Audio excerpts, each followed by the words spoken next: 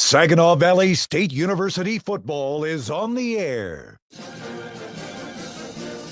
All season long, the Cardinals of SVSU fly on WSGW. Inside the 30, inside the 20, stays on his feet, makes a cut to the house. Touchdown, Saginaw Valley. From the annual Axe Bowl to the Battle of the Valleys, all the touchdowns. He's firing over the middle. He's got a man. Caught. Touchdown, Saginaw Valley. All the tackles. Going backwards. He's brought down for a tackle for loss again. Every game, every play. SVSU Game Day coverage on WSGW is brought to you by Auto House of Linwood, Bicycle Village, Euclid Avenue Coins, Morgan's Auto Repair, Curveball Collectibles, Wilson's Cheese Shop, Randy Wise Chrysler Dodge Jeep Ram in Clio, Romero Meat Market, Jenny's Party Store, Michigan Heroes Museum, and Sign Tech. Now, this is Saginaw Valley State University football on WSGW. Good afternoon and welcome to Harvey Randall Wicks Memorial Stadium on the campus of Saginaw Valley State University, where it is many things today, including Senior Day, as SVSU senior football players are down on the field being introduced as we speak. The dance team, the marching band, lots of folks have Senior Day festivities going on. We've got beautiful sunshine and typical brisk November conditions with game time temperatures in the 40s. And, oh, by the way, we have a GLIAC title hanging in the balance as SVSU, with just one conference loss, hosting Ferris State, who is undefeated and number one in the nation on the season. But with a win today, SVSU would then move into a tie with Ferris and hold the tiebreaker. So, Bill, I think it's fair to say that we have a lot of intrigue going on in today's matchup. And for those who may be tuning in for the first time this season, because it's Saginaw Valley Ferris State, and that's the biggest D2 game in the country today, just a little context. The Cardinals have had one of the more roller coastery seasons that I can ever recall. So overall, they have 4 losses on the year, but only one of them in the conference. That took place last week at Davenport. So as JJ was saying, they control their own destiny. If they win today against Ferris State and then they win the season finale at Michigan Tech, they receive the automatic bid into the playoffs that they otherwise won't get. So there's a lot to play for.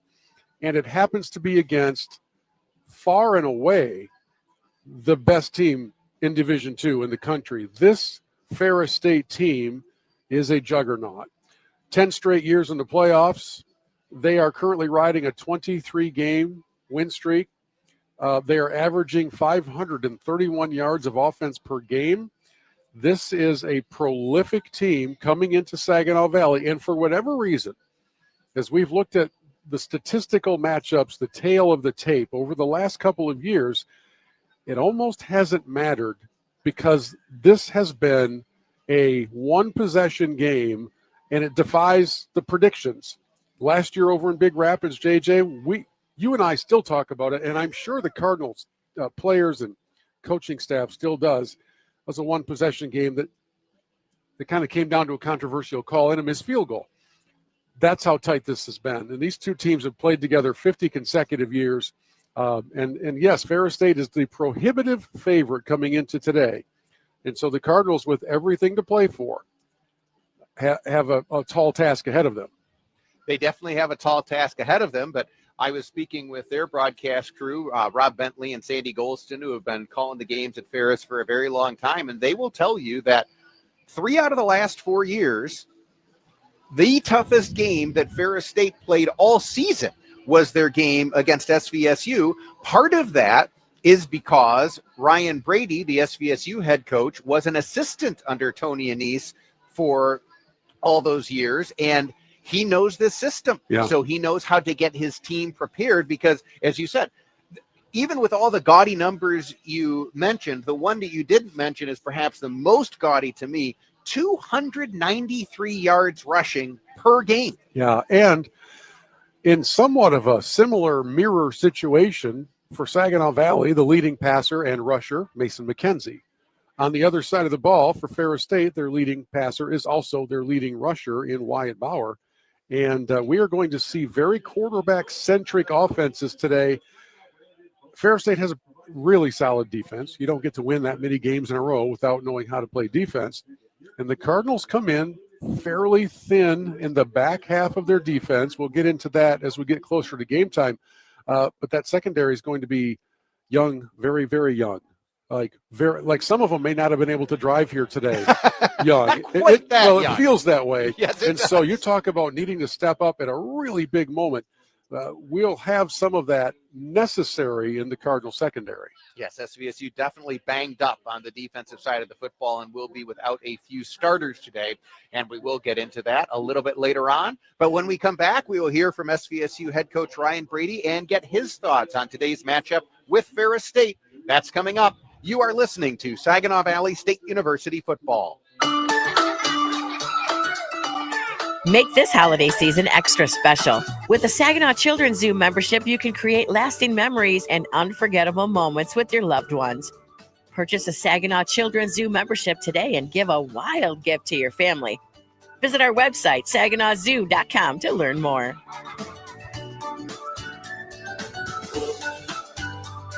Saginaw Children's Zoo. How do you zoo? At Saginaw Valley State University, every student is unique. It's not just about learning, it's about thriving and standing out. With over 100 programs and dedicated faculty, SVSU helps you discover passions, push boundaries, and make lifelong connections. Whether in class, on the field, or in the community, we empower our Cardinals to stand out and succeed. So, what are you waiting for? Stand out with SVSU. Looking to stay in touch with your community? Check out Great Lakes Bay Connections, a collection of shows and podcasts bringing you local voices, telling local stories from local people. Great Lakes Bay Connections features Hey, Great Lakes Bay, Generating Gratitude, That's What She Said, United Shades of Gray, Mi Gente on Air, and more. Listen weekends on WSGW, anytime on your favorite podcasting app or at WSGW.com.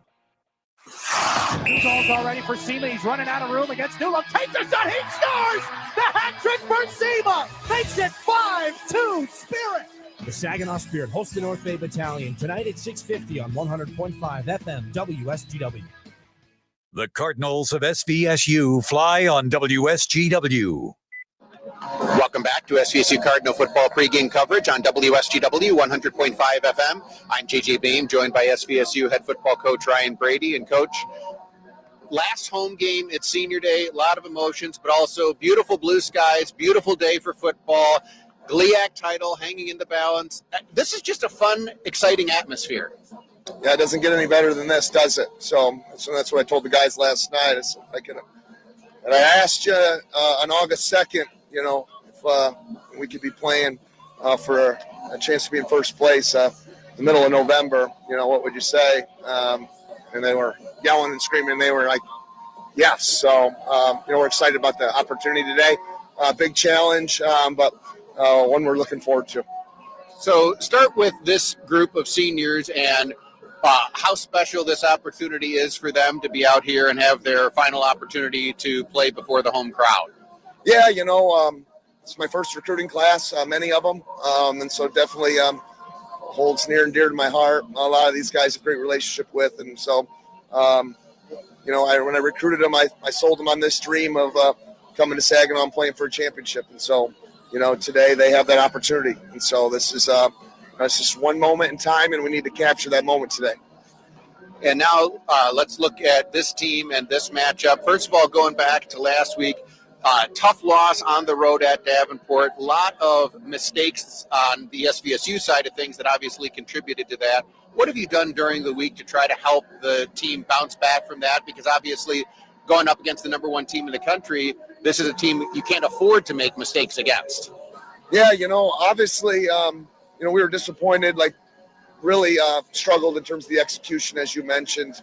And it just started from the first play of the game. Then we went 3 and out, and then we have a missed assignment, and it's a block punt for a touchdown. So that was unfortunate. And every time we got things back, settled, something else unfortunate happened. And so it was just one of those days. But, it doesn't change the circumstances of today. So obviously we'd have liked to win last week, but we still control our own destiny here today. And so, this game against Ferris is a must-win game in terms of us trying to be GLIAC champs. And so whether we won last week against Davenport or, or we lost, the circumstances are the same for us today. And so that was the message to the kids. And, I think the kids have bounced back, had a great week of practice, and they realize, what's at stake here. And so hopefully we'll be giving it our all today and playing our very best.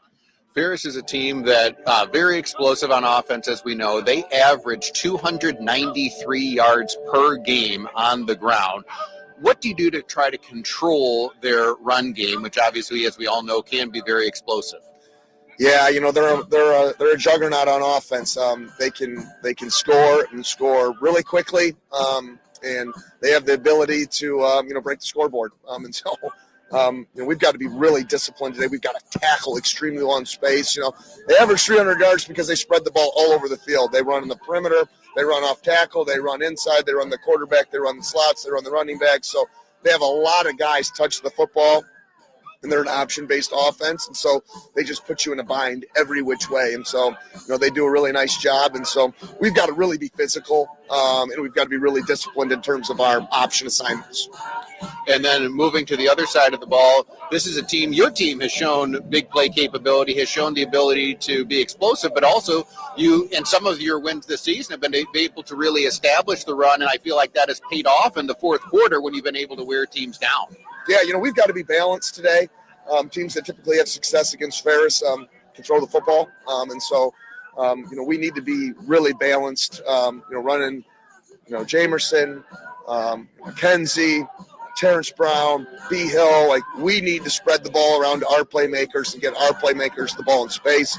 And then we've got to get some explosive plays in the pass game. And so for us to help our defense, it'd be nice to control the ball today, keep the ball moving. But they have a very good front. And so there's going to be a fine line there between trying to create explosive plays and keep the chains moving. So, Coach Basham's got a good plan, and hopefully our kids can go execute it. This is obviously a situation, too, where you've been at SVSU for a while now, but you were part of the Ferris staff under Tony Anise for 7 years. You were the offensive coordinator. You were the defensive coordinator. How much does that working knowledge of them and then their working knowledge of you factor in from a gamesmanship standpoint?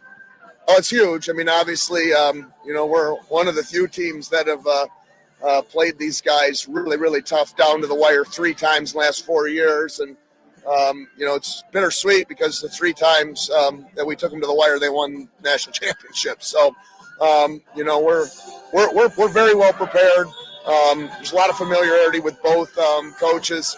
Obviously, having been with him for 10 years, it's a huge advantage for us and our preparation. And so, I know our coaches appreciated my insight all week because I got a really good insight to what they're going to do and how they want to do it. And so, we feel like our kids are really prepared. We've given them the best scout offensive look that's possible, and it's been really good. Guys like Matt Vaughn, Destin Piggy, Romani House did a fantastic job this week simulating their offense. And so I'm excited to get this one started and see how this unfolds. We'll see how it does unfold today as SVSU hosts Ferris State with the GLIAC title on the line. Coach Brady, good luck. Yeah, thanks, JJ. That's SVSU head football coach Ryan Brady. I'm JJ Bain. Bill Hobson and I will be back with more in just a moment. You are listening to Saginaw Valley State University football.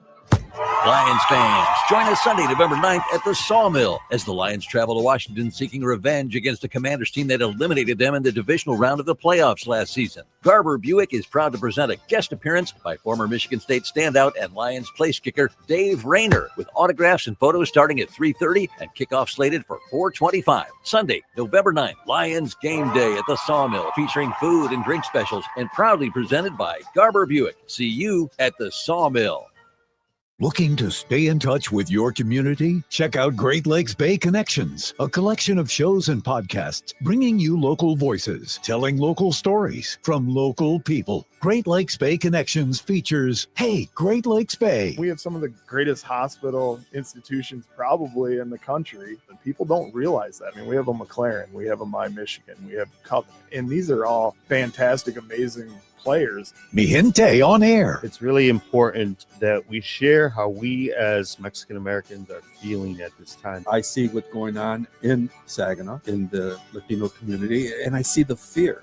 We shouldn't be afraid to be in our own country. That's what she said. You said sometimes you have to get out of your own way. Yes, we block our blessings. You know, you can think you're doing all of these things, and especially as a woman, when do you actually get to sit down and think about your business, what you're actually providing? And more. Listen weekends on WSGW or at WSGW.com.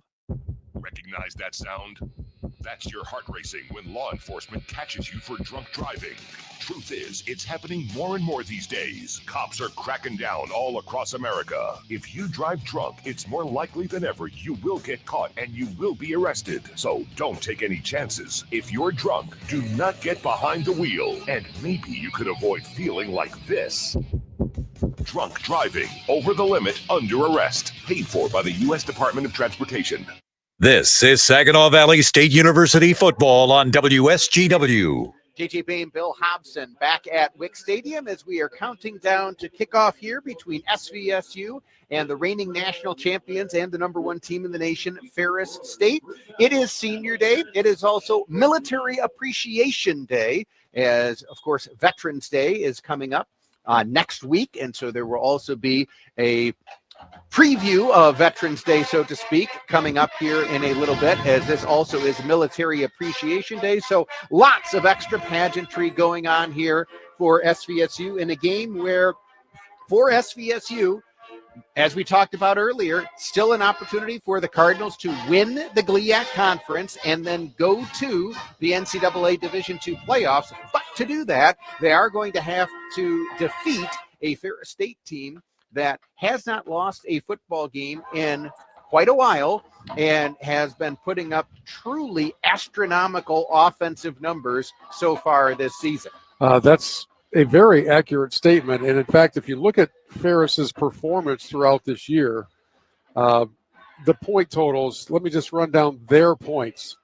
34, 63, 41, 76, 66, 59, a pair of 38s.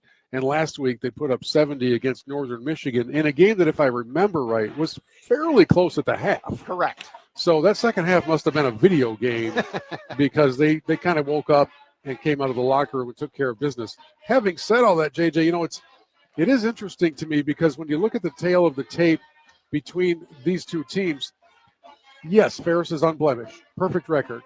They're averaging 531 per game total offense. Well, the Cardinals are averaging 415 yards a game per offense. They've kind of bitten themselves a few times, and last week was a good example of that. Of all things, last week's special teams was a disaster for the Cardinals, and it's been great all year. So this is a day where you can't have those things take place, and you're really going to have to create some turnovers. Ferris State really doesn't turn the ball over much. But today, a depleted Cardinal defensive unit is going to have to play above themselves and create some turnovers to get some extra possessions on a day where they can't commit the error that delivers free possessions over to Ferris State. In other words, everything's got to align today for the Cardinals, and they can do this. They are a physical defense. They are an aggressive defense. They have a really potent offense when it's firing on all cylinders.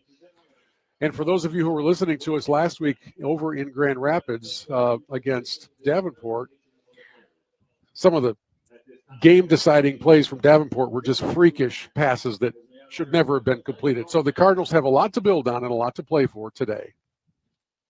And right now, the American flag being unfurled, and we'll enjoy our national anthem.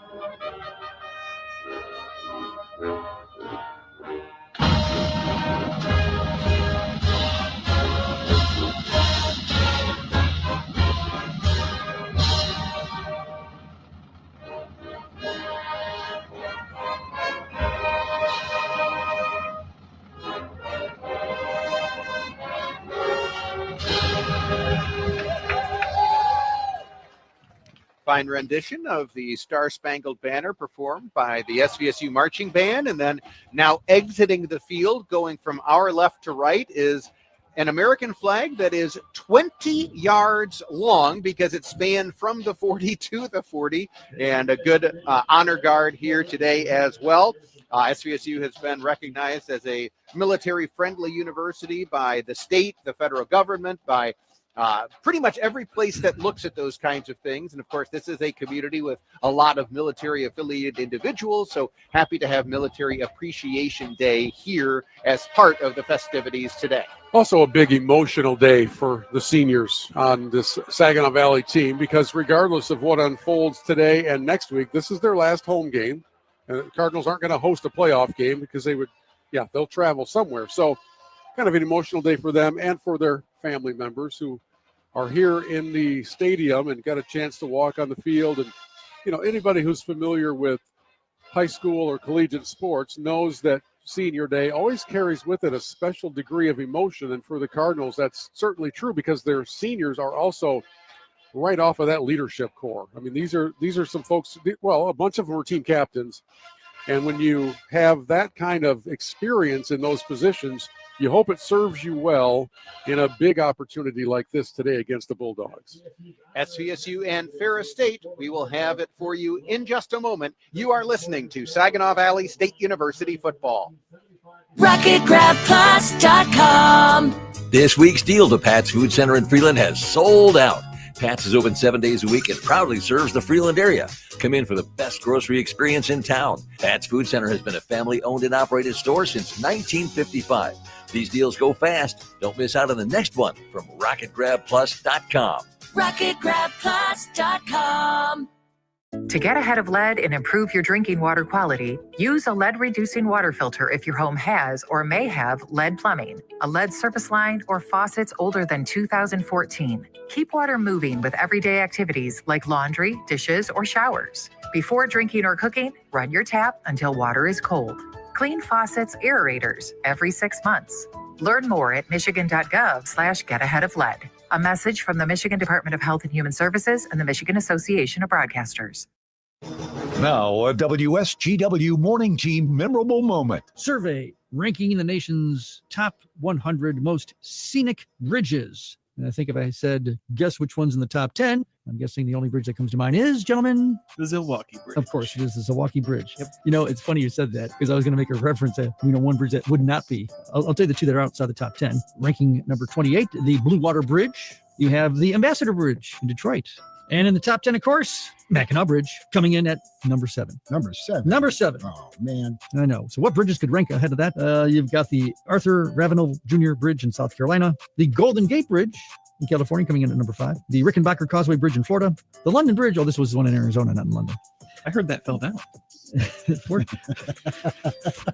Fortunately, it was ranked high in the survey before. Oh, boy. That was very nice, John. Your morning team, 5:30 to 9 on WSGW. Broadcasting from the Stormmaster Exterior Studios, WSGW, Saginaw, Bay City, Midland, WSGW FM, Carlton.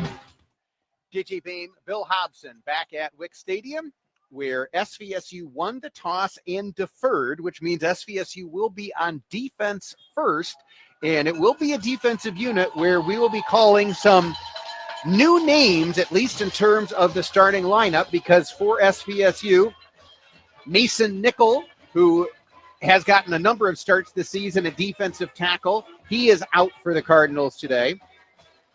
At linebacker, James McDonald, who's been a starter all season, had moved from outside linebacker to middle linebacker. He is out with an injury today.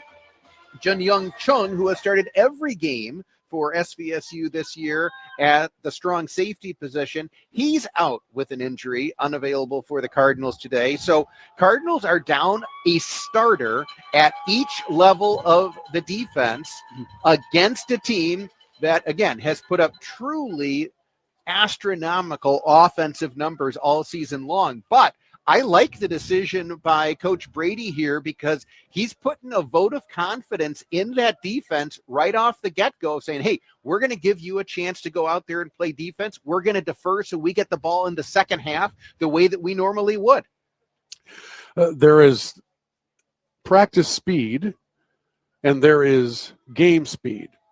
And for some of the Cardinal players who will be seeing action they weren't necessarily expecting, today is game speed against a team known for its exquisite speed. Yes. And so for a true freshman, for instance, playing at the safety position, get ready, son, because I have a feeling, I don't know, JJ, if Ferris State employs their own counter stallions, but I'm going to guess that they have received word of some injuries. I mean, this is common knowledge, right?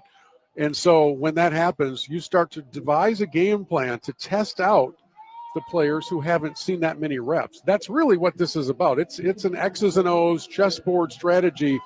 And today, the Cardinal defense, with its young players coming into play here, are going to have to really have their act together against a great opponent. Here we go.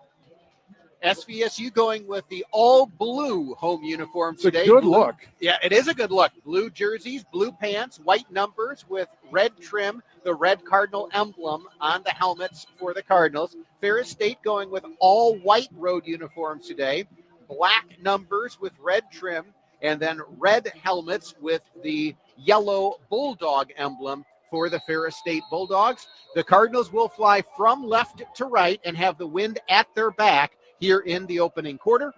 Tegan Lenderich has it teed up at the 35-yard line for SVSU. He gets a very good foot to this one. It does go into and then through the back of the end zone, and it will come out to the 25-yard line. And so this SVSU defense comes out early, and we do quickly see Trace Corlew, the true freshman out of Gladwin, getting the start at one of the safety positions. And then for SVSU, Nathan Kabambe, who is normally a safety, he is going to be playing at the linebacker level for the Cardinals today. So a lot of switches for the Cardinals as Ferris State lines up three receivers wide to the left on first down. And a reminder for Ferris that their quarterback is also their leading rusher, just like is the case for the Cardinal offense. And that's Wyatt Bauer, a redshirt freshman out of Corunna. And he goes option to the near side here. Cardinals string it out. Nice shoulder dip move. And that allows the man who received the pitch, Tariq Brett, a junior out of Jonesboro, Georgia, to pick up a few yards. Showed some quickness getting around the edge on that little option pitch. As Ferris State comes out with tempo to start the game off. By the way, they are operating directly into a very strong breeze, so we'll see if that has an impact when the ball goes in the air. Bauer hands off between the tackles here, and Cardinals are ready for it as a good job by Christian Beauvais and Adam Leduc able to combine on the tackle along with Bevier. Good recognition on the RPO that time, as Bauer decides to put it in the gut of his running back, and the Cardinals were waiting there to make a good stop. Now 3rd and 5. Big test early for this Cardinal defense. Bauer drops back to pass. Cardinals get some pressure. He's forced out of the pocket. Yeah. He's going to take off and run, and he will have the first down. So that's a situation where you get pressure around the edge, but it left a running lane, and there you get to see Wyatt Bauer easily scramble and pick up the first down. Yeah, it left not only a lane, it left like the entire left third of the field unoccupied as the play was drifting over to the right as you're looking at it from the offense. And much like we would expect Mason McKenzie to take advantage of that sort of opportunity, Bauer did just that and easily jogged to a first down. So Ferris has it now 1st and 10 from their own 43. Bauer back to pass again. He's going to go over the middle, and it is broken up and almost intercepted. So Trace Corlew, the true freshman out of Gladwin, is tested early, and he breaks up the pass, almost gets an interception. Yeah, the kid had both hands on it for a moment, and it was really the receiver that ran into him that shook it loose. Dropping back into coverage by for Corlew was done without any contact, without any problem. And I think it was Brady Rose, the receiver deep down the middle, who kind of ran into Corlew and knocked that ball loose. Really good first test pass by the freshman. Sets up 2nd and 10 for Ferris now.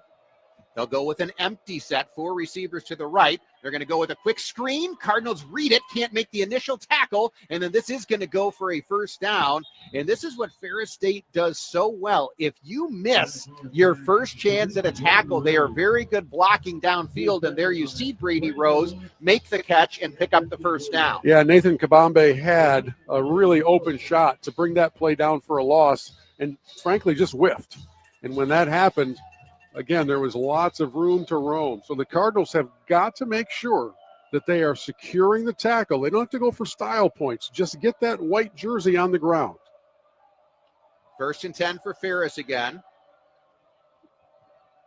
Bauer keeps it himself, running between the tackles, and is tripped up, but then does sprawl forward for a gain of about 8 yards.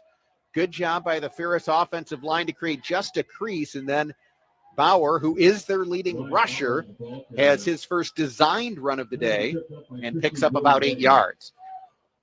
And now Carson Gulker, who was the starting quarterback for Ferris last year when the season began, he is now in the game also and lined up at running back.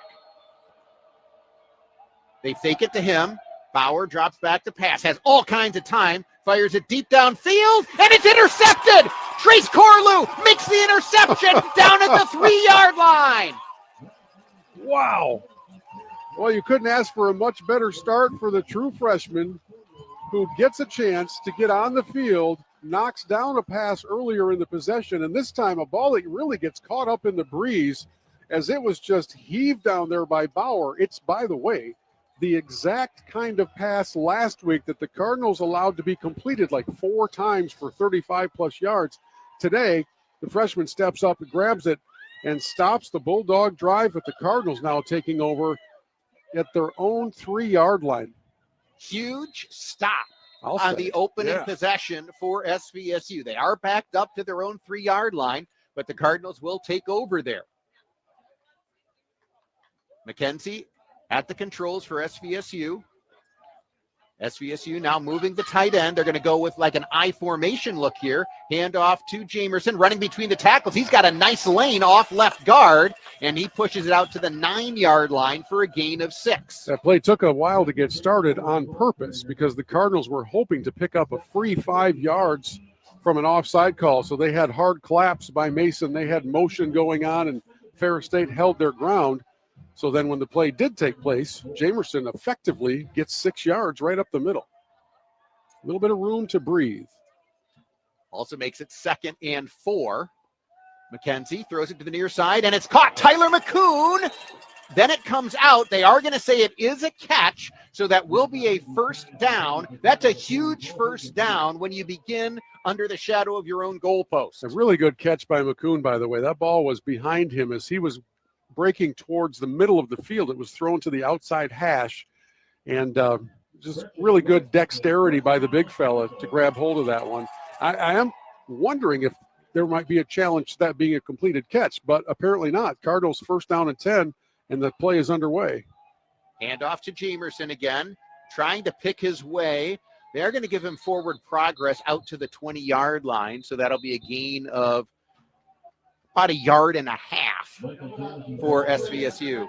Got a loose dome laying down on the field, so one of the Bulldog defenders will have to take a play off. That's Marquis Jones, the 6'2", 295-pound junior defensive tackle out of River Rouge High School.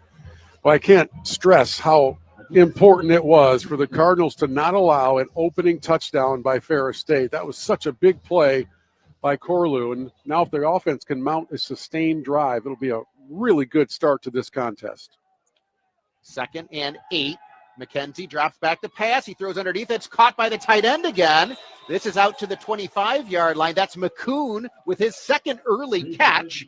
And so the Cardinals, with 2 completions to the tight end, they're going to be looking at 3rd and about 3. Well, Ferris State drops into a bit of a zone defense. Zielinski tries to stretch him out deep. There's nowhere for that ball to go. And, you know, Mason has not often targeted his tight ends for underneath pass plays. I like that idea because they are open. They're sitting down underneath that shell of the Bulldog defense, and if you can pick up 6 yards at a pop, take it. Terrence Brown goes in motion for SVSU. McKenzie throws. He was looking for Brown. Incomplete. And that time, I think McKenzie felt a little bit more pressure than there was. Yeah. Needed to give Brown a little bit of extra time to get into his route. Yeah, I think that was the hearing of footsteps. And the pass, even though a lot of folks are yelling for a flag to come out, the pass was quite uncatchable. So there was not going to be a yellow flag on that one. And it's also within the 5-yard window Yeah, you where can you make are allowed contact. some contact. So SVSU does get the interception, and they do get a first down. And now they will bring out the punt unit. Lenderink just does get it away. There's your flag. And fair catch called for at the 35, but Lenderink is up and clapping because contact was made by Ferris State, and it's 4th and 3, so it doesn't matter whether this is the 5-yard penalty or not. Jeremiah Housey is going to get called for running into the kicker, and so SVSU is going to get to retain possession, which gets a big cheer from the home crowd. 9:41 to play first quarter, no score. Cardinals will get a fresh set of downs when we return. You are listening to Saginaw Valley State University football. In Old Town Saginaw, there's a pizza place folks can't stop talking about, Old World Pizzeria. Founded by folks who grew up right here in Saginaw, every pizza made from scratch every day with 3-day fermented dough, unbleached flour, imported ingredients. It's about simplicity, craft, and passion. But best of all, it's for everyone. Neighbors, food lovers, folks who just want something real and good. Old World Pizzeria, your community, your pizza. This is Eric Shevchenko of Old World Pizzeria in Old Town Saginaw. Come on down and get a slice. This is Saginaw Valley State University football on WSGW. On first down, quarterback draw for Mason McKenzie, and he gets out to the 36-yard line for a gain of 6. And so an early penalty against Ferris State on running into the punter gives SVSU a fresh set of downs. Cardinals are to the line quickly on 2nd and 4. Now they will look to the sidelines for the play call.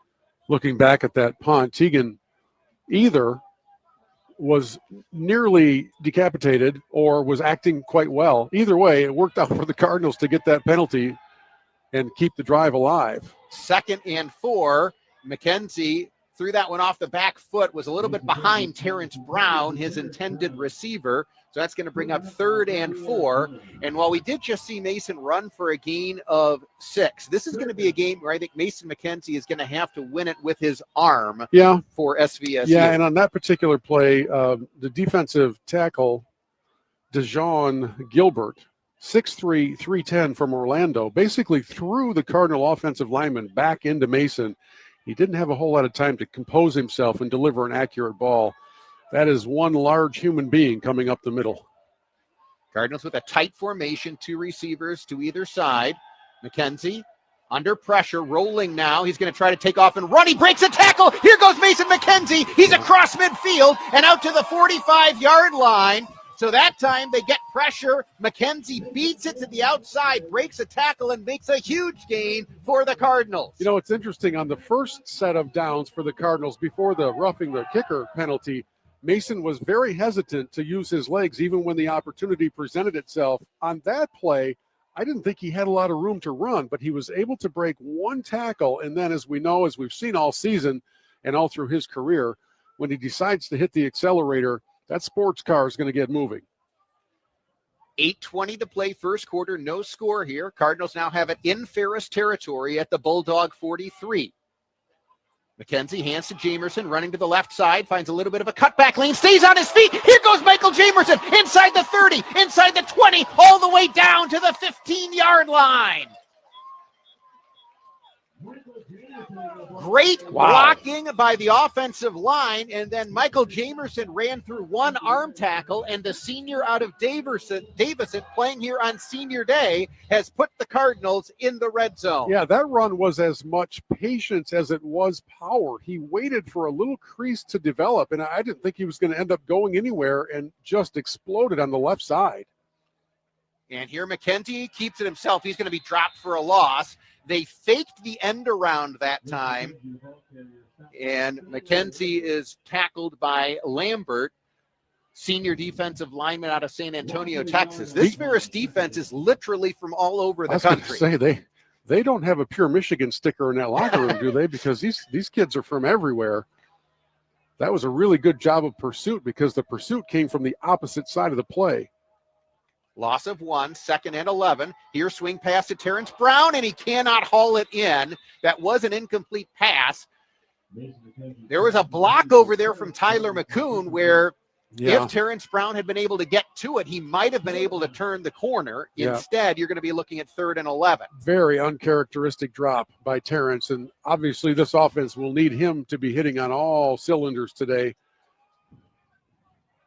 They bring in Braden Hill. They bring in J.T. Weber for this 3rd and long play. So Cardinals bringing in some extra slot receivers. They're going to go 5 wide on 3rd and 11. This is quarterback draw formation more often than not. McKenzie does drop back to pass. Under the pocket, he throws incomplete. Had 2 receivers kind of in the area, but could not hit either of them. And so SVSU will have to settle for an early field goal try. Yeah, he was really pressured and had Tim Allen, not the Tim Allen, draped all over his legs. Mason really not able to set up his foundation for that throw. So the first chance at points today will come through the field goal units with the breeze. With the wind at their back, Tegan Lendrick, who was the GLIAC Special Teams Player of the Week following the Cardinals' win on the road at Grand Valley. This will be a 35-yard attempt. Good snap, good hold. Kick has plenty of distance, and it is good. So SVSU takes the early lead 3-0 over Ferris. 6:51 to play first quarter. You are listening to Saginaw Valley State University football. Hey, nice rack. Excuse me? The bike rack on your car? Oh, right. Thanks. It's for an e-bike. Got it and the bike from Bicycle Village. Nice. Beautiful frame. Oh, thank you. I meant the bike. Oh. For the best new and used bikes in your hometown, shop Bicycle Village. Get an e-bike and rack for a road trip or stay idle and fit with Schwinn Fitness equipment. Bicycle Village, serving the Great Lakes Bay Area for over 50 years. BicycleVillage, Car trouble? Don't sweat it. At Morgan's Auto Repair in Bay City, we get you back on the road fast.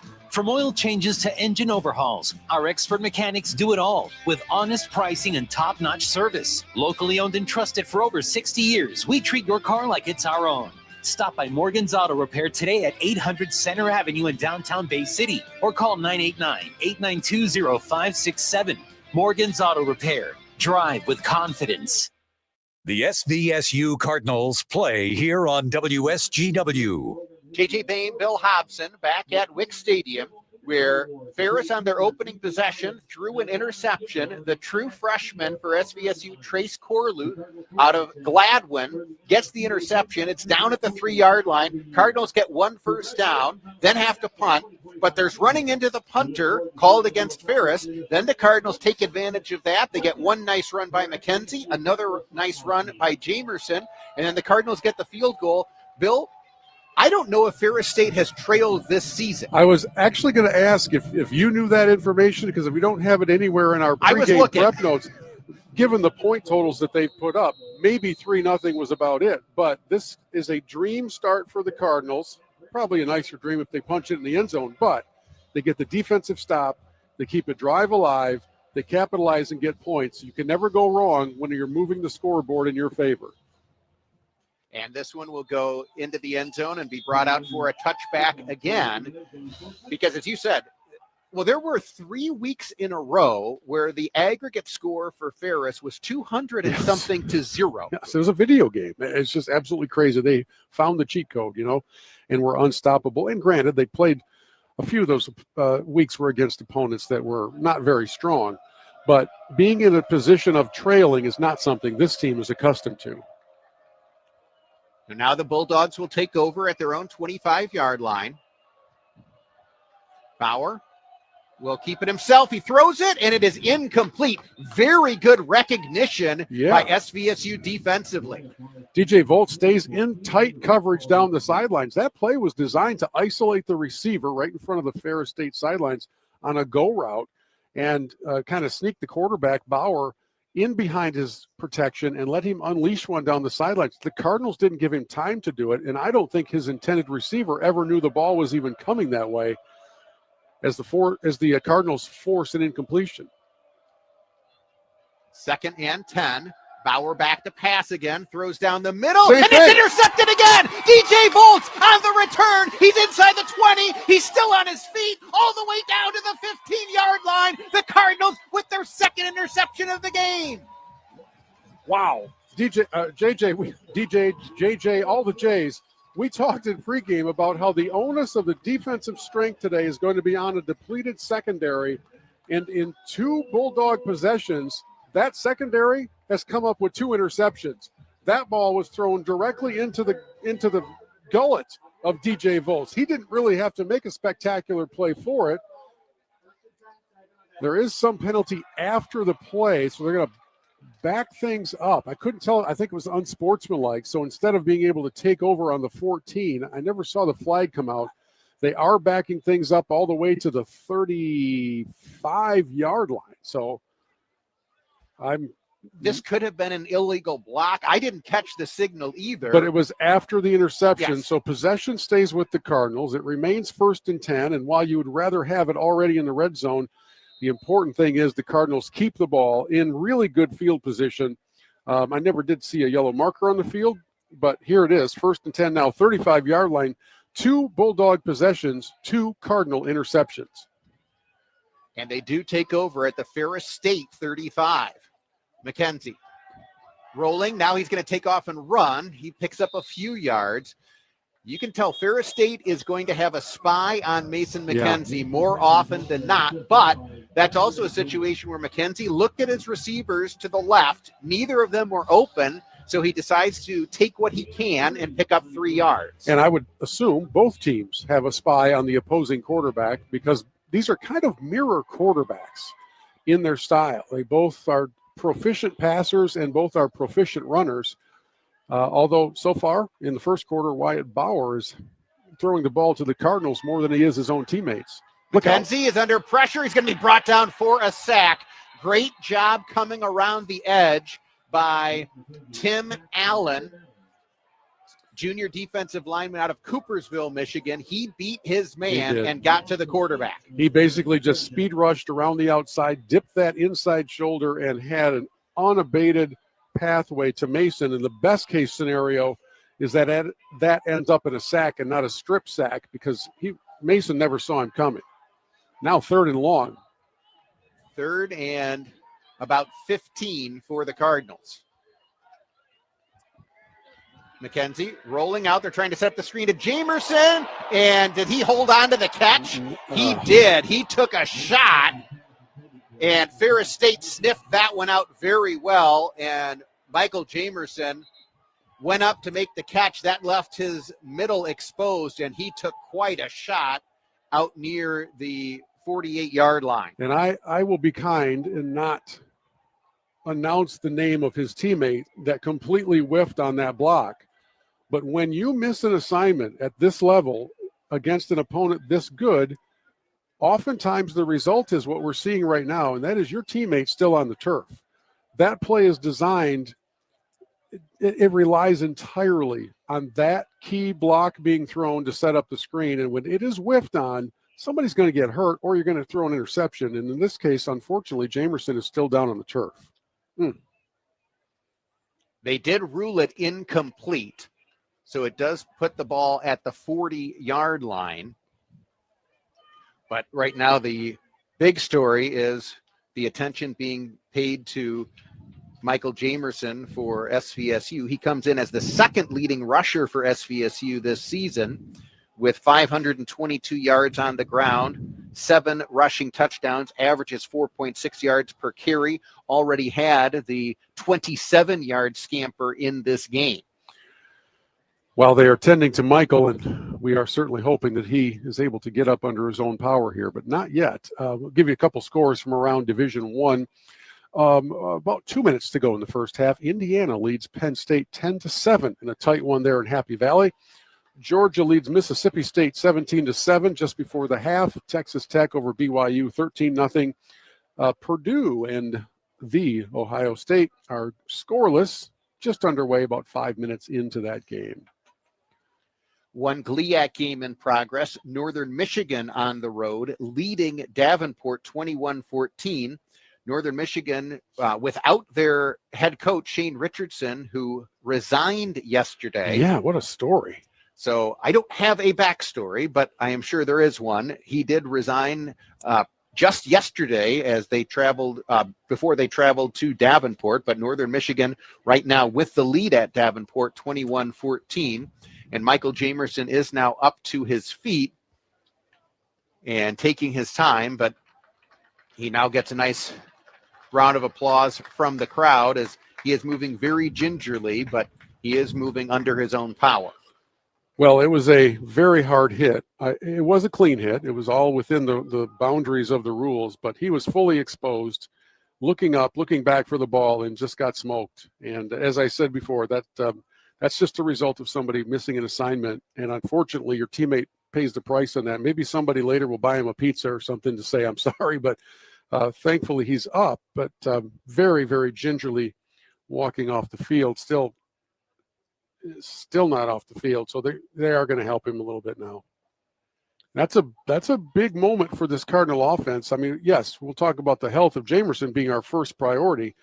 Second priority is how does this reshape what the Cardinals are doing on offense? He is a major part of their plans. And if what we're seeing right now is any indication, somebody else will have to step up and be a big part of the offense.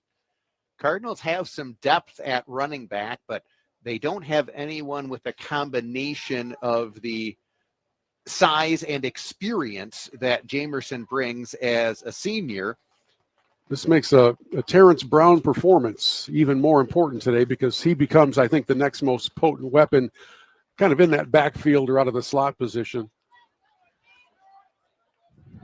And as they continue, I mean, we're talking baby steps to come off the field. So he's still got a good 10 yards to get there. Meanwhile, both teams are back out on the field at the line of scrimmage as the Cardinals prepare to punt it back to Ferris State. It's 4th and 15 after that incompletion to Jamerson. And again, it's important to Jamerson to leave the field on his own 2 feet. So they're giving him all the time required for that to happen. And now SVSU will go with the 2 punter formation. So you've got the right-footed Lenderink, the left-footed McCoon. Each of them back there, one of them will receive it and try to pin Ferris State inside their own 10-yard line. They'll go with the left-footed McCoon. He goes with a rugby-style punt to the far side, bounces inside the 20, and then goes out of bounds, I think near the 12. We will see where they spot it. It is at the 12. And so Ferris State will take over there, trailing 3-0. SVSU in the lead, 5:06 to play first quarter. You are listening to Saginaw Valley State University football. It's your tread, Dad. Keep your vehicle safe this winter with a new set of tires from Auto House in Linwood. Auto House in Linwood has everything from all-season tires, all-terrain tires, mud tires, and snow tires, and the best tire prices around. Financing is available. Call Auto House today at 989-697-4440. That's 989-697-4440. Spending too much money in your next set of tires is your business. Saving you money in your next set of new tires is their business. The Cardinals of SVSU fly on WSGW. JJ Bain, Bill Hobson back at Wick Stadium where we have a very seasonal Saturday afternoon for the second Saturday in November. We've got mostly blue sky, some patchy clouds, breeze coming out of the north, so it is brisk. Game time temperature was supposed to be right around 42, 43 degrees, but we've also got a nice crowd on the home sideline for Senior Day. Good representation in the student section in the north end zone. And Ferris State, the defending national champs, also has traveled very well here to SVSU. And Ferris State has had 2 possessions in this game so far, and both of them have ended in interceptions by this Cardinal defense. So they could not have asked for a better start for the team in blue. Ferris had thrown only 2 interceptions on the season coming into today's contest. Bauer on first down, hands it off here, and Cardinals make the tackle after a gain of about 3. And this SVSU sideline is into it. Well, you know, sometimes if you have early success against a team that is supposedly unstoppable, it can build some confidence and certainly enthusiasm. Now, a lot of things can happen. It's only a 3-0 game. That will not be the final score, folks. Just take that to the bank. But the Cardinal defense has shown that it is not going to back down from this Bulldog offense. 2nd and 7. Bauer quarterback draw, and he's able to get to the second level and pick up the first down. And I have to say, last week in the game between SVSU and Davenport, there were not many penalties called. No. And that was another one where you could have called offensive holding as that play to the left. At the left edge, there was a hold. But if it's not called, and it's not called both ways all game, then the players have to adjust. Yep, it'll be a better flow to the game, but it'll probably be a little more frustrating at times. Ferris does pick up the first down. And handoff here between the tackles. Carson Gulker gets out to about the 35-yard line. He is 240 pounds. Quarterback. He was the quarterback to start last season. Then he got injured. Trinidad Chambliss then became the quarterback who led Ferris State to the national title. He is now the starting quarterback at Ole Miss in the SEC. And now Gulker plays some running back, some tight end, some quarterback. And he's back in the offensive backfield on 2nd and 2. He gets another handoff here, and Bauer loses it. It's a missed handoff, and Trace Corlew recovers the fumble. The second turnover today for the true freshman. They are having a Bauer nightmare start for Ferris State. 2 interceptions and then a fumble that was not caused by contact. It was caused by faking the pitch out and having the ball come out of his hands as they tried to run the option left. Bauer just went to kind of deke the defender by faking the pitch, and all of a sudden the ball's on the turf, and the true freshman Corlew again is in the right place at the right time, and more importantly, makes the play. And the Cardinals are once again set up in almost the exact same field position they just finished. Wow, what a first quarter this has been. That is the 3rd turnover forced by this SVSU defense. In 1 quarter. Blitz coming. Cardinals pick it up. McKenzie looking deep, looking for Zielinski. And this one is incomplete, almost intercepted down at the goal line. Getting his hands on it was Justin Payout out of Miami Gardens, Florida. Ooh. I like the decision to look at the deep ball, but you got to recognize double coverage. It was not open. It was not open in any way, shape, or form, and the Cardinals are fortunate not to return the turnover favor because there were 2 hands put on that ball by Payout. It was actually a fairly easy interception that he dropped. Cardinals now 2nd and 10. Hand off to Bills, running to the left side, runs into his own man, tries to spin forward, maybe got a yard on the play. I think Austin Bills has been waiting for an opportunity like this. Now, certainly you don't want to see your teammate injured, and Michael Jamerson continues to be in the blue tent. But Austin has shown some explosiveness in the limited amount of carries he's gotten this year. Cardinals counting on him to show that again today. It's 3rd and 8 or 3rd and 9, and this opportunity to take advantage of another created turnover could hinge on this play. Not sure if they would try a field goal of this distance from here or not. Cardinals pick up the pressure. McKenzie looking to the near side, and that one sailed well out of bounds. He was looking for Zielinski again, but Lambert got some pressure on him. And now with the wind at his back, we did see Lentering hit one from 53 against I don't know if it's a Grand Valley. distance issue. I think it's a field position confidence issue, and the Cardinals are going to bring the punt team back out again. I'm guessing that's kind of an in-between call right there because we know the leg is there. So Cardinals will elect to punt it away again. SVSU leading 3-0. McCoon, the left-footed punter, goes with that rugby punt again, and it's going to be into the end zone. SVSU had Destin Piggy down there, but he could not find the football. Well, he got a little greedy. He was looking at it. He was standing at the 2 as that ball hit at the 6, and he thought, I'm going to give it one more roll. And, boy, with the football, it's just so hard to predict. And the Cardinals had a chance to pin him super deep. 2:22 to play first quarter. SVSU leading Ferris State 3-0. Cardinals with 2 interceptions and a forced fumble that they recovered. You would like to be ahead more than 3-0 After all of that, yes, and having been set up in really good field position. So, yeah, they probably, this sounds kind of weird, JJ, on a day when you're playing against such a strong offensive team. they've probably gotten the fewest points out of it that they possibly could to this point. So there's opportunity to cash in even more. Total yards so far in this game, 61 total yards for Ferris State. They average 531 per game. So kudos to the Cardinal defense for this strong start to the game. They're going to have to do it again because it's only a 3-point margin.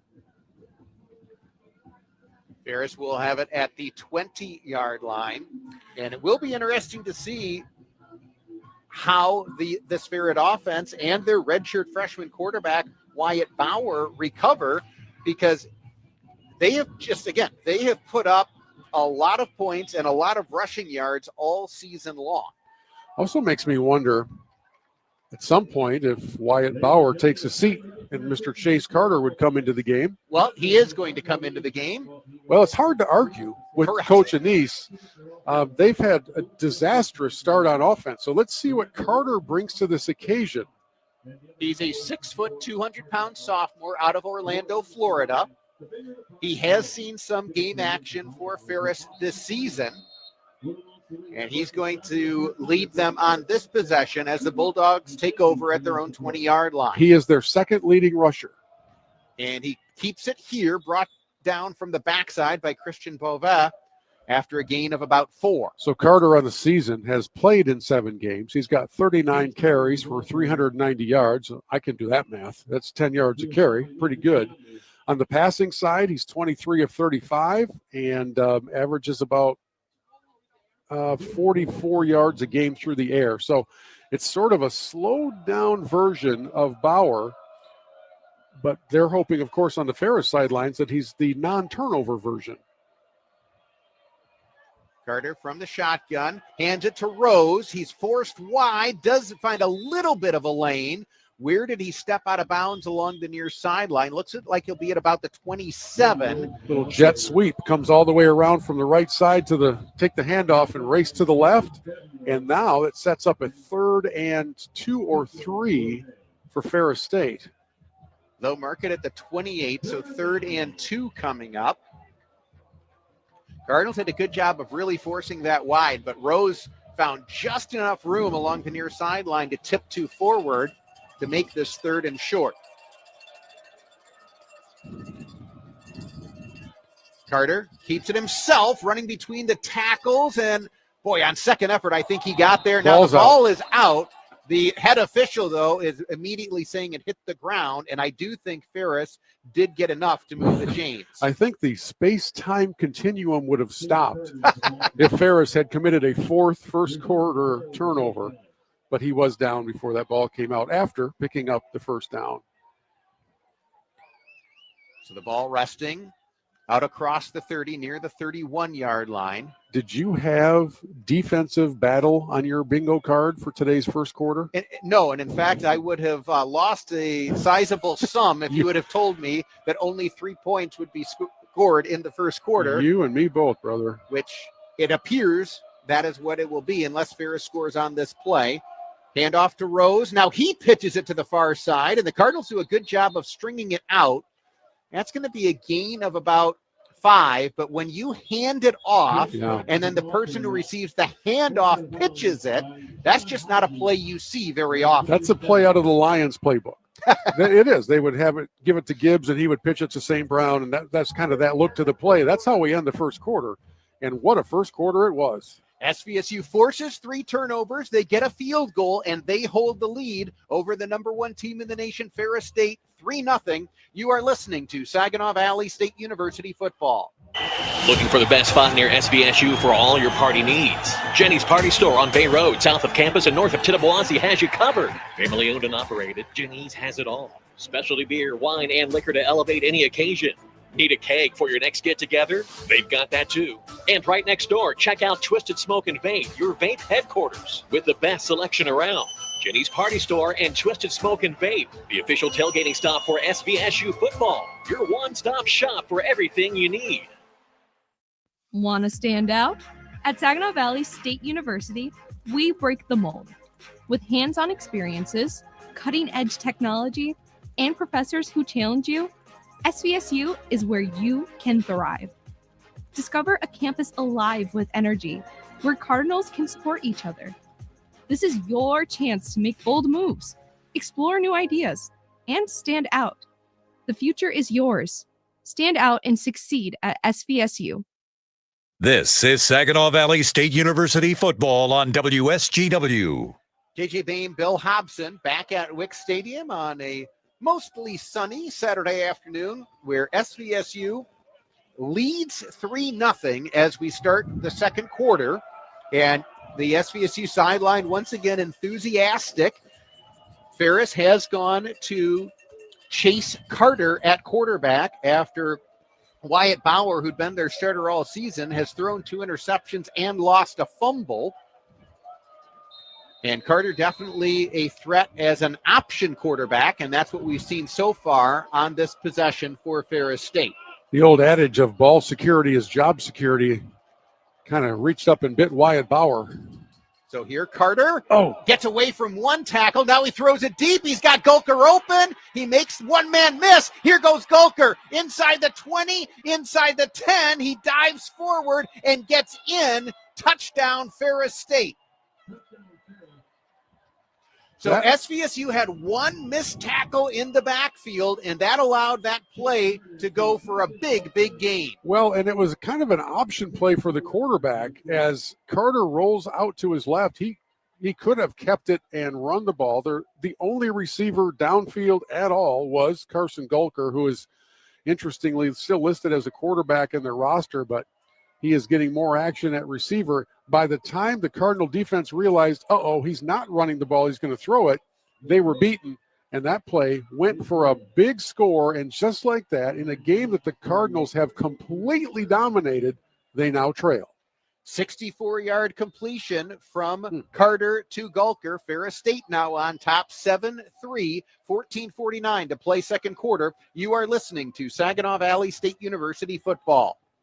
News coverage. As many as 800 people are feared dead in a deadly earthquake in eastern Afghanistan. The Trump administration is looking to step up immigration enforcement in cities around the U.S. Chicago is a hellhole right now. Well, it's an invasion with U.S. troops. News. Gretchen Whitmer has scheduled a special election to fill the 35th district. Mike Pacigalupo entering a plea in the federal wire fraud case again. News coverage on WSGW.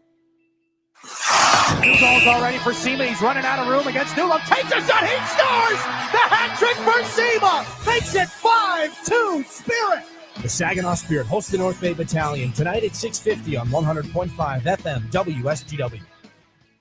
The Cardinals of SVSU fly on WSGW. JJ Bain, Bill Hobson back at Wick Stadium where this explosive Ferris offense bottled up for the first quarter, but then on the first play of the second quarter, Chase Carter finds Carson Gulker for a 64-yard touchdown, and just like that, Ferris State has taken the lead. Something tells me Chase Carter might be in the lineup for a good portion of this game, having delivered the first positive signs of progress for Ferris State. And for the Cardinals now, this is really their first offensive possession that's kind of in a normal rhythm. They're going to receive a kick, take over and, most likely set up in their own territory. So those golden opportunities after the turnovers the defense created resulted in just 3 points. And now it's time for the offense to step up and do its job. Mitchell Middleton kicking off for Ferris. This one to the far side. JT Weber fields it at the goal line. He's going to bring it out, looking for a block. Gets one man to make the block. Does get across the 25, out to about the 28-yard line. So the Cardinals will take over there. Cardinals will be going into the breeze as they fly from right to left here in the second quarter. Yes, and without Michael Jamerson. So now the offense, obviously they have the full field to go, but they also have a little bit different lineup as McKenzie comes out. And lining up with him in the backfield now is Israel Bradford, which we haven't seen Israel a lot at that position all season.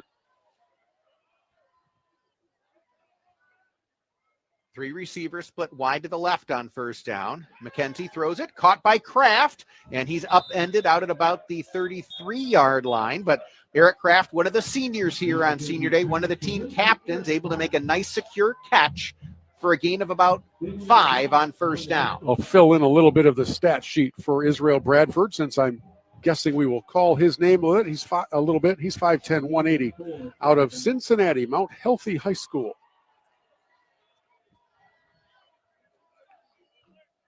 And here McKenzie gives it on the end around to Terrence Brown, looking for a block, and he's not going to get it, as Ferris State did a very good job not getting sucked in on the action going to the offensive right. They wanted to create running room for Terrence Brown to the backside. It wasn't there. He's going to lose a couple on that carry. That was very disciplined stay-at-home defense by the right side of that Ferris State line. They, as you said, did not bite on misdirection. They stayed home and sealed off the edge. There really was nowhere for Brown to go on that reverse. Sean Shahu, the left tackle, was out there to block for him, but there were 2 white jerseys. Obviously, Shahu can only block one of them. 3rd and 7. McKenzie under pressure. He's going to be brought down for a sack back at the 20-yard line, as Ferris State has done a good job getting pressure on Mason McKenzie here in the first half. Yeah, and they're doing it without blitzing. That's just front 4 pressure. And so the Cardinal offensive line, they've got to step up a bit. You called Shahu's name on the prior play. Anshando got beat on that play, and Mason really had nowhere to go and no time to even engage with his other skill, which is running. Lendering gets away a nice high knuckling kick. Brady Rose calls for a fair catch and makes it at the 42-yard line. So Ferris will take over there. It is a good punt into the breeze by Lendering there. We've got a good cheering section, by the way, from the Lendering Yes. family right in front of us here in the press box. They've got the family Lendering Tree Farm logoed apparel going today. So apparently, JJ, I know where you're going to get a tree if you need a tree. I have long debated whether or not it's time to go to the natural tree for Christmas. I have an artificial tree. As a child, we always had the natural tree, and I do miss the smell. Picking up the pine needles after Christmas, I don't miss quite as much. Well, since we're on the subject of Christmas tree traditions, I'm allergic to real trees. Are you really? I will lose my voice within a couple of days, so some in my family consider that a blessing. But we do have to go with the artificial route. Yeah, just go completely hoarse. I don't know why, but well, you're learning a lot about us, folks, and we're about to learn something about this SVSU defense because they've made some big plays here. They have forced 3 turnovers in the first half, and they gave up 1 big play.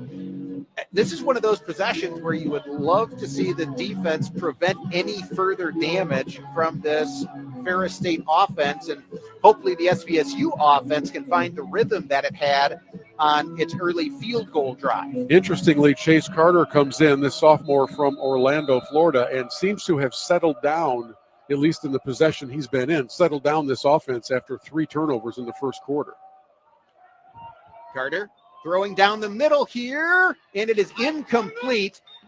Gulker was the intended receiver again. He comes up limping a little bit. Christian Beauvais, the linebacker, was running with him stride for stride. There is a penalty flag, and it's going to be ineligible man downfield against Ferris State. Christian, very fortunate, by the way. He didn't turn around to locate the ball, but fortunately it was overthrown enough where there was really no room for a call to be made downfield. But, boy, you got to be careful. As a linebacker in coverage, that's a lonely, tough feeling.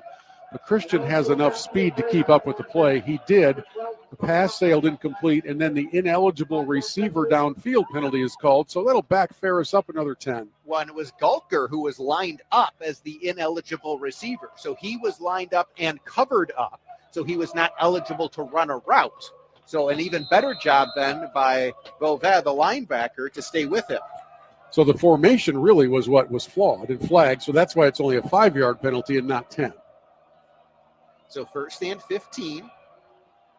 And here, handoff to the backside. It's going to go for a loss as Saginaw Valley sniffed it out. The handoff went to Tariq Beck, but then he is going to be dropped behind the line as Ty Robertson did an outstanding job to make the play. Good recognition of that, good penetration, And if you can get back there before the block is set, then you've got a chance to have the running back basically delivered into your arms. That's what happened. So after the penalty against Ferris, now another 5-yard loss on the following play. It's 2nd and 20 yards to go. Ty Robertson, local product out of Saginaw Heritage, playing at defensive end right now. 2nd and 20. Carter keeps it himself, trying to run between the tackles. He runs right into big number 94, Timothy Alonso Jr. He's happy. He's fired up. It's his senior day. He's made a play, and now it's going to be 3rd and very long for Ferris. Running directly into the arms of number 94 is not a recipe for offensive success. He is a big man and is a very sure tackler. Now, 7 days ago, JJ, over in Caledonia, it was the 3rd and long plays that the Cardinal defense had the most difficulty stopping all day against Davenport. Here it is now, 3rd and 19. They've got to get off the field. Ferris has 2 receivers wide to either side. Now Carter sends Rose in motion. Drops back to pass, 4-man rush. Now he's going to take off and run. And he's double-teamed and tackled well short of the line to gain as Kabambe and Beauvais combine on the tackle for SVSU. That's good coverage because Carter was looking, and yes, he scrambled, but a 7-yard scramble isn't all that effective on 3rd and 19. Boy, the secondary has done such a good job. I understand that Ferris State scored on a long pass play, but other than that play, this defense has been on fire, and the recognition of what was happening on that play was instant. It was really, really solid, and they forced the Bulldogs to punt. Again, Ferris also with the 2-punter formation. They get away a line drive kick. Braden Hill couldn't field it. It's rolling down inside the 10, and it does get into the end zone. That's a break for SVSU. The foot race was on as that ball hits at about the 12 and takes off.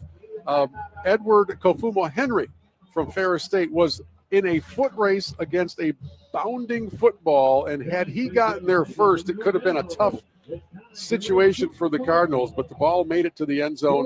SVSU comes out after the touchback. They'll take over on the 20, and the defense did what it needed to do, which was get a stop and not give any more fuel to what we thought was a firing up Ferris State offense.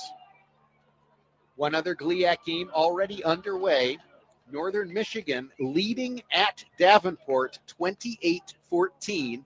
Again, if you're just joining us, Northern Michigan yesterday, their head coach Shane Richardson, who had been placed on administrative leave earlier in the week, he resigned before the team departed Marquette.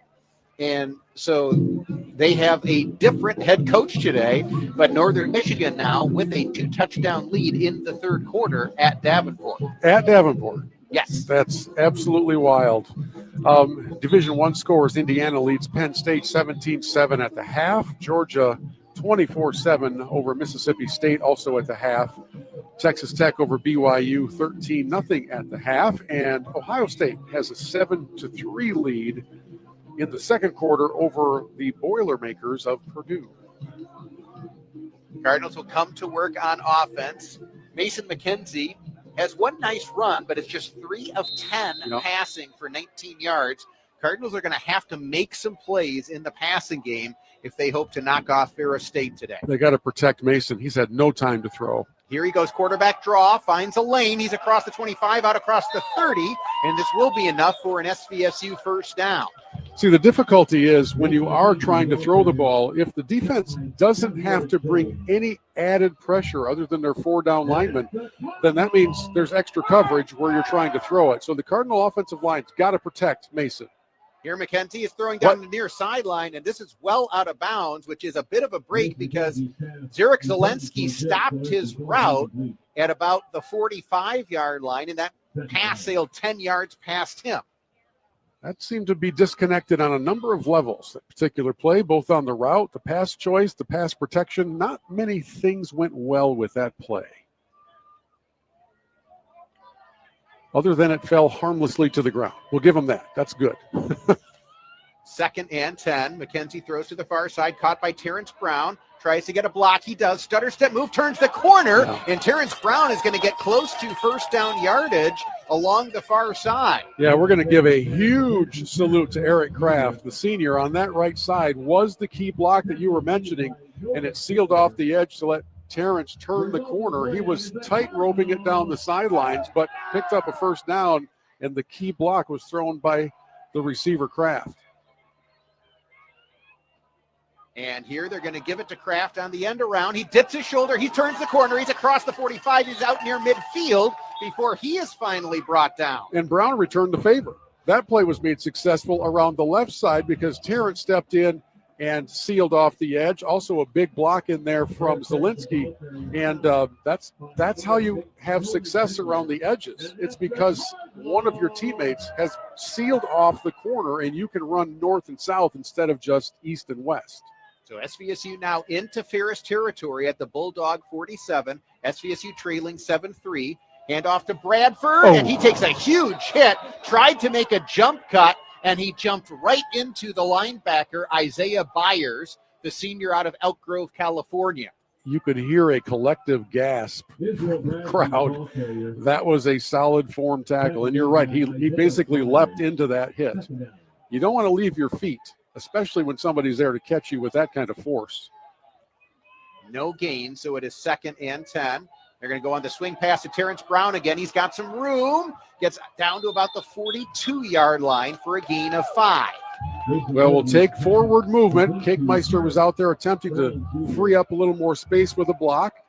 Bought a couple more yards for his running back / slot receiver. And now Terrence comes out, and the Cardinals bring in that wide receiver package that could go 4 or 5 wide, which often makes me think of a quarterback draw. Their 3rd and 6 tendencies this year have been to run the quarterback draw with Mason. 3 receivers in a bunch set to the left.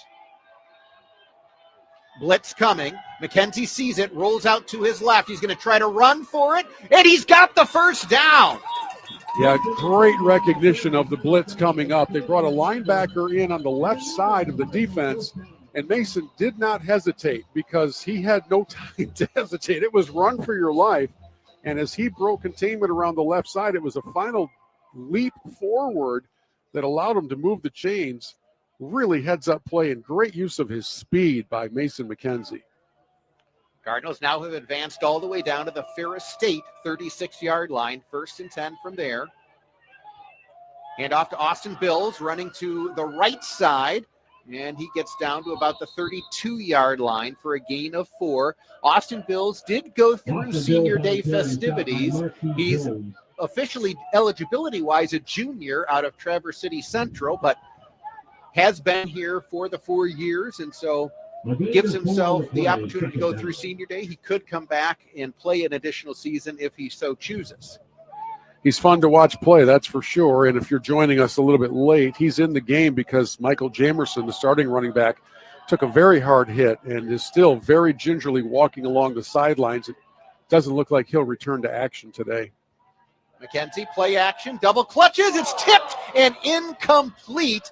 Ferris State did a good job recognizing that one as Justin Payout got in there, got a hand on it. If McKenzie put some air under that one, it's an easy touchdown for Braden Hill. Yeah, he went laser on that pass, and it was almost picked off by Payout. Kind of a double pump, double clutch pass. I don't know if Mason was fully committed to that one or if he saw the opening opportunity at the last moment. But again, the Cardinals fortunate that that one fell to the turf. Cardinals will line up with both Bills and Brown in the offensive backfield here on 3rd and 6. Blitz coming. McKenzie sees it, comes to the near side. It's caught. Braden Hill, first down, Saginaw Valley. And that's how you pick up a blitz. That's how you buy your quarterback an extra beat or two and allow a route to develop that came all the way across the field. That one took some time, and Mason, up until this point in the game, has not had that time. He got the protection he needed and really delivered an excellent throw to the sideline. Cardinals have it now 1st and 10 from the Ferris State 20. McKenzie, quarterback draw, but he's going to be brought down for a loss. Once again, making the play, Tim Allen, the defensive lineman for Ferris. He has had a very good first half. He's everywhere, and he's shaking free from his blocks with great regularity.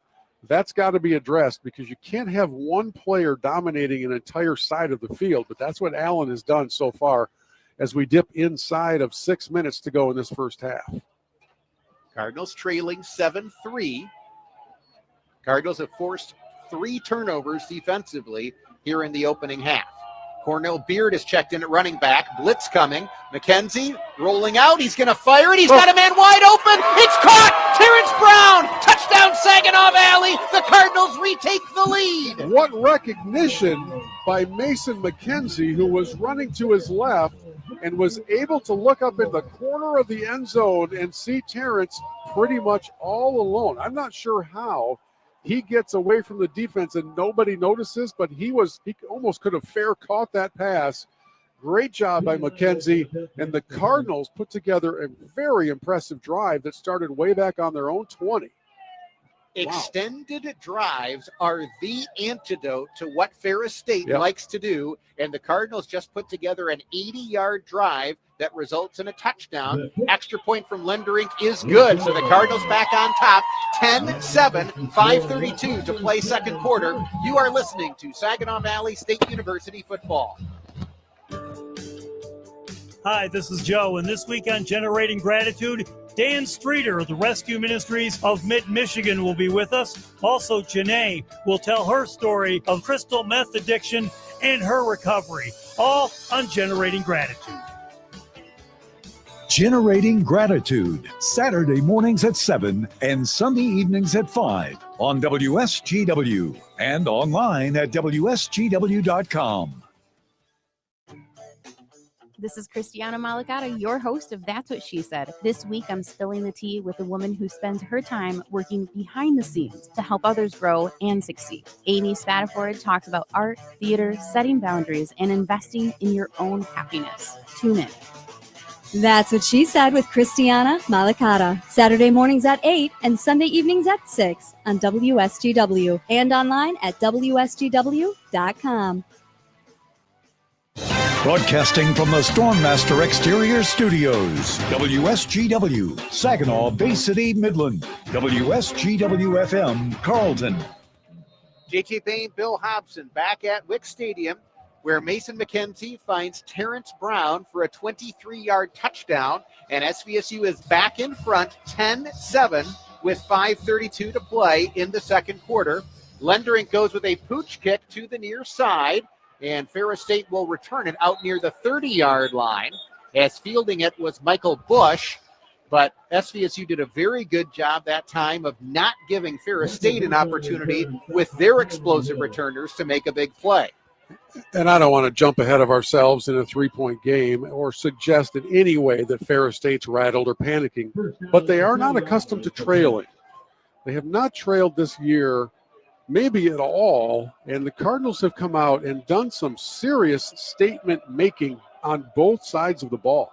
Wyatt Bauer back in at quarterback for Ferris. He drops back to pass on first down. Now he's going to try to take off and run. He's hit, does get back across the line of scrimmage, and now a late penalty flag comes in as Xavier Chasen did a great job to bring him down. And if this is a late hit, I disagree with the call. There's no late hit there. They've got to pick that up. After a little conversation, it would be nice if sanity prevailed, but it will not. I disagree with this call. The quarterback was running, and yes, Jaden Bevier hit him as he was going to the ground, but at that point, he's not defenseless. No, he is a ball carrier. He's a runner. He's not entitled to slide or dip. That's a bad call. There's no other way to draw that up except it's 15 free yards now, and a good defensive play gets wiped out. Bauer back to pass. He's going to throw on the screen to Gulker. Cardinals are there. Gulker does do a decent job to tiptoe down the sidelines to make about a 4-yard gain out of it. Jaden Bevier did bring him down. But you just see Carson Gulker, he's 6'2", 240, and gives them all different kinds of options. Again, he was their starting quarterback when last season began. Now they use him as a running back, a tight end, and he's got their one touchdown today as he caught it for a 64-yard touchdown. Here, handoff up the middle to Brady Rose. Gets a good push from his offensive line. And where are they going to spot this one? Looks like he's going to be just a little bit short of the first down. And by the way, how about Ferris State going back to Bauer? I mean, after what we have seen from his first quarter with 3 turnovers in the first quarter and how effective Carter was, they come back to number 2. And he keeps it himself. He's hit by Bovad on second effort. I don't know if he got it or not. No, they've marked him a good yard short. Although I would expect Ferris State to stay on the field with the offense. I'm just fascinated by the quarterback kind of a revolving door that we've seen here in the first half. I really didn't think we would see Wyatt back on the field.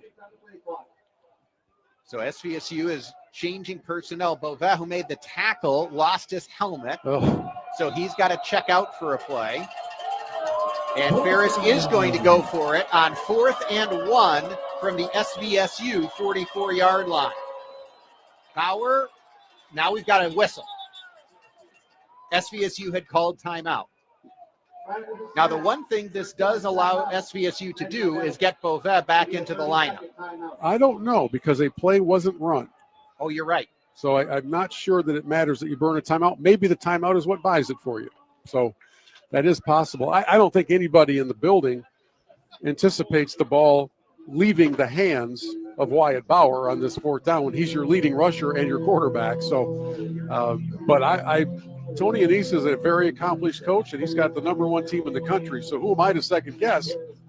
And he makes more unorthodox decisions than almost anybody at the collegiate level. Dan Campbell does the same thing for the Lions. Sure. And for each of them, it is remarkably effective in ways that defy statistical probability. Yeah, Anise is a D2 legend, and there's no second guessing what he does. I just know that in the first quarter, his starting quarterback had a really, really bad first quarter, and I didn't think we'd see him again. But here he is now, and it's 4th and 1, and I still don't expect the ball to leave his hands here as the Bulldogs go for it in Cardinal territory. SVSU leading 10-7. Ferris going for it on 4th and 1. Bauer tried to go with the hard count. Still plenty of time on the play clock.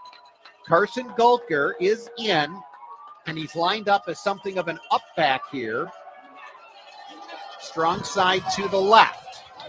Bauer keeps it himself. He's bottled up, and he does not get it. The Cardinal defense makes the stand on 4th down. Boy, he ran right into the strength of that Cardinal defense. They were ready for him, and Christian Boivin was back on the field because of the use of the timeout, and he led the pileup at the line of scrimmage, short of the line of scrimmage, and Ferris State not able to pick up a half a yard, turns the ball over on downs this time, back to the Cardinals. Wow, what a turn of events that is.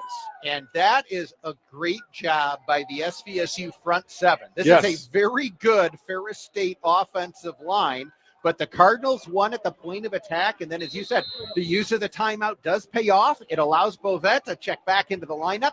He's in on that tackle, and now the Cardinals take over at their own 44-yard line, leading 10-7, 3:45 to play second quarter.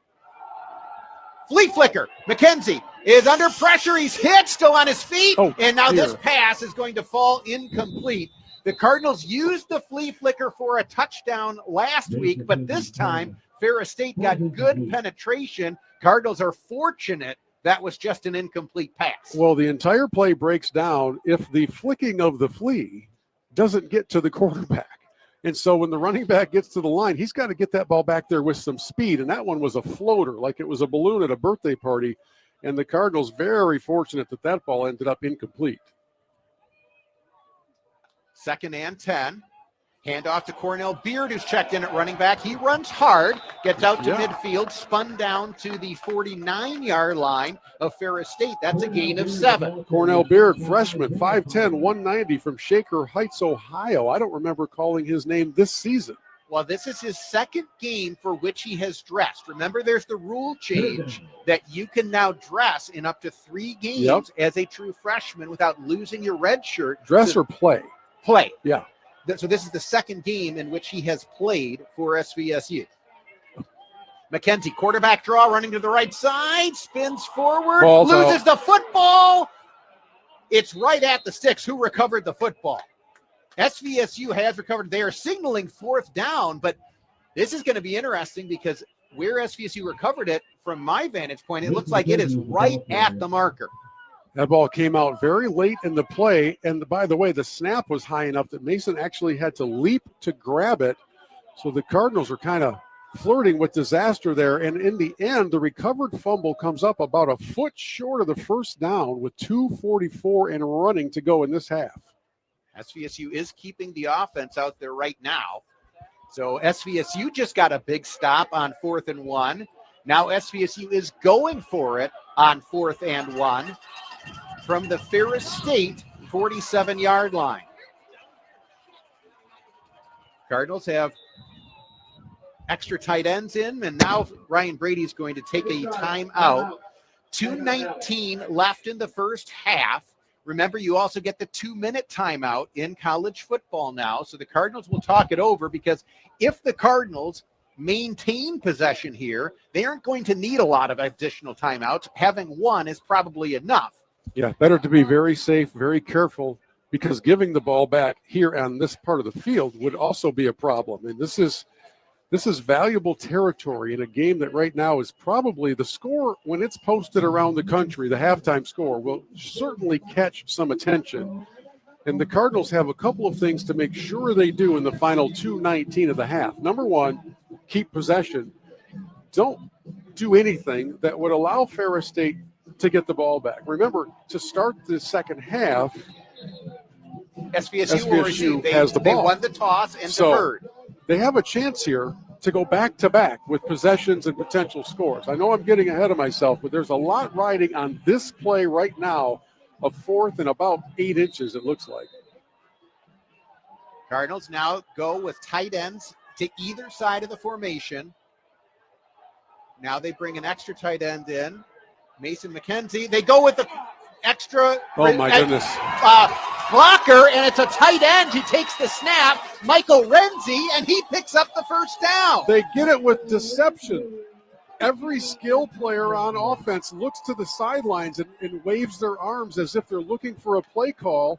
And while the defense kind of relents for a moment, the ball is snapped to somebody else in a wildcat look. First down, 2-minute timeout. Great play call by SVSU. They convert on 4th and less than a yard. Cardinals will have it, leading 10-7. 2 minutes to play first half. When we return, you are listening to Saginaw Valley State University football.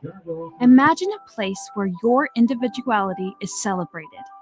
At Saginaw Valley State University, we create an environment for you to stand out, whether in academics or personal growth. Supported by a caring community, SVSU is where you feel at home, where every corner holds opportunity. Discover a campus that guides your journey. SVSU, where you're not just learning, you're becoming who you're meant to be. This is Saginaw Valley State University football on WSGW. JJ Bain, Bill Hobson back at Wick Stadium, where SVSU goes for it on 4th and half a yard. They have the tight end, Michael Renzi, then slip under center. He takes the handoff, or takes the snap, I should say, and then is able to go and pick up the first down. So the Cardinals maintain possession, leading 10-7 over to the defending national champs and current number 1 team in the nation, Ferris State. And the Cardinals with an opportunity now to try to add to that before halftime, as they will have it 1st and 10 from the Ferris 43. McKenzie drops back to pass, has lots of time. Now rolling to his left, he's going to try to take off and run. He's got some room and is finally out of bounds across the 40. Looks like they will mark him out of bounds at the 39. Good for a gain of 4. And JJ, I'm sure you knew this, but if you want to talk about a fully engaged sideline, everybody on this Cardinal team is ready to go. They are amped up and loving what they're seeing right now. Cardinals brought great energy to start this game. The defense delivered 3 turnovers in the first quarter, and that energy has remained high. 2nd and 6. McKenzie is tripped. He was trying to get out to the right side, And a good job by Stanley Lambert, the defensive end. I think he forced the offensive tackle and Chondo back into the play. McKenzie trips over him and loses about 5 yards. Clock continues to run, minute and a half and rolling. 3rd and 11 for the Cardinals now. McKenzie has Cornell Beard flipped to his left hip. McKenzie sees the blitz. He's going to try to take off and run. Penalty on the play. McKenzie dives forward. The play would result in a first down. Well, we mentioned earlier how it didn't appear that holding calls were going to be a part of today's festivities. They are now. There have been very few penalties called today. That is just the 5th penalty enforced today. And now it's going to make it 3rd and very, very long for SVSU. I will say that I didn't hear a lot of protesting from the Cardinal sideline, so perhaps that one was a little more obvious. So SVSU still with 1 minute and 9 seconds to play here in the first half. Now looking at 3rd and 21. Clock is winding.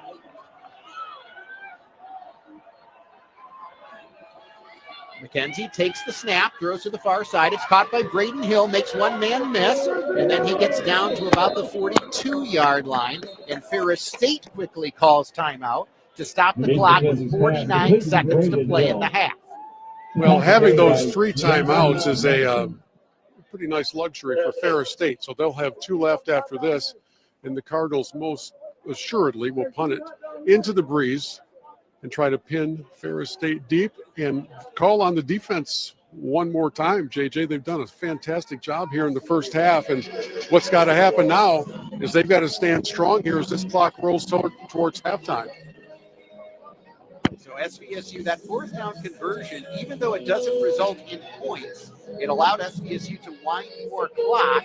And now if the Cardinals can pin Ferris deep and keep them from any further scoring here in the first half, Cardinals would head to the locker room with the lead.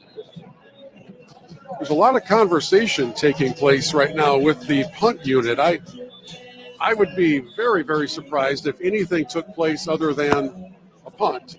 There was a lot of conversation just now as the unit comes out to put the ball back in play. Well, they are going with the 2-punter formation. So SVSU will have both the right-footed punter and the left-footed punter back to receive, McCoon and Taylor. They give it to McCoon, the left-footed punter, and he goes with a rugby kick to the near side. It's bouncing. It's down inside the 5. And the Cardinals are going to let this one roll down at the 2-yard line. Austin Bills able to down it, and the Cardinals execute that one to perfection. Could not have asked for that to come out any better than it did. So the defense and the special teams doing its job. And by the way, down here on the sidelines, JJ, I did just briefly talk to Michael Jamerson, and he said it's his hip. And he's, well, a little emotional, to say the least, not being able to be part of the action right now. So he is walking up and down the sidelines, but he's hurting. Young man's hurting. So with the ball now at their own 2-yard line, we'll see what Ferris State elects to do. Bauer is back in at quarterback. He's got Brady Rose in there off his left hip and 2 receivers wide to either side. And now we get a late whistle. Well, SVSU takes timeout. I'm not sure what motivated that decision. All I can think of is that there must have been some alignment concerns that they were seeing. It didn't look like Ferris had any crafted offensive formation there, but better to be safe than sorry, and it's unlikely that Cardinals will want to use that timeout on the offensive side of the ball. 38 seconds to play in the half. SVSU leading 10-7. And a situation where with Ferris starting at their own 2-yard line, Will be interesting to see whether or not Tony Anise elects to try to make something happen. Well, especially given his quarterback's first quarter, right? It's not as if Bowers is coming into this moment with a ton of confidence. Wyatt Bauer in the first quarter threw 2 interceptions and lost a fumble. And again, they're also too deep on the field to take a knee. So he is in the shotgun, and he'll keep it himself. Runs between the tackles, loses the football. It's down on the ground. Saginaw Valley has recovered. Saginaw Valley gets their 4th turnover of the first half. Recovering the fumble was Brandon Lewis. You have got to be kidding me. They didn't do anything fancy, and Bowers still could not hold on to that ball. And this sideline, I don't know. I mean, it's on fire right now down here, JJ. I've never seen them like this all season. And why wouldn't it be? They are doing some crazy things on defense right now. Wow. They went with a quarterback draw, and as you said, nothing fancy. But then Bauer, once he got to the second level, took a hit, lost the fumble, and Brandon Lewis was able to scoop it up. Cardinals take over at the Ferris State 15-yard line. Still 31 seconds left in the half. No timeouts. McKenzie back to pass on first down. Back pedals, rolling to his left. Rolling. Now he's going to take off and run. Here goes Mason McKenzie along the sideline. He leaps. He's in the end zone. Touchdown, Saginaw Valley. Holy cow. Listen to this crowd. It is electric in this stadium and on these sidelines as the Cardinals are doing exactly what Coach Brady talked about in the pregame. He said, we have to create turnovers. They've created 4 turnovers here in the first half, and I don't know that anybody thought that the Cardinals would end up scoring before the half. The thought was to keep Ferris from doing that, and now all of a sudden you're 1 extra point away from a 10-point lead. Wow. This SVSU defense has come up big in the first half. 4 forced turnovers. McKenzie runs it in from 15 yards out. The extra point is good. Cardinals on top, 17-7. 21 seconds to play first half. You are listening to Saginaw Valley State University football. WSGW is your radio home for sports in the Great Lakes Bay region and beyond. With SVSU football. Inside the 5, and he's in! Touchdown, Saginaw Valley! Saginaw Spirit Hockey. Near side, Mesa scores! The Michigan Wolverines. Outside the numbers, to the 10, to the 5! Touchdown, Wolverines! Detroit Red Wings. Sends it in front, Kate scores! And Detroit Tigers baseball. It's high, it's deep, and that ball is gone! Tune in to live coverage of every game on 790 AM and 100.5 FM, and check WSGW.com to see when your team takes the field, ice, or court. WSGW Sports Broadcasting is brought to you in part by Auto House of Linwood, Pinconning Cheese Company, Bicycle Village, Randy Wise, Chrysler Dodge Jeep Ram and Clio, Sign Tech, Morgan's Auto Repair, Wilson's Cheese Shop, and Curveball Collectibles. All season, every season, your teams play on WSGW. You're listening to SVSU football on WSGW. J.J. Bain, Bill Hobson back at Witt Stadium, where SVSU gets the fumble. Brandon Lewis recovers, and then Mason McKenzie on the scramble runs it in from 15 yards out. Cardinals now on top 17-7. Tegan Lendry gets a very good foot to this one, and it does go into the end zone. Into the breeze. That's an important kickoff. Yeah, very much so. And I got to tell you, JJ, I will be surprised if Ferris does anything but take a knee. Maybe I'll be wrong if they do. And for Ferris State, let's see who's out there at quarterback. Looks like they will have Bauer at quarterback. As you said, Bill, they're just going to take a knee. And SVSU is going to head into the locker room with the lead against the number 1 team in the nation and the defending national champions of Ferris State. SVSU is on top 17-7, and Bill Hobson is joined by SVSU head coach Ryan Brady. An electric sidelines as your team heads into the locker room. You said pregame show, we got to create some turnover. You weren't kidding. Yeah, that's been a big factor in this game early on. So, we've got a long way to go here, but that was a solid start. As you head into this locker room, then what is the message to the team? We just got to stay even keel, level-headed. There's 2 quarters to go. I'm sure they'll make adjustments and settle back in, and I'm sure this will be right down to the end, and so it's going to be a nail-biter. When you're facing a team that's used to success like this, and you send them into an unusual position where they're trailing, what do you expect from them? You know this program. You know those coaches. Yeah, I expect them to come out with their hair on fire. So I know their locker room's probably going to be pretty intense right now, and I expect them to come out with the switch fully on. Go get them. Thanks, Coach. Coach Ryan Brady heading into the locker room, and he's not wrong, JJ. Certainly we would expect the Bulldogs to come out, as he said, with their hair on fire. But I will tell you this Cardinal team just went in there with everything on fire. What a performance in that first half, and you could not have scripted much of it any better. And cannot wait to see how they come out to fire things up in the second half. And SVSU will receive the second half kickoff. At the half, it is SVSU leading Ferris State 17-7. Back in a moment. You are listening to Saginaw Valley State University football. Looking for the best spot near SVSU for all your party needs? Jenny's Party Store on Bay Road, south of campus and north of Tittabawassee has you covered. Family owned and operated, Jenny's has it all. Specialty beer, wine, and liquor to elevate any occasion. Need a keg for your next get-together? They've got that too. And right next door, check out Twisted Smoke and Vape, your vape headquarters, with the best selection around. Jenny's Party Store and Twisted Smoke and Vape, the official tailgating stop for SVSU football. Your one-stop shop for everything you need. Sassy! Sassy! This week's episode, Bobcat in the Cave. Gosh, Johnny, playing in the cave sure is neat. Oh boy, a kitty cat. Sassy, the kitty cat's yelling. What, Sassy? It's not a kitty, it's a bobcat?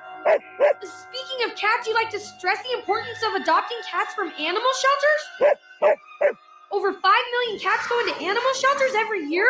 And with millions of healthy cats to choose from, it's a shame more people don't adopt from shelters? This bobcat's heavy.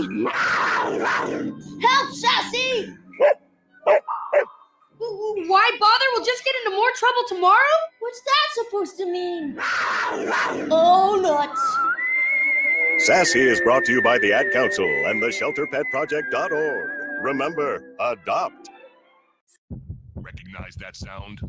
That's your heart racing when law enforcement catches you for drunk driving.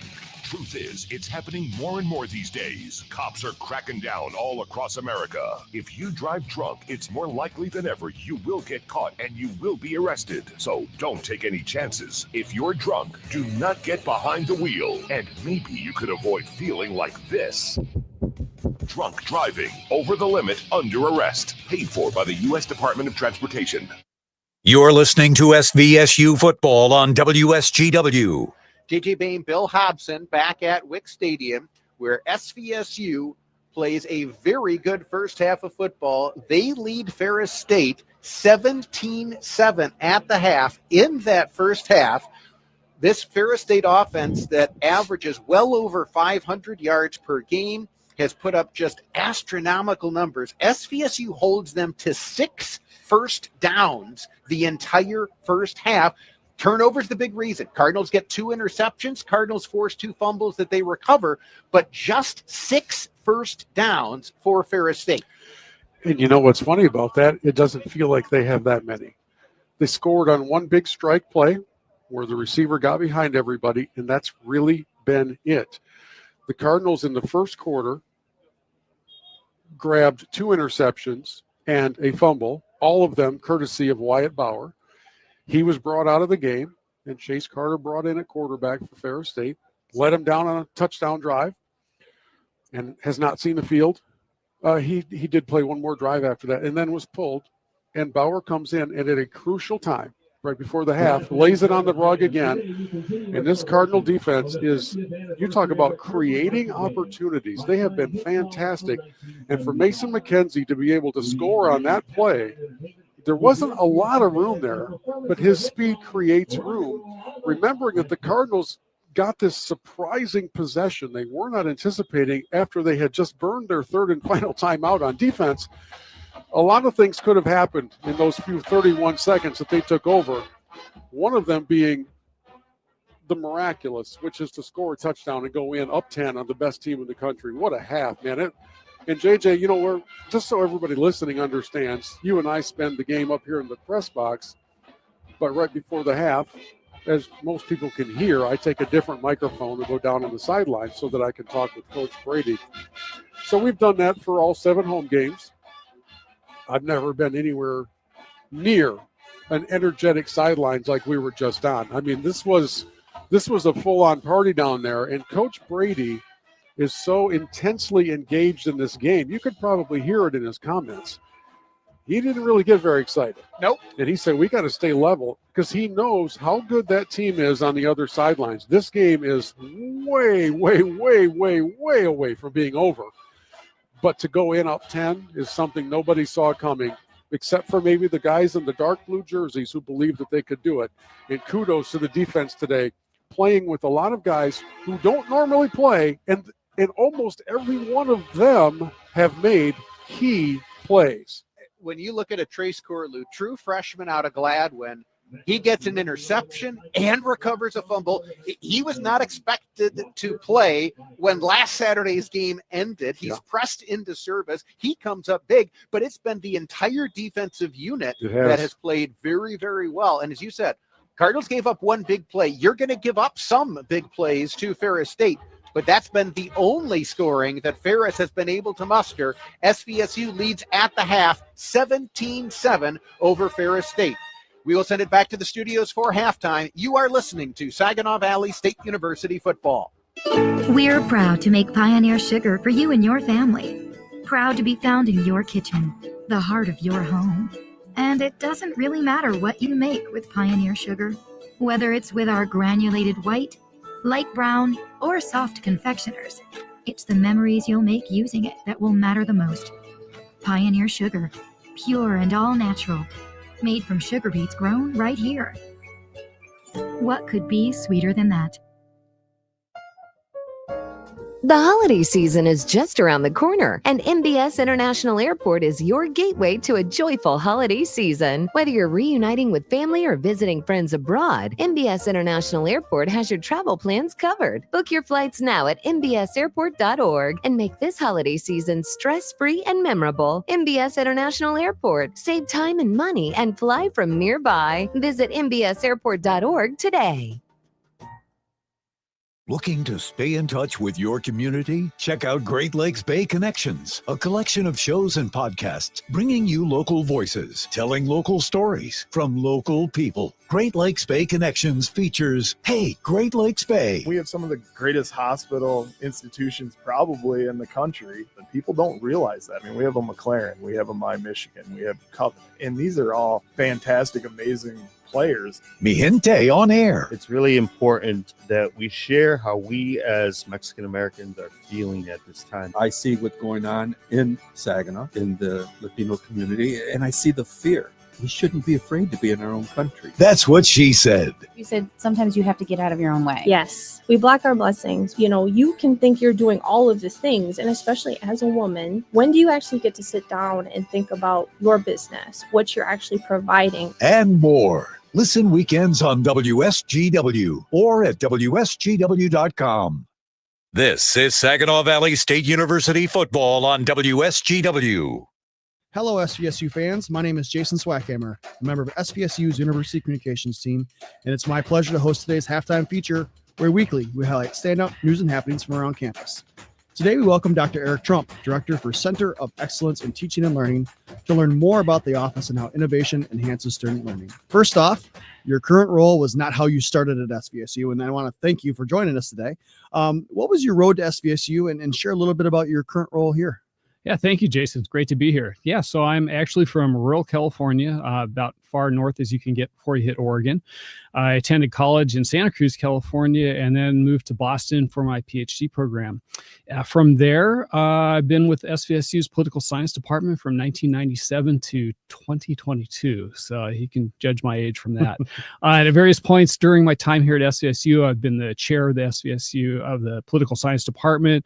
I've been on the Faculty Association Executive Board. I was the co-coordinator of the Writing Center. I actually co-chaired the committee that selected SVSU's first learning management system, Blackboard.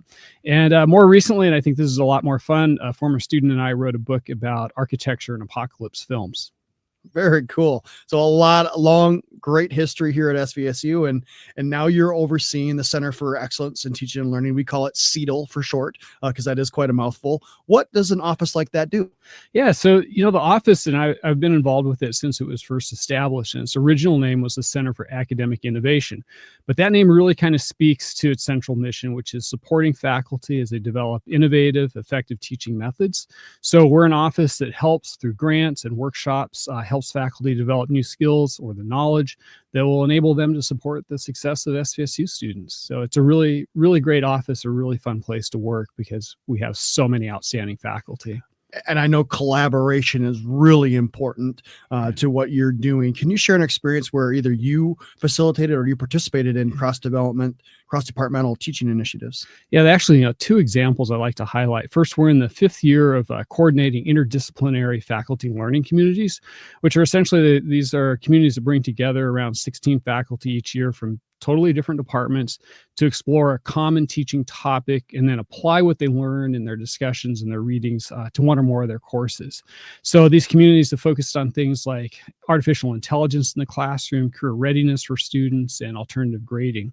So that's one way that we promote interdisciplinary work. The second, though, and I think this is a really fun one, this past January, I approached Tommy Wedge about the possibility of the theater department producing a play, Rossum's Universal Robots. And I suggested this was a timely play because of the topic, artificial intelligence and robots, but that we could also get multiple departments involved, both at the faculty level and the student level. And so the result was this really cool play that had faculty from art, music, and theater working together, and then students from political science, sociology, econ, and English attending, and writing about the play and studying it in their own courses. So those kinds of collaborations are what really makes SVSU a special place too. And we had Tommy on as a guest earlier in the football season, and so he shared a lot about that. I know a lot of people are excited about that collaboration, and it was really kind of a cool initiative. So what do you see as some of the biggest challenges and opportunities in faculty development today? So, I mean, without a doubt, artificial intelligence, specifically generative AI tools like ChatGPT, they just pose an enormous challenge for faculty because students basically can use them to complete most traditional assignments, whether that's in the field of writing or math or marketing. There's not a whole lot that they can't do, at least at a basic level. So as a result, at this point, it's really difficult to assign some of the traditional homework assignments, some of the traditional out-of-class assignments. So that's the negative. On the positive side, these tools do present some opportunities, both for students and for faculty. On the student side, it is possible to use AI to really support learning by being a tutor, or to accelerate learning by making research faster, and students can go deeper. It can unleash some of their students' creative potential. So there definitely are opportunities there. And faculty can also use it to fine-tune their own teaching materials, running a syllabus through and asking the AI to make it a more user-friendly syllabus for students. And so there are pluses and minuses with it. But for the most part, I'd say challenges. So, AI has definitely taken on, there's a lot of conversations happening around AI. Can you share a little bit about, even just outside of the classroom, some of the conversations that you're involved with about AI? Yeah, and I'm reluctant to predict the future, except to say it's going to be different than the present for sure in terms of teaching. So when ChatGPT first showed up in November of 2022, our office, the CETL office, immediately set out some workshops for faculty. We developed an online guide about AI for faculty. And at the same time, we facilitated the first faculty learning community focused on artificial intelligence. It had about 18 faculty in it.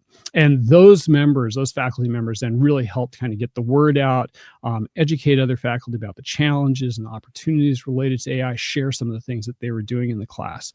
And, at this point, we're still in the early days. I mean, it's been almost 3 years, but we're still in that period of experimentation. Faculty are taking very diverse approaches as they adjust to artificial intelligence. Some have just de-emphasized out-of-class work, out-of-class graded work, and in favor of in-class learning activities, in-class exams. Some have taught students how to use the AI tools to support their professional development. A graphic design professor, for example, has showed his students how they can use AI to really accelerate their understanding of developing web pages, for example. And then other faculty are teaching students how to be critical users of AI, for example, by having them analyze the strengths and the weaknesses of AI outputs. So I think here, for the future, diversity and experimentation are basically the key words when it comes to artificial intelligence and the classroom. Just a real quick last question for us. A lot of faculty, I'm sure, are taking advantage of what you offer. What kind of feedback do you get from faculty on the work that you're doing? Well, I'm happy to say mostly positive feedback.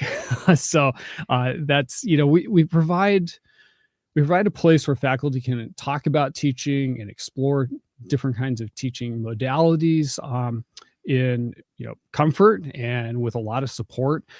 We also provide that sort of environment that makes it just fun to get together and to say, yeah, this is what we're doing in the classroom. This is an exciting idea. I'd like to share it with other people. And we provide that platform where our faculty, who are really exceptional, can share what they are doing with other faculty. Otherwise, it often stays invisible. It's siloed within an individual course or an individual department. So. Well, on behalf of the students and faculty at SVSU, I want to thank you for the important work that you and your office are doing, and thanks you for joining today. Thank you so much. It's been my pleasure. Make sure to stay right here for the second half of Cardinal football. Join us next week as the Cardinals make the long trip north for their final game of the season, facing Michigan Tech with a noon kickoff. Go Cards! In Old Town Saginaw, there's a pizza place folks can't stop talking about. Old World Pizzeria. Founded by folks who grew up right here in Saginaw, every pizza made from scratch every day with 3-day fermented dough, unbleached flour, imported ingredients. It's about simplicity, craft, and passion. But best of all, it's for everyone. Neighbors, food lovers, folks who just want something real and good. Old World Pizzeria. Your community, your pizza. This is Eric Shevchenko of Old World Pizzeria in Old Town Saginaw. Come on down and get a slice. At Saginaw Valley State University, every student is unique. It's not just about learning, it's about thriving and standing out. With over 100 programs and dedicated faculty, SVSU helps you discover passions, push boundaries, and make lifelong connections. Whether in class, on the field, or in the community, we empower our Cardinals to stand out and succeed. So, what are you waiting for? Stand out with SVSU. News coverage. As many as 800 people are feared dead in a deadly earthquake in eastern Afghanistan. The Trump administration is looking to step up immigration enforcement in cities around the U.S. Chicago is a hellhole right now. Well, it's an invasion with U.S. troops. News. Gretchen Whitmer has scheduled a special election to fill the 35th district Senate. Mike Bacigalupo entering a plea in the federal wire fraud case. News coverage on WSGW. Eagles all ready for Seema. He's running out of room against Newland. Takes a shot. He scores! The hat trick for Seema. Makes it 5-2 Spirit. The Saginaw Spirit hosts the North Bay Battalion tonight at 6:50 on 100.5 FM WSGW. The SVSU Cardinals play here on WSGW. JJ Bain, Bill Hobson back at Wick Stadium, where at the half, Saginaw Valley on Senior Day, on Military Appreciation Day, right now holds a 10-point lead over the defending national champs and the number one team in the country, Ferris State. It is 17-7 SVSU in the lead. Other GLIAC games in progress. It is going to overtime in Grand Rapids as Davenport and Northern Michigan are tied 28-28. In the second quarter, Grand Valley at home, leading Michigan Tech 6-0. SVSU will travel to Michigan Tech next Saturday for the regular season finale. And at home, Roosevelt is leading Wayne State by a score of 14-0. In that first half for SVSU, Cardinals were led on the ground by Mason McKenzie, 13 carries for 42 net yards, as sacks count as negative yards in college football. And so he has 13 carries for 42 yards, including that 15-yard touchdown right before the half. Michael Jamerson had a good start to the game, 3 carries for 35 yards, but then he got injured in the first quarter and is unlikely to return in this game. And then Eric Kraft on an end around had 1 carry for 12 yards. Cornell Beard 1 carry for 7 yards. Mason McKenzie was 8 of 18 passing for 81 yards and 1 touchdown. Did not have a turnover for SVSU, and that's important because on the other side, Ferris State in that first half, Chase Carter, 1 of 1 passing for 64 yards and a touchdown, but Wyatt Bauer, the starter, 2 of 6 passing for just 15 yards. He threw 2 interceptions and lost 2 fumbles. So there's a lot of decisions to be made on that Ferris State sideline. They're living a nightmare. Coach Anise decides, I'm going to show some confidence in my guy. I'm not going to shut him down. We've got playoffs to look forward to. We're going to need him. So even though he had a disastrous, he being Bauer, even though he had a disastrous first quarter, I'm going to get my guy back out there. And he coughs it up in the red zone with 31 seconds to go in the half. So kudos to the Cardinals for capitalizing on that moment. That sequence before the end of the half, JJ, was as important a half a minute of game time as we've seen maybe since you and I have been broadcasting together. If the Cardinals go on to win this game, you're going to point to that sequence as being crucial. The first quarter, Cardinals make big defensive plays. They get 3 turnovers, but they don't convert them into anything more than 3 points. So, yes, important, but not as important as what just happened because SVSU now goes back on offense to start the second half, and they have a chance to do what really is vital, which is to get this game beyond a 2-possession margin of lead, because we know that Ferris has potency on that side. We know they're not done yet. One of the things I'll be fascinated to see is who is leading the Ferris State offense for the rest of this game. I cannot imagine that it's Bauer. We will see what decision they make. The other thing in that first half, SVSU possessed the football for 17 minutes and 57 seconds, and SVSU received the second half kickoff. One of the best things you can do against a potent offense is control the ball when you are on offense. Cardinals did do that in the first half. They lead 17-7 over Ferris State. Second half is coming up. You are listening to Saginaw Valley State University football. In the heart of Michigan, caregivers represented by Leading Age Michigan members make a profound difference every day. They care for our aging loved ones, bringing joy and dignity to their lives. This is work that matters. These caregivers are more than helpers. They are friends, confidants, and lifelines. Find out more about the benefits of working for a not-for-profit mission-based provider and employment opportunities at workthatmattersmi.com. Sponsored by Leading Age Michigan and the MAB. The WSGW online poll for you. Marijuana and gun ownership. The Supreme Court says it will consider whether people who regularly smoke marijuana can legally own guns. It's the Justice Department that asked the court to revive a case which is based on a Texas man charged with a felony because he allegedly had a gun in his home and acknowledged being a regular pot user. A lower court had largely struck down a law that barred people who use illegal drugs from owning guns. The case may hinge on the definition of regular drug user, since many states have legalized recreational marijuana. Part of Hunter Biden's conviction was based upon his false information related to the law, though he was pardoned by his father, President Biden. The WSGW online poll question for you: should regular marijuana users be able to own guns? You can vote yes, you can vote no, you can vote I'm not sure. Vote by going to WSGW.com, scrolling down the homepage, and finding the online poll box. WSGW is keeping you connected with the Great Lakes Bay region and the world. Tune in to quality local shows. Mihinte on Air, United Shades of Gray, That's What She Said, Generating Gratitude, and Hey, Great Lakes Bay. Saturday mornings until 9 and Sunday afternoons at 4, or anytime on your favorite podcasting app, Great Lakes Bay Connections. Local voices, local stories, local people.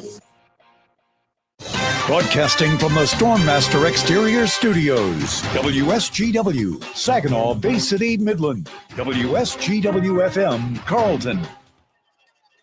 J.J. Bain, Bill Hobson back at Wick Stadium. The second half is underway. Braden Hill returns the kickoff out across the 40-yard line. And so SVSU will have very good starting field position. SVSU leading 17-7. First time all season, Ferris State has trailed at the half. We told you in the pregame show, we gave you some of their offensive totals through their games for the season, with just the raw numbers that they put up points-wise. 34, 63, 41, 66, 59, 38, 70. And right now, they trail SVSU 17-7. A lot of football to play, but what a start for the Cardinals in that first half. Cardinals take over at their own 42-yard line. Hand off to Cornell Beard. Nice cutback lane. He gets out near midfield. That's just a simple stretch play to the left, but then the offensive line did a good job creating a cutback lane, and Cornell Beard picks up 9 yards on first down. Cardinals coming out with tempo here to try to take advantage of catching the defense off guard. And Beard has another one and leaps over a would-be tackler, picks up the first down, and this Cardinal crowd comes back to life. JJ, there's an energy here right now, and if this team can protect the ball, they've got a chance to do something special. Hand off to Beard again, loses his footing, and stumbles for a gain of maybe a yard. Ryan Whiteley, one of the seniors for SVSU, the left guard. He's out of Padua Franciscan in Parma, Ohio. He's fired up. Right now, the SVSU offensive line comes out the second half, controlling the line of scrimmage. We don't see a lot of hurdling from the running back position on this team. That woke everybody up. If they were a little chilly and sitting on their hands, they came to life. McKenzie quarterback draw. Late flag comes in. Now McKenzie, no gain, maybe lost a yard on the play, and we've got a late penalty flag that came in the area of offensive holding. Personal foul, face mask, offense, number 76. 15-yard penalty. So that's going to be accepted by Ferris State. That's David Anchondo, the right tackle out of Sterling Heights Stevenson, got caught grasping the face mask of the man he was trying to block. That's a lot of real estate and a really, really solid possession start. Hits the reverse button here for a moment. Sets up second down now and very long. 2nd and 24 after the penalty. Ouch.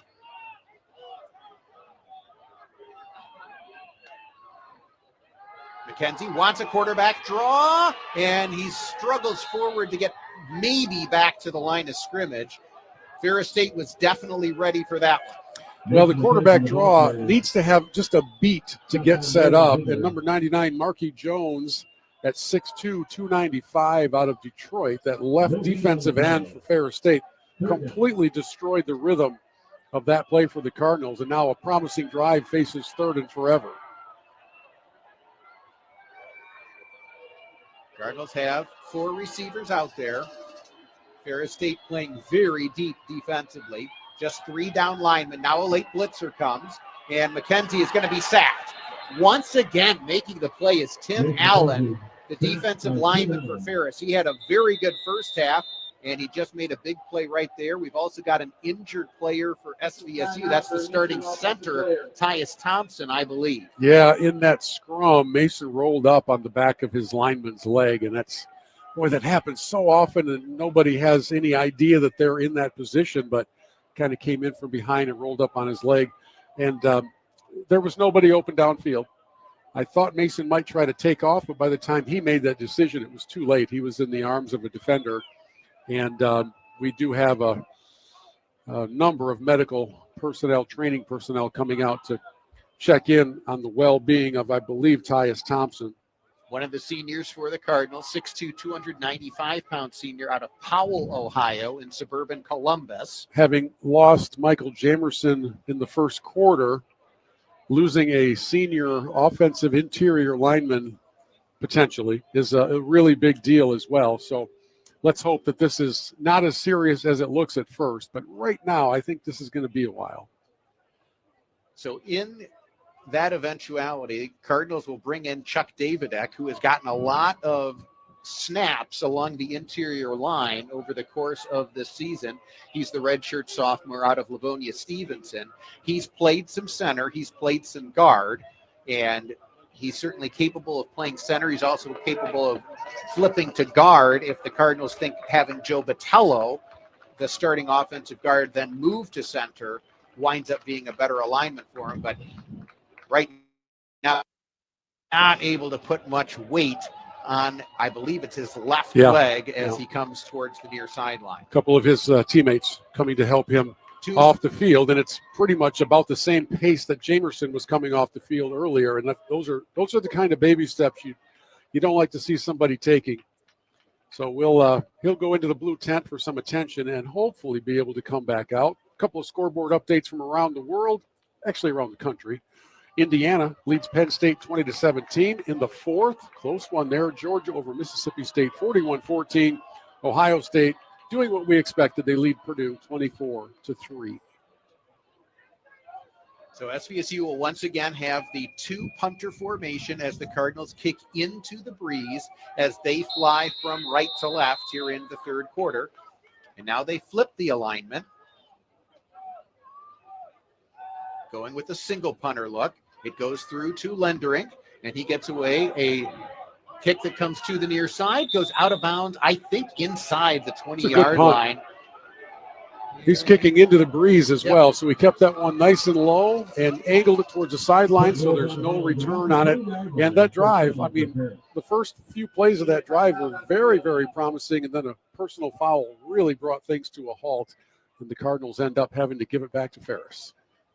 By the same token, Cardinals do take another 3.5 minutes off the clock, and they do have Ferris start back at their own 20-yard line. So if you had to predict, without us knowing, because we don't know yet who Ferris is bringing out at quarterback, which way do you think Tony Anise is looking? If it were me, I would be having Chase Carter start the second half. And look, I understand exactly what you were saying at halftime in terms of, Wyatt Bauer, your redshirt freshman, has gotten you to this point. You want to show confidence in him. He's done such a good job leading this offense. However, you haven't won your conference title yet.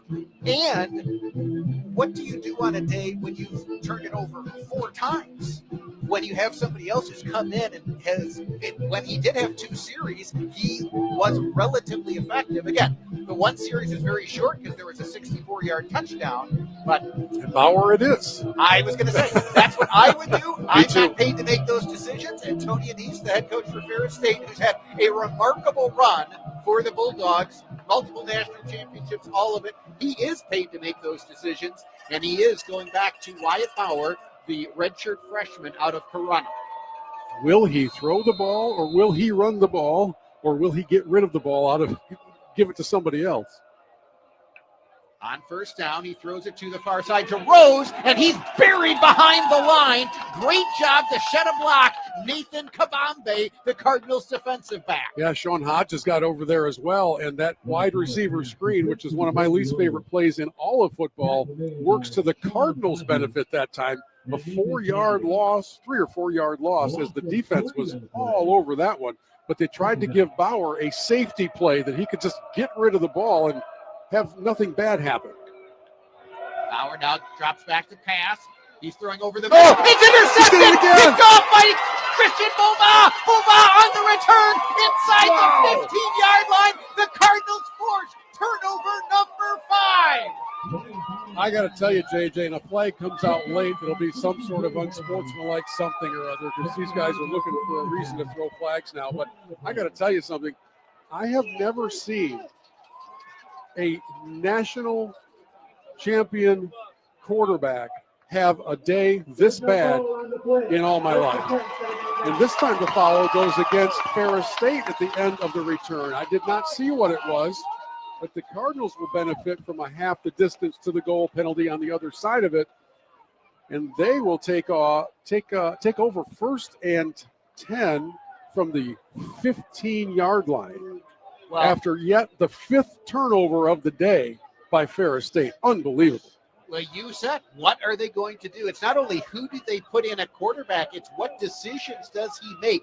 That is the 5th turnover today, all on Wyatt Bauer. He threw that right to Bova. He threw it right to it.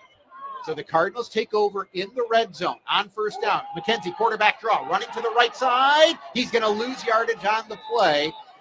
Cardinals are going to have to open some things up in the passing game if they're going to get the quarterback run back into the offense, because right now everybody on Ferris State is locked in on number 10. Mason McKenzie is the third leading rusher in the entire conference coming into this game. You can see why that touchdown run at the end of the half was extraordinary, but they had 4 spies on him that time. There was no way they were going to let Mason beat him on that run. Loss of 2, so it is 2nd and 12.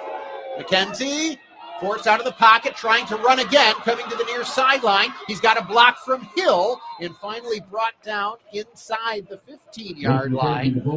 That was not a designed run. That was a spontaneous, creative run by Mason, because Eric Kraft was his intended receiver down in the corner of the end zone, but he was very well covered down there and there was nowhere to throw the ball, and to Mason's credit, he did not try to force it in. The Cardinals have not turned it over today, and it's a good time to keep that streak alive, because at least from here, 3 points is very realistic. McKenzie rolls out, throws to the far side. It's caught. Braden Hill makes a man miss, dives forward. He is going to be very close to the first down. So now you have some decisions to make. It is 4th down. It is 4th and probably a yard. A field goal should be a foregone conclusion, but is that what you want right now? Is that what you're looking for? It's 4th and like a half a yard as best I can tell. Cardinals are going to send out the field goal unit. I'm not sure. It looks like the beef unit's coming out. Yep. Play clock's at 10. This may result in a timeout, because now Ferris gets to substitute, and that lets the play clock run way down. Let's see what the Cardinals do. Yeah. It just took a little bit too long to kind of get the decision made and get the right personnel in place, but this is potentially a deciding moment of the game. I won't say but a deciding moment of the game. So it's worth the use of the timeout here to make sure you get it all right. So they had Austin Bills in to get the direct snap, but then, as you said, once the offense substitutes, the defense gets to substitute. Ferris did that, so the Cardinals weren't going to have time to get things lined up the way they wanted. And so that's one of the ambiguities in the rule book, that the amount of time the defense gets in order to substitute is undefined. It's at the judgment, the discretion of the officials. And so as they stand over the ball and refuse to allow it to be snapped, the defense can slowly jog into place. Meanwhile, the play clock continues running. So I think that's got to be cleaned up in the rules in general.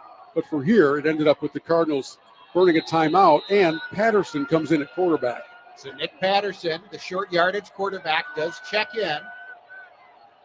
On first down, he runs in between the tackles. Nick Patterson powers his way into the end zone. Touchdown, Saginaw Valley. Oh, the Cardinals do exactly what they're supposed to do after a turnover. They capitalize with a touchdown, and they have put just a stamp on this game. The defensive side of the ball is performing better than we've seen it happen in years. And Bill, without your starting center, that Cardinal interior line, the center and the 2 guards, they own the point of attack on that play. It was nothing fancy. It was Patterson up the A-gap, and he drives it in from 6 yards out. You think there are some folks paying attention to this updated score around the country? Extra point is on the way, and good. SVSU now on top, 24-7, 9:42 to play third quarter. You are listening to Saginaw Valley State University football.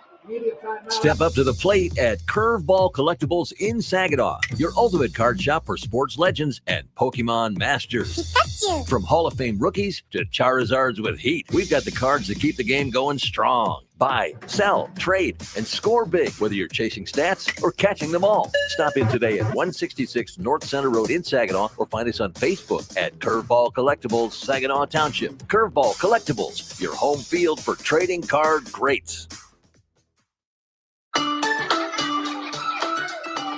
Make this holiday season extra special. With a Saginaw Children's Zoo membership, you can create lasting memories and unforgettable moments with your loved ones. Purchase a Saginaw Children's Zoo membership today and give a wild gift to your family. Visit our website, saginawzoo.com, to learn more.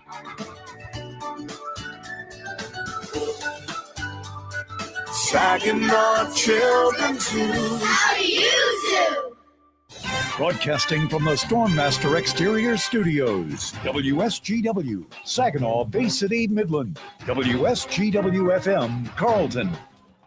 JJ Bain, Bill Hobson back at Wick Stadium. Ferris State coming into this one hasn't lost a football game since week 1 of last season. They won the national championship a year ago. They were undefeated and number 1 in the country coming into this one. Right now, SVSU has the lead at home on Senior Day, 24-7, with 9:42 to play here in the third quarter. And they've caused 5 Ferris State turnovers. It's been a remarkable performance by the defense today, and they will now come out and try to put another stop on a Ferris State offense that is reeling and is sending back out onto the field number 2 at quarterback Wyatt Bauer, who has been connected to all 5 turnovers. That's interesting. So Tegan Lendrick tried to go with a squib kick there for SVSU. It went out of bounds. So Ferris does bring it out to the 35-yard line. But I'm with you, Bill. This is an incredible show of confidence in Wyatt Bauer, the redshirt freshman quarterback for Ferris State, by his head coach, Tony Anise. But it's also got to be a great opportunity for this Cardinal defense. That's a head coach who is confident in his position.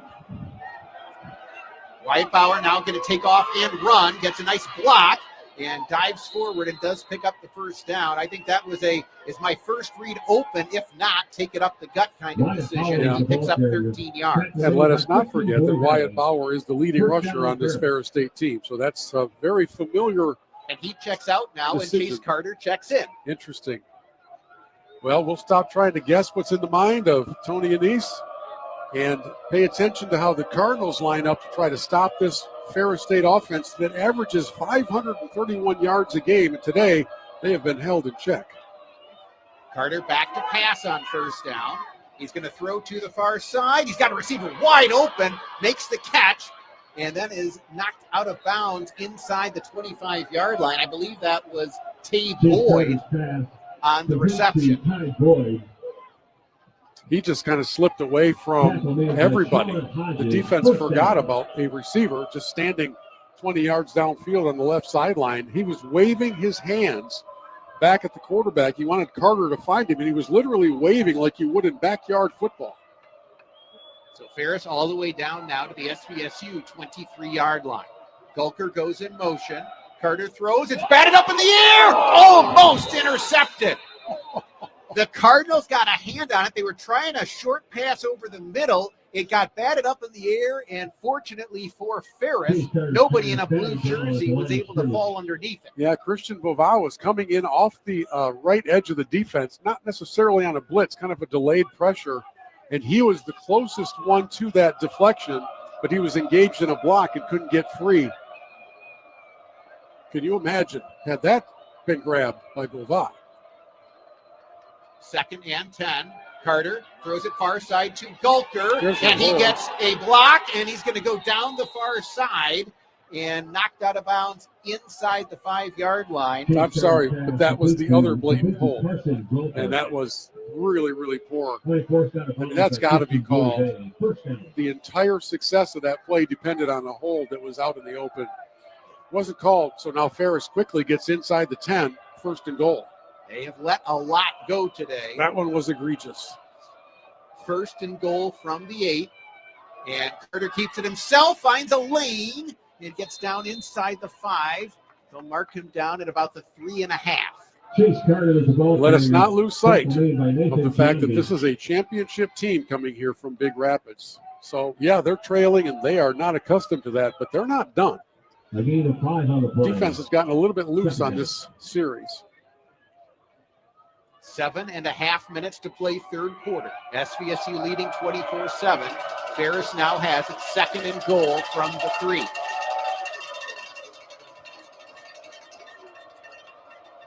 Carter rolling to his right, looks to throw. He does. It's caught. Touchdown Ferris State. as Tariq Brett makes the catch, and the Ferris crowd, which has turned out in impressive numbers today, has something to cheer about for the first time in a long time. Have not heard a lot of noise from the sidelines across the way, but that was a very impressive drive. They capitalized on some opportunities very quickly and draw back to within 11, and momentarily it should be 10. Extra point is on the way, and it is good. So it is now 24-14, SVSU in the lead. 7:13 to play third quarter. You are listening to Saginaw Valley State University football. In Old Town Saginaw, there's a pizza place folks can't stop talking about, Old World Pizzeria. Founded by folks who grew up right here in Saginaw, every pizza made from scratch every day with 3-day fermented dough, unbleached flour, imported ingredients. It's about simplicity, craft, and passion. But best of all, it's for everyone. Neighbors, food lovers, folks who just want something real and good. Old World Pizzeria, your community, your pizza. This is Eric Shevchenko of Old World Pizzeria in Old Town Saginaw. Come on down and get a slice. Are you looking for a reliable place to buy and sell precious metals and coins? Euclid Avenue Coin Inc. has you covered. Are you concerned whether there is gold in Fort Knox? No worries. There's gold and silver available at Euclid Avenue Coin at competitive prices. Euclid Avenue Coin Inc. is Mid-Michigan's premier dealer for silver and gold bullion, as well as coins of all types. Euclid Avenue Coin, located at 602 North Euclid Avenue in Bay City. The Cardinals of SVSU fly on WSGW. KJ Bain, Bill Hobson back at Wick Stadium, where SVSU in the second half got the interception by Christian Boivet, and then he returns it down inside the 20-yard line. Cardinals go for it on 4th and 1 from the 6. Nick Patterson punched it in for a touchdown. That put the Cardinals on top 24-7, but then Ferris State just came out and put together a nice 65-yard drive to pull back within 2 scores. It's 24-14, SVSU in the lead, 7:13 to play third quarter. Yeah, 6 plays, 65 yards, only took 2.5 minutes, so a very quick strike by Ferris State. And, JJ, we were talking last week when the Cardinals were having turnover problems about how you just cannot win games where you turn it over 3-4 times. What's the stat look like on a 5-turnover day? The odds aren't very good. You wouldn't think so. Ferris State kicking off. This one will go through the back of the end zone as Ferris State kicking with the wind. SVSU will have the wind in the fourth quarter, so that is among the things to pay attention to. And now we'll see if SVSU can put together a drive. Cardinals had a good start to their first possession of the second half, but then a face mask penalty on the offensive line resulted in them getting behind the chains, and they had to give it back. They have not turned the ball over, but they have had some moments where they backed themselves up. That face mask was a big one. And now the Cardinal offense with a chance from 75 yards away to put a sustained drive together. Here it's a fumble. Cornell Beard does fall on it, as that was just meant to be a handoff. But again, Cornell Beard is a true freshman. This is the second game in which he has played, likely getting more playing time because of the early injury to Michael Jamerson, and that may be part of what went wrong with that exchange. Negative plays on your possessions dig such a big hole. When it goes from 1st and 10 to 2nd and 20, I mean, it just puts so much pressure on the rest of this drive, because the Cardinals certainly don't want to punt it right back to Ferris State. McKenzie drops back to pass. He's throwing to the near side. It's caught by Zielinski, and he picks up a few yards along the near sideline. Ferris did a good job of covering the receivers on their deeper routes. Cardinals get 5 of it back. It's going to be 3rd and 15.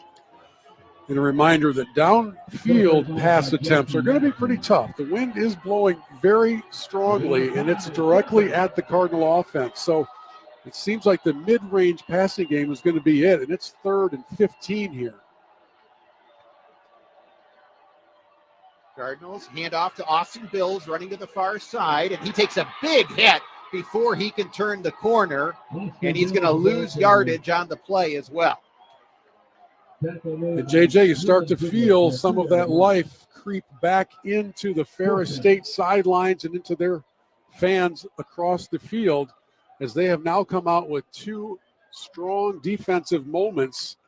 And with 5.5 to go in the third, kicking into the wind, the Cardinals are about to give it back to a team that might be feeling a little bit of confidence, even though they're trailing by 10. These are some key moments here in the third quarter to see which team can grab hold of this thing.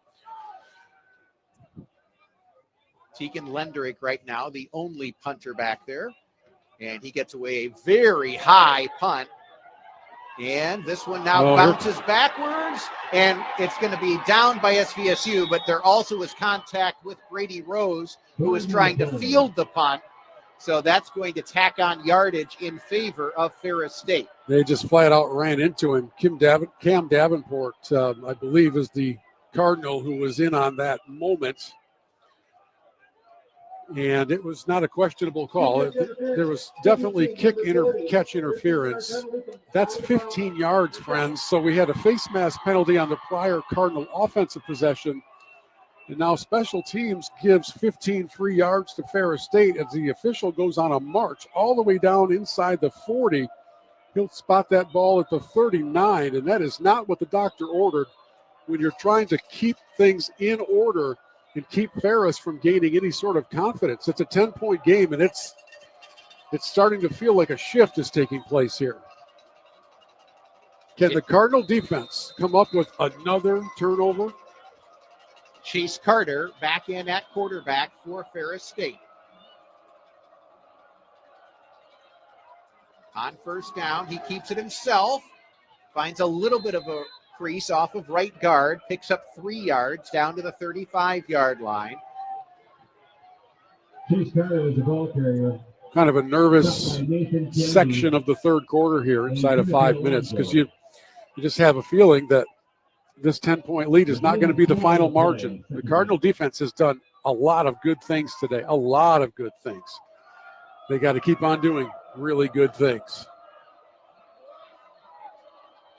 2nd and 6 coming up for Ferris. Carter brings Gulker in motion. And now they lose the football. Carter falls on it back at the 40-yard line. He had a bad exchange with Tariq Brett. And fortunately for Ferris, Carter recognized it and then just pounced on the loose football. That ball sat there for what seemed like a minute. It was probably a half a second. But that play was supposed to end up, according to the running back, with the quarterback keeping it. But if you ask the quarterback, Carter, he thought the running back was going to take it, and neither one of them did, which is why the ball was on the turf. And now this Cardinal crowd knows how important this 3rd and 11 play is. Probably 2-down territory if they get within 5 yards of a first down. 3rd and 11. Carter back to pass, throws it underneath. He's got a receiver who makes the catch, and he's going to be a little bit short of the line to gain. I would expect Ferris to go for it, but they do have the breeze behind them if Tony Anise wants to take 3 points. I don't think he does. Cardinals came up with one big 4th down stop in the first half. This is going to be 4th and 1 for Ferris. And we've got movement. It's a free play for Ferris. They throw it downfield. And is that caught? It is. Touchdown, Ferris State. SVSU had a player jump off sides. Ferris recognized it was a free play. Threw it down to the end zone. Great catch made down there by Ferris State. And the Bulldogs are going to be back within 1 score. As they say, in big momentum change moments, that escalated quickly, my friend. That's 2 touchdowns within the blink of an eye, and ball game is back on again. Ferris State did not get to this winning streak and to this spot of national prominence without an ability to turn it, to flip the switch, and to play to their capacity, and that's what's happened here in the last few minutes. Flag is thrown on the extra point. They'll sort that out here in a moment. But that's back-to-back touchdowns that happened all too easy for Ferris State. So the extra point did sail through. We have not gotten an explanation. We will. Personal foul. Looking at snapper. Number 94. So it's a penalty against SVSU that will be enforced on the kickoff. It is 24-21. SVSU in the lead. Ferris State will be kicking off 3:11 to play third quarter. You are listening to Saginaw Valley State University football. Heading up north, make Wilson's Cheese Shop in Pinconning your delicious pit stop, just 2 miles off I-75 in the city of Pinconning. Since 1939, we've been crafting authentic Pinconning cheese, from squeaky fresh curds to super sharp aged cheese up to 20 years. Bring the family and sample dozens of cheeses, plus gourmet spreads, jams, smoked fish, and Michigan-made wines and spirits and more. Don't forget to snap a pic with our giant Wilson's Cheese Mouse. Wilson's Cheese Shop, proudly celebrating over 85 years of cheesy tradition. Visit wilsoncheese.com, find us on Facebook, or stop in on M13 in the city of Pinconning. Want to stand out? At Saginaw Valley State University, we break the mold. With hands-on experiences, cutting-edge technology, and professors who challenge you, SVSU is where you can thrive. Discover a campus alive with energy, where Cardinals can support each other. This is your chance to make bold moves, explore new ideas, and stand out. The future is yours. Stand out and succeed at SVSU. This is Saginaw Valley State University football on WSGW. J.J. Bain, Bill Hobson back at Wick Stadium. SVSU leading 24-21. Ferris kicking off from midfield. And they do go with the squib kick. It's down on the ground. And who has recovered this one? Oh, my goodness. A squibber that went down to the 20-yard line, bounced off a Cardinal, ends up in a big scrum, but the Cardinals do recover it. That's a huge recovery. Goodness. Ferris State goes 6 plays, 65 yards, and 2:29. Then they get the ball back and go 4 plays, 39 yards in 2 minutes with back-to-back touchdown strikes. And they have come storming back in this game. The Cardinals had a big lead. Now it's down to 3. And the offense back on the field with a kind of an imperative mandate to go get some points. Cardinals will take over at their own 18-yard line. Cardinals bring 2 tight ends in motion. They'll now flip to the offensive left. They'll hand to Cornell Beard running to the left. He finds a cutback lane, and he gets out across the 20 to about the 22-yard line. Cardinals have had some success with the running back today, and that's an important carry. This is a big series of downs for SVSU because I agree with you, Bill. You'd love to get points here. You absolutely need to give your defense a chance to hit the reset button. Yeah, they've got to catch their breath, and that 3-point margin is not going to be enough. So it's definitely got to be expanded. 2nd and 6. McKenzie throws underneath. He's got a receiver who lost his footing. So Cakemeister makes the catch, but he can't pick up the first down. So it's going to be 3rd and about 3 coming up. He sort of caught that on his knees, so there really wasn't much mystery to where the play was going to be blown dead. And by the way, for whatever it's worth, right now, most of the crowd noise you're hearing is coming from the far sidelines. Is that Ferris State faithful? They have found some new life, and they are making some noise. 3rd and they're calling it 2. It's 3rd and a long 2 for SVSU. We've got a whistle. Substitution question going on here as Ferris State, very late in the game, gets to run in a fresh defensive lineman, but nobody was standing over the ball. Legal substitution. Offense. Have What? both players out in formation for longer than 3 seconds.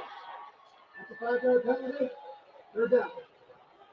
So an illegal substitution penalty, something happened with outside of a time frame. I didn't get the complete explanation. I heard him say somebody didn't do something for 3 seconds. I'm not familiar with the call that was just made. I know it just made 3rd and 2 into 3rd and 7. Wow. Inside 2 minutes to play third quarter. SVSU leading 24-21. McKenzie throwing, and it's intercepted. Oh, dear. Picked off by Ferris State. Here come the Bulldogs on the return. It is taken for a touchdown as Justin Payout made the play, and Ferris State has retaken the lead. What has just happened? I mean, this third quarter for the Cardinals feels like the first quarter did for Ferris State, except Ferris State scoring off those mistakes. There have been big penalties. There have been big moments that have killed drives. And obviously nothing kills a drive like a pick six. And suddenly the Cardinals are reeling and they find themselves trailing by 3. Wow. Extra point from Ferris is on the way, and it is good. So Ferris State is now on top, 28-24, minute 36 to play third quarter. You are listening to Saginaw Valley State University football. Looking for the best spot near SVSU for all your party needs? Jenny's Party Store on Bay Road, south of campus and north of Tittabawassee has you covered. Family owned and operated, Jenny's has it all. Specialty beer, wine, and liquor to elevate any occasion.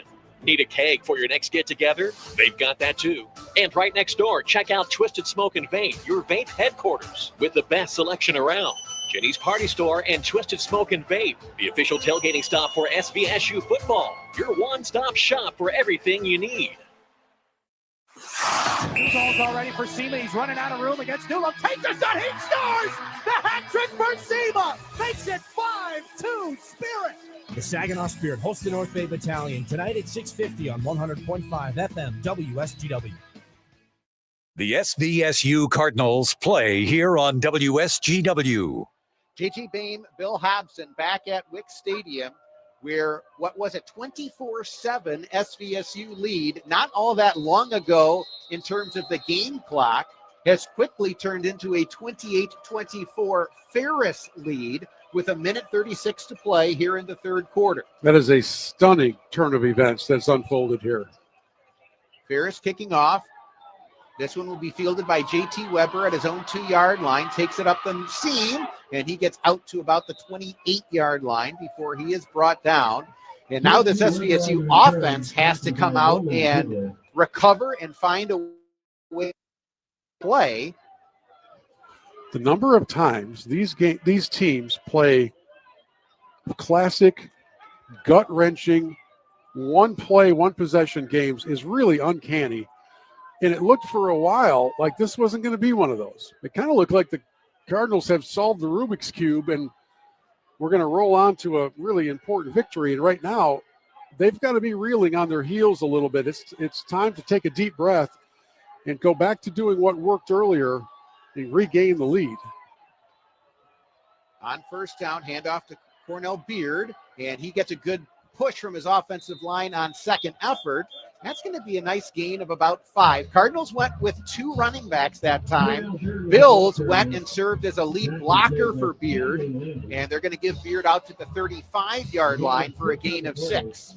Also been a very, very quiet day for Terrence Brown Jr. The Cardinals have not been able to find ways to get him the ball, as Ferris State's paying extra careful attention to the man wearing number 0.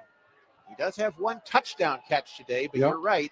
He has not had as many plays as he normally does. Here, nice pass caught by Kraft. Breaks, a man miss, gets to the outside, and is knocked out of bounds at the 47-yard line. But there's a big play from one of your senior captains, Eric Kraft, who picks up a very important first down. Made a really nice spin move after sitting down and giving Mason a good target to throw to. Quickly spun out towards the sidelines and picked up some extra yards. See, now they come in to stand over the ball to stop the Cardinals' pace, and I don't know why. Ferris State had 12 men on the field. That's partially why. I wonder if they're going to call it. Here they hand off to Beard, and he's going to lose yardage on the play. They had a player that was sprinting off the field. He did not get off the field before the snap, ran right in front of the side judge. No call. Cardinals do not need to snap it again here in the third quarter, and it does not look like that they will. So we will head to the fourth quarter. SVSU will have the football, trailing 28-24 to Ferris State. You are listening to Saginaw Valley State University football. Looking for the best spot near SVSU for all your party needs? Jenny's Party Store on Bay Road, south of campus and north of Tittabawassee has you covered. Family owned and operated, Jenny's has it all. Specialty beer, wine, and liquor to elevate any occasion. Need a keg for your next get-together? They've got that too. And right next door, check out Twisted Smoke and Vape, your vape headquarters, with the best selection around. Jenny's Party Store and Twisted Smoke and Vape, the official tailgating stop for SVSU football. Your one-stop shop for everything you need. WSGW is keeping you connected with the Great Lakes Bay region and the world. Tune in to quality local shows. Mihinte on Air, United Shades of Gray, That's What She Said, Generating Gratitude, and Hey, Great Lakes Bay. Saturday mornings until 9 and Sunday afternoons at 4, or anytime on your favorite podcasting app. Great Lakes Bay Connections. Local voices, local stories, local people. This is Saginaw Valley State University football on WSGW. J.J. Bain, Bill Hobson back at Wick Stadium, where it has become overcast. I'll say. Temperatures Oh, falling. and then there's the weather. And I was describing, yes, the sky conditions, but SVSU led at the half, then got an interception, capitalized on that for a touchdown to go up 24-7. Since then, it's been 3 consecutive touchdowns by Ferris State. They lead 28-24. One GLIAC game has gone final. Northern Michigan on the road wins in 4 overtimes at Davenport, 47-45. Cardinals, as we start the fourth quarter, facing 2nd and 11. And if there's one thing that has marked this the third quarter for the Cardinal offense, it's been negative plays, going in the wrong direction with some also untimely penalties. So let's see if they can right the ship here in the final 15 minutes and do what they had done so well for 3.5 quarters. Here they go on the swing pants to Terrence Brown, gets a nice block, turns the corner, gets out near the 45-yard line before he is finally shoved out of bounds. So the Cardinals do get Terrence Brown involved. You have to. You got to get the ball in the hands of your playmakers. Even on a simple swing pass, he's so good, so talented, so quick. He can do good things in open field, and he just showed it. Stepped out a little sooner than I had thought, so it does set up 3rd and 3. From the Ferris State 45-yard line. Cardinals with 2 receivers split wide to either side. Now Terrence Brown goes in motion to the far side. McKenzie drops back. He wants to run. He is going to be brought down behind the line.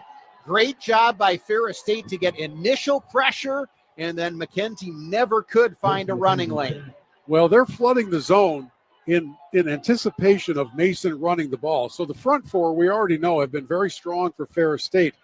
And this time, they just kept the linebackers right in that area and decided if you're going to beat us, it's going to be by throwing the ball over us. The play was a designed run for Mason, and he had nowhere to go.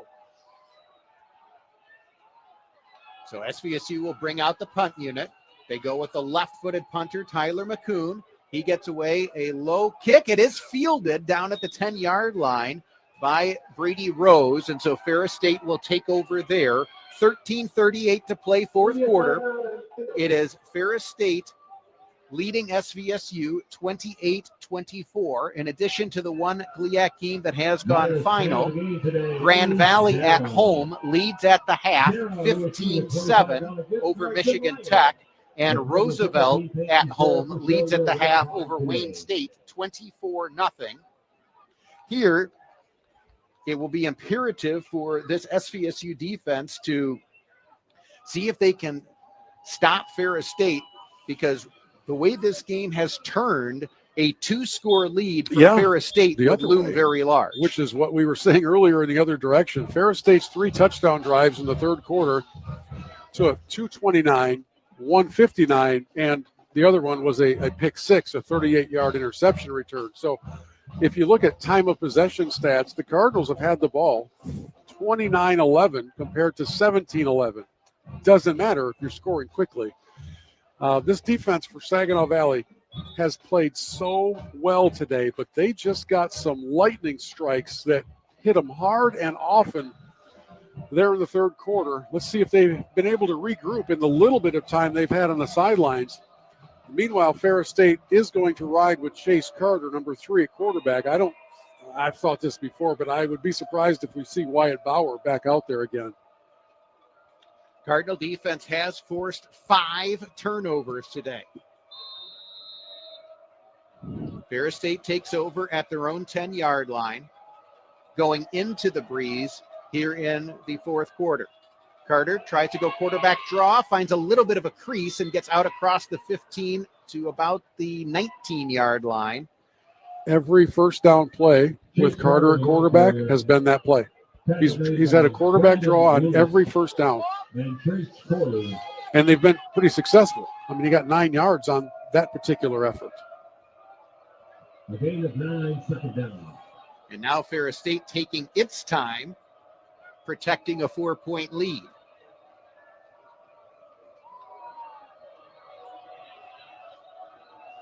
Carter all alone. 3 receivers split wide to the right with the empty set.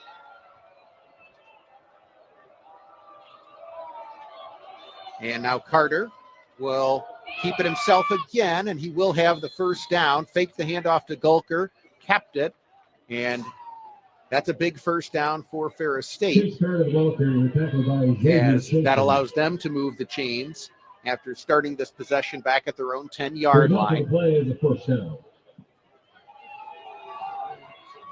There's quite a choreographed signaling effort going on the Ferris State sidelines. There are 2 decoys and 1 actual signal deliverer, and one of those guys looks like he's auditioning for the Rockettes.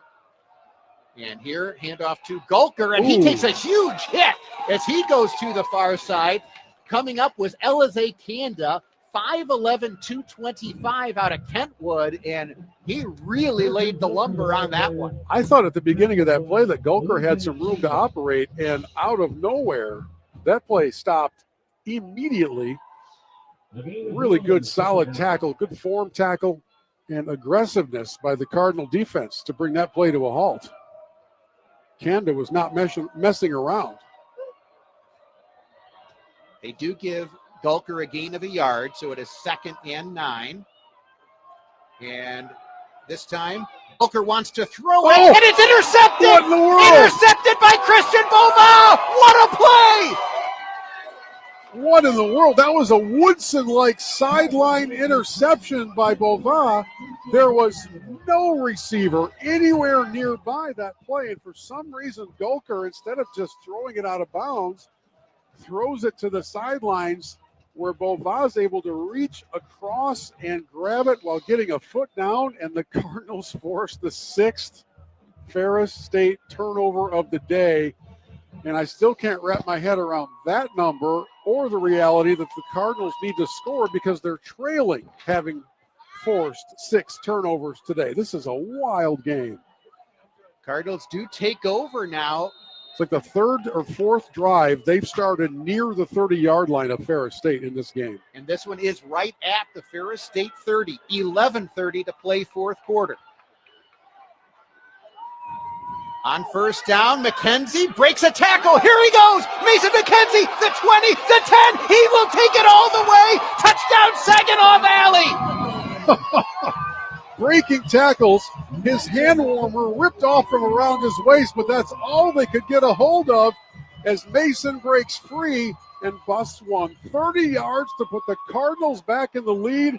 Ladies and gentlemen, don't go anywhere. This one is going to be a nail biter. We've got 11:20 left, and the Cardinals, after causing the 6th turnover of the day, just converted it on the first play. So that is the way to Yes. answer after an interception. Extra point is on the way, and it is good. So SVSU back in front, 31-28, 11:21 to play 4th quarter. You are listening to Saginaw Valley State University football. Looking for signs and graphics of all sizes? SignTech is celebrating its 35th anniversary serving the Tri-Cities. Conveniently located on Boardwalk Drive off Bay Road in Saginaw, SignTech is your go-to for custom signs for your home or business, offering indoor and outdoor signs, vehicle wraps, sign rentals, laser engraving, and even promotional products. Trust the experts at SignTech to make your message stand out. Visit signtech1.com or call 989-791-2480. That's 989-791-2480. SignTech for all your signage needs. SignTech. Imagine a place where your individuality is celebrated. At Saginaw Valley State University, we create an environment for you to stand out, whether in academics or personal growth. Supported by a caring community, SVSU is where you feel at home, where every corner holds opportunity. Discover a campus that guides your journey. SVSU, where you're not just learning, you're becoming who you're meant to be. You're listening to SVSU football on WSGW. JJ Bain, Bill Hobson back at Wick Stadium. SVSU leading number 1 Ferris State 31-28, 11-21 to play fourth quarter. JJ. Bill, last week you were telling me you have your friend who does not believe momentum in Yes. sports is a real thing. David Collins is his name. I would like to show him the tape of this game. It's crazy. And I am flashing back to 1995 when a young Bill Hobson with more hair was calling a Cardinal broadcast for a team coached by Jerry Kill at Ferris State, a snow bowl. Snow was knee-deep, at least as far as I can tell the story, as Ferris State won it on a 97-yard run in the snow, 46-42. We may be headed for a similarly dramatic outcome today because now it feels like we're in a back-and-forth mode. And the Cardinals' defense is just outperforming all expectations today. They've been fantastic. Lenderink's kick, I should say, went through the back of the end zone. There is a penalty flag right where the ball was kicked off. Is somebody offsides? That's the only thing I can think of. My goodness. So Josh Rao, who's one of the special team standouts for SVSU, was caught getting a little bit too much of a head start. They're going to re-kick it. And I was going to say, and now Ferris, rather than take it at the 30, will have SVSU re-kick. The temperature, she is a-dropping, my friend. It is no longer those temperate, nice late summer, early fall days. It's cold out there, and the ball, if Ferris State ends up needing to kick a field goal into this breeze in this cold weather, I'm going to guess it's going to deduct 10 yards from the maximum length that their kicker feels comfortable. I'm sure that's true. Cardinals are late getting out of the huddle here to come kick the ball off. The whistle is blowing like it's stuck on repeat. I actually thought they'd just start the play clock and get things going, but they do break the huddle and we don't have to hear a whistle blow anymore. So SVSU will now kick off from the 30-yard line. There was a lot of coaching conversation taking place before that huddle broke. I'm going to guess that Lenderink's going to be called on to kick this one through the end zone if he can. It's a long kick, but he's got some breeze helping. Nope. Lenderink is going to go with a high, short pooch kick. Brady Rose fields it at the 30, breaks one tackle, still on his feet, and here goes Brady Rose down the near sideline. Lenderink makes the touchdown-saving tackle inside the 30. I'm not sure why the pooch kick. That kind of confuses me a little bit. He's got the leg to put it to the end zone or at least down inside the 10-yard line and let your coverage team do its thing. And now instead, Ferris State ends up in fantastic field position, setting up at the Cardinal 23. 11-14 to go in the fourth quarter. Ferris State gets a big special teams play, and as Bill said, now takes over at the SVSU 23-yard line. I don't get that choice. It doesn't make sense. Carter, quarterback draw on first down. Every time. He is tackled this time by Bevier after a gain of about 4. Chase Carter now with 9 carries for 41 yards. And through the air, he has thrown 6 of 7 for 147. He's been a very efficient passer today. All 3 of their quick strike touchdowns, 2 of their 3 quick strike touchdowns came through the air. The other one was a pick 6 interception return. 2nd and 6. Carter keeps it himself again, looking for a running lane. Boy, good leg drive by Chase Carter to push the pile down to about the 15-yard line. He's a strong young man. He comes in at 6 foot, 200 pounds. He actually looks to me a little bit bigger than that. And if they're going to be able to move the ball with the quarterback draw, then I don't really know why you'd go away from it. Cardinals may live to regret that pooch kick because it certainly did not work well. As you said, Bill, he's got some very strong legs because that's one that I thought he was going to be stopped that closer to the 15-yard line. Instead, he's down to the 14, and it's 3rd and 1. Carter keeps it himself again, running to the far side. There's a man over there. He does turn the corner and pick up the first down. So there you get to see the speed of Chase Carter as well. Just kind of a foot race, and Brandon Lewis was the Cardinal defender trying to cut the angle and keep him short of turning the corner. Couldn't do it. And so the quarterback is proving to be pretty dangerous, just keeping the ball himself and running it. 9:30 to go in this ball game. Cardinals lead by 3. Ferris has it 1st and 10 from the SVSU 12. Carter, quarterback draw again. This time he's hit by Bovat, and he's going to be brought down right at the line of scrimmage. I'm glad to see that adjustment made. It has not been a guessing game on what is going to happen on first down with Carter. Now, obviously, it could set you up for something later, but it hasn't yet. So far, it's been a very consistent pattern. Every 1st and 10, it's been a quarterback keep. Christian Bovat, the transfer from the University of Michigan, graduate student out of Traverse City West, has played a whale of a game here on his SVSU senior day. That is officially now a tackle for loss because they're going to say Carter lost a yard. So it is 2nd and 11. Carter wants to throw, and it is caught. Touchdown, Ferris State. That was a bullet, and it was caught by Jalen Townsend. Touchdown, Ferris State. Bulldogs back on top. Kid out of Flint Beecher High School broke free on a little post slant route, and he was open, and apparently he knows how to catch a fastball. Yes. Because that one had some smoke coming out of it and was delivered with great velocity, and the Cardinals find themselves now back on the short end. Extra point is on the way and good. So Ferris leads 35-31, 8:35 to play fourth quarter. You are listening to Saginaw Valley State University football. Now, a WSGW morning team show memorable moment. A life lesson for you. Again, thanks to a listener. A young married couple moved into a new house. The next morning, the young wife saw her neighbor hanging her wash outside to dry. The young wife commented, "That laundry is not very clean. She doesn't know how to wash correctly." Her husband remained silent.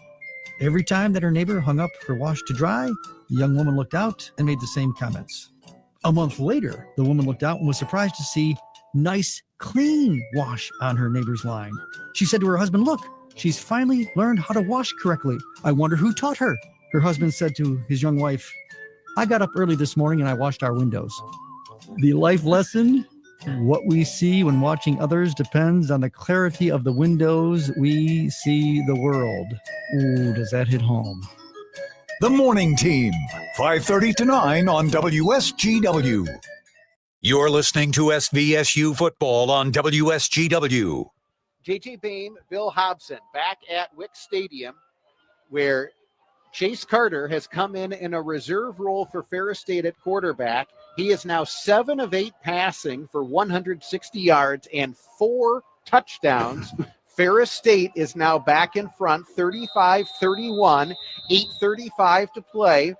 Cardinals fly from left to right here in the fourth quarter, so Ferris State is kicking into the wind. How about 4 touchdowns on a day when you've committed 6 turnovers? For Ferris State, that is quite a stat line. Fair catch called for and made by Curtis Andrews for SVSU as Ferris went with the high short kick into the wind. But they kicked it to a non-ball handler. That's the difference between what Ferris did and what SVSU did on their prior pooch kick, where they kicked it to a guy who was very accustomed to having the ball in his hands, in Brady Rose, and he showed us why you don't want to kick it to Brady Rose. So Cardinals take over now, 1st and 10 at their own 28, and we appear to be entering video game mode on this scoreboard. So let's see if the Cardinals can keep that trend rolling and regain the lead.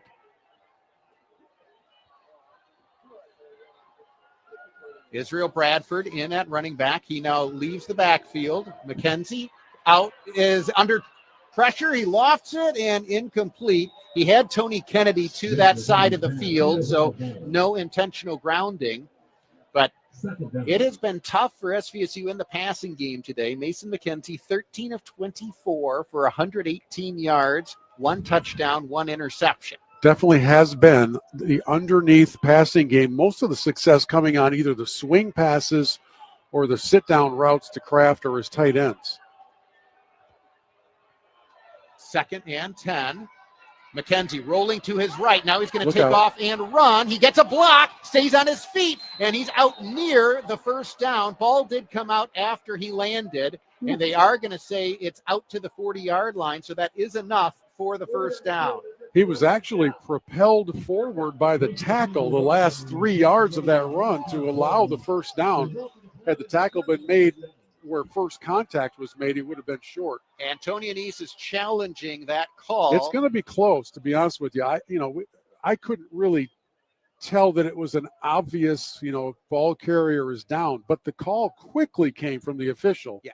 So one would think it'd be very difficult to overturn. But we've seen some strange things over the last few years in this series, last several years in this series. So we will take nothing for granted. I mean, Tony did not waste any time in throwing that challenge flag. It's not like in big-time football at the NFL level or at the D1 Power 5 conferences, you have coaches upstairs who are looking at the replay instantly, and they can call down to the sidelines, and you can take until the next snap to make your decision. Tony didn't wait 10 seconds before he threw that flag out. So I'll be very curious to see how this comes out. And I kind of wish we had a replay monitor up here. Can you arrange for that maybe for next year? I'll see what I can do. I will tell you that there's two things. So it's also got to be clear that the ball came out first. Yeah. And this is what you and I talk about all the time, that, this is not the same as what you may be used to watching at home on television, where you get a chance to see it from a whole bunch of different angles. We just saw it on the scoreboard replay. It's a pretty decent look, and it clearly the ground caused the fumble. I saw the elbow hit first. Everybody on Ferris State's team is pointing in their direction, but they're not looking at the scoreboard. So they're basing that on best wishes, I think. I would be very surprised if this was overturned. Now, again, it's a long way away, but based on what I just saw, it sure looked to my eye as though the elbow hits first. Yeah. And if the elbow hits and then the ball comes out, well, the play is dead once that elbow hits the turf. The elbow is the same as a knee. Yes, and the ball is not allowed to cause the fumble. The ground is not allowed to cause the fumble because the ball carrier would be down at that point. So it's taking longer than I had anticipated. It seems like a real quick turnaround. He's now emerging from the magic tent, where I think there's just an iPad on a card table, and I don't really know why the. Oh my word!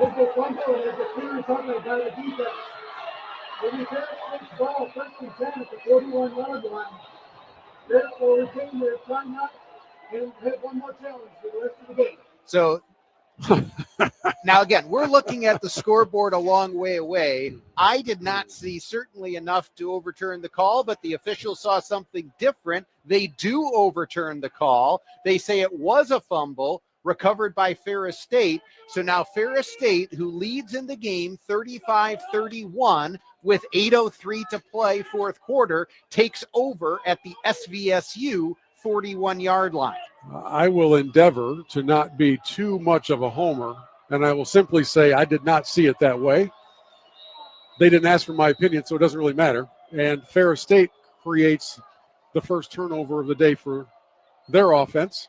They lead by 4, and this is a crucial stop moment for this defense of the Cardinals. And now Carson Gulker, no, that is Chase Carter, back in at quarterback. He's hit, but gets away from the first man. Now he's going to take off and run. And he is brought down right at the sticks.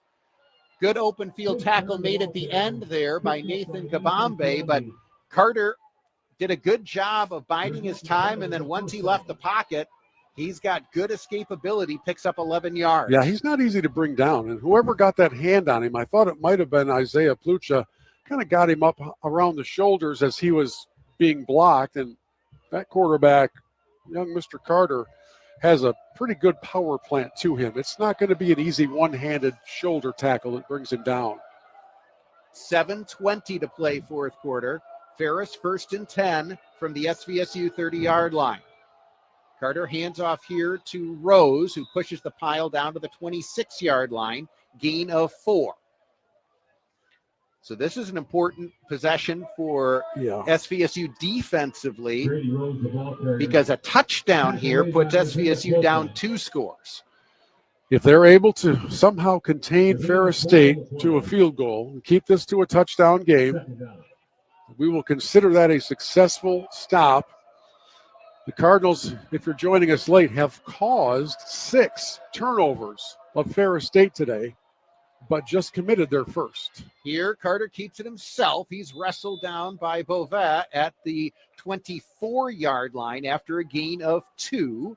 Carter covering up with both hands. I mean, it's clear that the message has gotten through to him after his teammate Wyatt Bauer, who was the starting quarterback, was on the delivery end of 5 of those turnovers for the Cardinals today. This is a massively important third down play now as we hit the 6-minute mark. 3rd and 4 for Ferris State. Carter drops back to pass, throws to the far side. He's got a receiver over there, and that will be enough for the first down as Tariq Brett leaked out to the right flat. He went in motion and nobody went with it. Yeah. He was all alone on the right side, and it was as easy as a handoff, that pitch and catch, to move the chains. So Ferris State now is going to have first down in the red zone. They'll spot it at the 18-yard line. Clock ticking, approaching 5.5 minutes to play. Ferris State leading Saginaw Valley 35-31.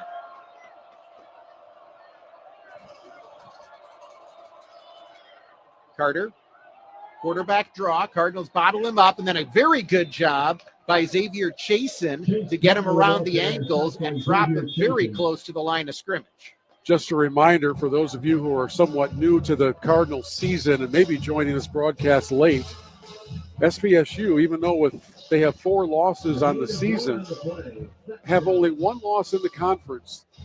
And if they win today and win next week, they win the GLIAC conference title and are in the playoffs. That's why this game is extra important. It's already a rivalry game, but it's extra important because it keeps their title hopes alive.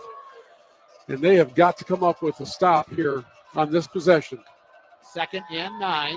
Carter pitches it to the near side, and a great job to fight through a block and make the tackle. Sean Hodges, maybe a yard on the play for Ferris State. So we come down now to a 3rd and 9 or 10 yards to go. And by the way, a field goal from here, which would be in that 36, 37-yard, maybe 35-yard range, will be attempted, if it is, into a pretty stiff breeze. So that's not a gimme. This defense has got to come up big. They've done it frequently throughout the day, having caused 6 turnovers. Now they just need to come up with a stop. 3rd and 8. Carter sent Brett in motion, and now Tony Anise comes and finds the official on the far side and calls timeout. Stops the clock with 3:53 to play, 4th quarter. This could be the ball game play right here. I mean, that's why Tony's burning a timeout. He understands that a field goal does not seal this thing. A touchdown makes it really, really tough for SVSU. Cardinals do still have 2 timeouts remaining, but if Ferris gets a touchdown, you'd need to score twice in less than 4 minutes. 331 total yards for Ferris State, 284 for the Cardinals. Ferris is normally averaging 200 yards more than that on the season. They average 531. Today has been a very unusual game, and yet another in the classic matchups between these two schools. 1 year ago in Big Rapids was a classic. It was a 1-possession game. Today is certainly leaning in that direction. And the last time these two teams met here at SVSU was all the way back in the 2022 season. Wow. Because of the way that the schedule flipped. And that was one where SVSU was leading in the 4th quarter, but Cardinals were called for 2 unsportsmanlike conduct penalties on the same drive. Nice. And that allowed Ferris to eventually win that game. Now the SVSU crowd sideline, everybody on their feet, understanding Cardinals need to stop here on 3rd and 9. Carter rolling to his right, rolling, throws it, and it is incomplete. So the Cardinals do come up with the stop on 3rd and long. Now, will Ferris State go for the field goal? I don't see them bringing a special teams unit on the field. I find that, here they come now. I was like, that you got to be kidding me. I mean, you can be a riverboat gambler, but there's common sense, and they are indeed looking in that direction. Although I would advise the Cardinals be very wary of any sort of trickeration taking place. The holder is a young man used to handling the ball. That's Brady Rose, who had a big kick return earlier. So this will be a 34-yard attempt for Eddie Jewett, the Ferris place kicker. Kick is on the way, and he the wind. That held up there forever. And Ferris goes on top 38-31. 3 minutes, 45 seconds to play fourth quarter. You are listening to Saginaw Valley State University football.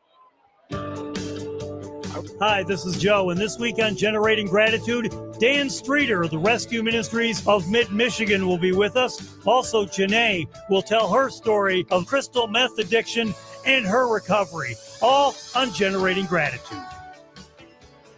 Generating Gratitude, Saturday mornings at 7 and Sunday evenings at 5 on WSGW and online at WSGW.com.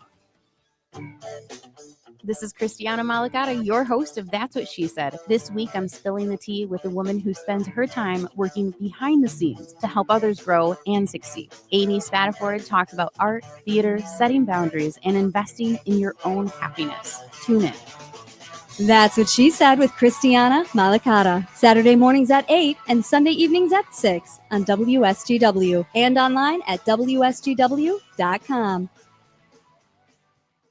Broadcasting from the Stormmaster Exterior Studios, WSGW, Saginaw, Bay City, Midland, WSGW-FM, Carlton. J.J. Bain, Bill Hobson back at Wick Stadium, where SVSU calls for a fair catch on the high, short kickoff. Ty Robertson falls on it at about the 23-yard line. And so, Bill, if you'd have told SVSU coming into this game, you're going to take over trailing by a touchdown against the number one team in the country, the defending national champs, 3:44, you got 2 timeouts. Look, you're going to take it, but now you've got to go out and deliver. Yeah, you can't dwell on the fact that you had a 24-7 lead. You have to dwell on where you are right now and make the big plays and try to force this thing to get into overtime. On first down, McKenzie hands to Beard, running to the right side, running hard. Does get out to about the 30, maybe the 31-yard line. Also keep in mind, not to dwell on this, but the Cardinals have turned the ball over twice in this half. One was a pick six, and the other was a fumble on their prior possession.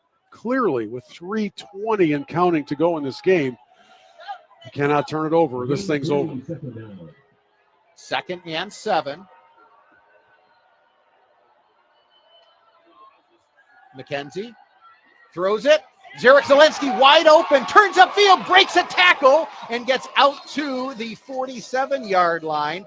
Now, this one I did clearly see that the ground caused the fumble. Yeah, there should not be too much mystery over that, but it came out late. But he was up pointing to the ground right away. I'm going to recommend they just not take any chances, go ahead and carry it all the way through the whistle. Big first down there. All the way out now to their own 48-yard line. McKenzie looking, throws it back to the near side, caught by Zielinski again, breaks a tackle again, has the first down again. Same spot. Oh, McKenzie's initial desire was to go to the left side to Eric Kraft. He really did a solid job of working through the progression of receivers from left all the way back to the right. And Zielinski basically caught that ball in the same spot he did on the prior play. That's 2 passes to Zarek and 2 first downs for the Cardinals. SVSU all the way down now to the Ferris 38-yard line, looking for the tying touchdown. Hand off to Beard. Nice running lane up the middle. He's got some room. Here goes Cardinal Beard inside the 20 before he's finally knocked out of bounds. Wow. That's not a bad way to get to the 2-minute warning or timeout. There is a red flag down on the field. Why is there a red flag on the field? Well, the official only announced the 2-minute timeout, so we will see what that means. It should be SVSU football, 1st and 10 in the red zone when we return. SVSU trailing Ferris, 38-31. You are listening to Saginaw Valley State University football.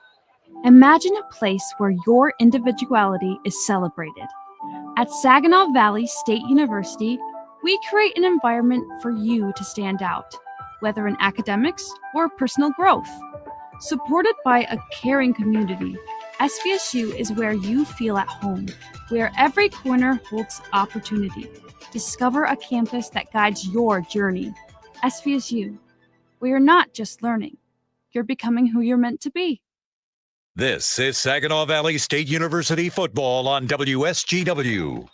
JJ Boehm, Bill Hobson back at Wick Stadium, where SVSU trails Ferris 38-31, but the Cardinals have the football with 2 minutes to play. It will be 1st and 10 from the Ferris 18-yard line. And that mystery red flag was just a towel that had been taken off of somebody's waist, so nothing to worry about there as the Cardinals go back to work. 3 receivers split wide to the left. McKenzie drops back to pass. He's under pressure. He's going to throw over the middle. He's got a man open. It's caught. Zarek Zelensky. Touchdown, Saginaw Valley. That was a really good throw, and it looked for a moment like it might not get there before the defender did, but it did. Zarek was so key on that possession with 3 big receptions, and now comes a very important extra point. And if I'm going to draw on anything that gives me concern is that they may have left too much time on the clock. But you take points when you can get them in this video game environment that we've seen develop since the middle of the third quarter. And now the Cardinals with a chance to tie it on this extra point. Kick is on the way, and it is good. We are tied 38-38, a minute 55 to play. You are listening to Saginaw Valley State University football. News coverage. As many as 800 people are feared dead in a deadly earthquake in eastern Afghanistan. The Trump administration is looking to step up immigration enforcement in cities around the U.S. Chicago is a hellhole right now. Well, it's an invasion with U.S. troops. News. Gretchen Whitmer has scheduled a special election to fill the 35th district Senate. Mike Pacigalupo entering a plea in the federal wire fraud case. News coverage on WSGW.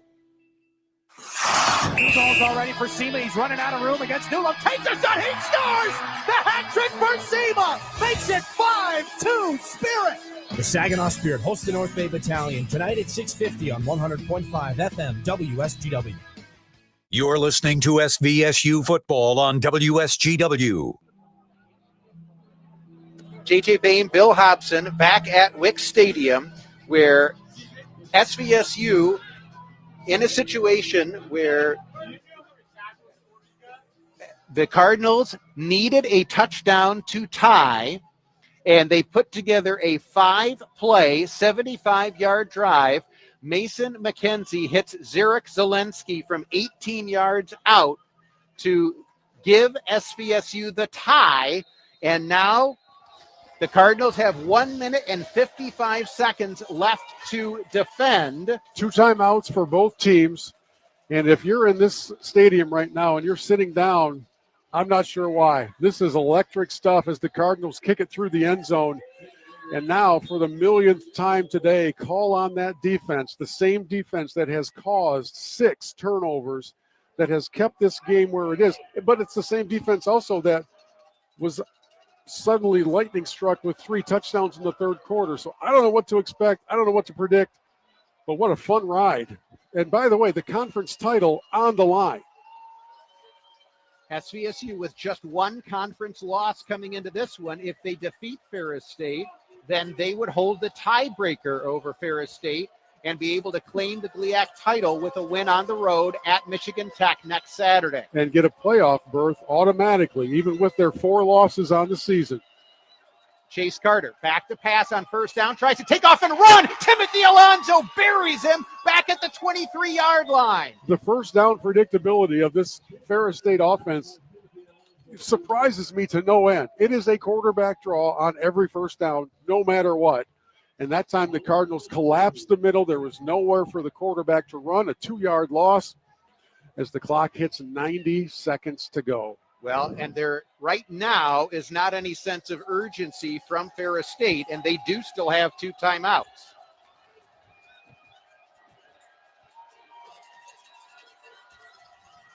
Here, handoff to Brady Rose going to the far side. Boyved knocks him out of bounds. Where do they spot him? At the 31-yard line.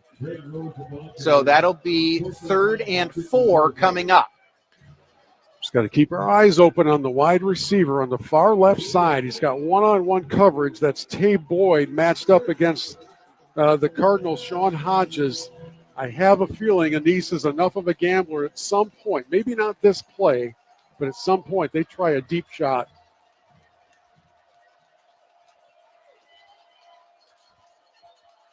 Carter brings Rose in motion. 5 seconds left on the play clock. Carter hands it to Gulker, and he's got the first down. Gets just across the 35-yard line. That's what Ferris State needed. But once this ball is marked ready for play, the clock will begin to run again. And again, Ferris is moving into the wind, and it is a substantial wind. I don't think a field goal of much more than 40 yards is going to have a great chance. Inside 1 minute to play, tied at 38. Carter, play action. Now he's going to fire it deep downfield into coverage. Incomplete. Brandon Lewis did a great job on that play. Ball really held up in the wind, and Ferris wants a flag. They're not going to get it. I'm glad and surprised because that ball did hang up enough that it was underthrown. Now, had the receiver, Tarek Brett, made a bigger effort to come back for it, probably going to be a problem for the Cardinals, but he really didn't. And actually, if Brandon Lewis had been able to turn around, he probably has a good chance of catching that ball. It's hard to throw a deep ball in this breeze. It's hard to kick a field goal in this breeze, and the Cardinals can use that to their advantage. 2nd and 10. Carter, quarterback draw, hit by Robertson, and he's going to be brought down right at the line of scrimmage. Really good job by that front line of the Cardinal defense. I'm waiting to see whether Ferris is thinking about timeouts. They don't appear to be doing that. It's 3rd and 10. A little surprised by their lack of urgency. I am too, but maybe they like their chances in overtime, but if so, they've only got to snap it one more time. And I think at this point, the Cardinals would take overtime, given everything that's happened in this second half. There's 12 seconds left, folks. Unless a disaster strikes, we're going to overtime. Carter does drop back to pass. He's going to heave it. He does fire it deep downfield, and it is caught down at the 20-yard line, but that's the final play of regulation. Oh, my goodness. So it is caught down there by Timothy Ormond, but that's the end of regulation. Better that that's caught than that an interference call was made, which would be a free down. Well, now they're saying there is 1 second left on the clock. What? Oh, I can't believe this. The clock was at zeros while the play was still going on. There's not a second left on the clock. Wow. Why does it never fail in this game to have something like this happen? Why every year? Why does it always happen? There was no time left on the clock. And it wasn't close. No, it wasn't close. I don't think you can challenge it. Coach Brady is asking, what in the world's going on? He does have 2 timeouts. If this can be challenged, he has the ability to challenge. I don't know if it can be challenged under the Division II rules. You've got to be kidding me. And from here, you are looking at a 40-yard field goal into the breeze. And in the history of this matchup, we have seen some bizarre things transpire, and we are just looking at another bizarre thing transpiring They have given Ferris State a free play at the end of this game and a chance to win it. Unreal. This is going to be a 39-yard attempt from the right hash. Kick is on the way. Whistles were blowing. Yep, it is a timeout first. So SVSU got the timeout called right before the kick went up. It did go through. JJ, I grew up in the era of the Pistons and the Celtics, and every time there was a game at the Boston Garden, something happened that just defied logic, and I feel like that's sort of the same template that overlays Ferris State and playing Saginaw Valley. Last year, it was horrendous pass interference calls at key times, and here today, Spartan Bob is apparently keeping track of time and gives Ferris State a free play when one is not deserved. Correct. That's the bottom line. It's not even borderline. I cannot believe that just happened.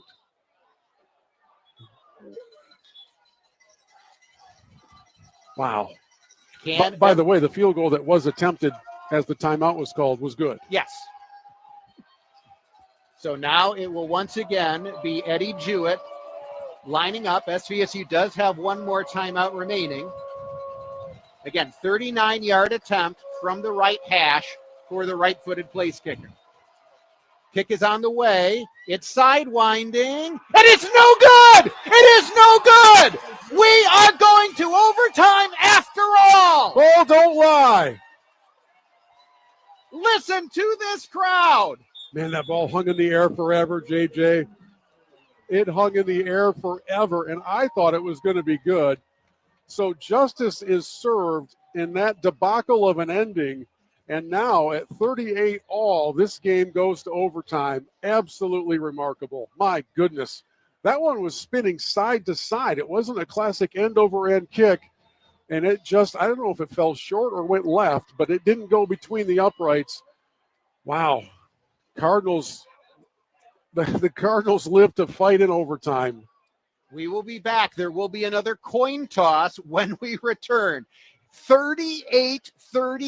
GLIAC title on the line. We are going to overtime. You are listening to Saginaw Valley State University football. In Old Town Saginaw, there's a pizza place folks can't stop talking about, Old World Pizzeria. Founded by folks who grew up right here in Saginaw, every pizza made from scratch every day with 3-day fermented dough, unbleached flour, imported ingredients. It's about simplicity, craft, and passion. But best of all, it's for everyone. Neighbors, food lovers, folks who just want something real and good. Old World Pizzeria, your community, your pizza. This is Eric Shevchenko of Old World Pizzeria in Old Town Saginaw. Come on down and get a slice. Step up to the plate at Curveball Collectibles in Saginaw, your ultimate card shop for sports legends and Pokemon masters. Pikachu. From Hall of Fame rookies to Charizards with heat, we've got the cards that keep the game going strong. Buy, sell, trade, and score big, whether you're chasing stats or catching them all. Stop in today at 166 North Center Road in Saginaw or find us on Facebook at Curveball Collectibles, Saginaw Township. Curveball Collectibles, your home field for trading card greats. You're listening to SVSU football on WSGW. JJ Boehm, Bill Hobson, back in yet another storybook saga.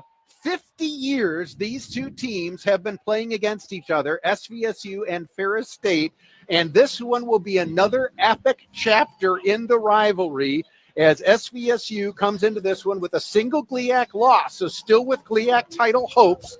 And they have now forced overtime against Ferris State, the defending national champs, current number one team in the country. And it's Christian Boyvet, already our Meyer player of the game. And it is going to be Brady Rose for Ferris State, single captains out there for the coin flip. Usually in overtime, if given the option, you want to be on offense second. Correct. So that you know what you have to do to respond to whatever happened on that first possession.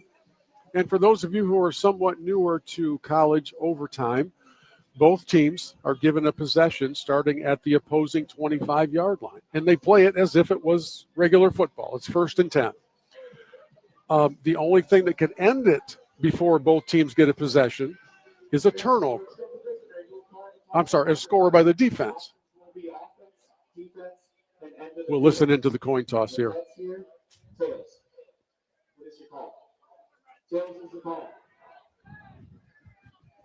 You see it's ahead.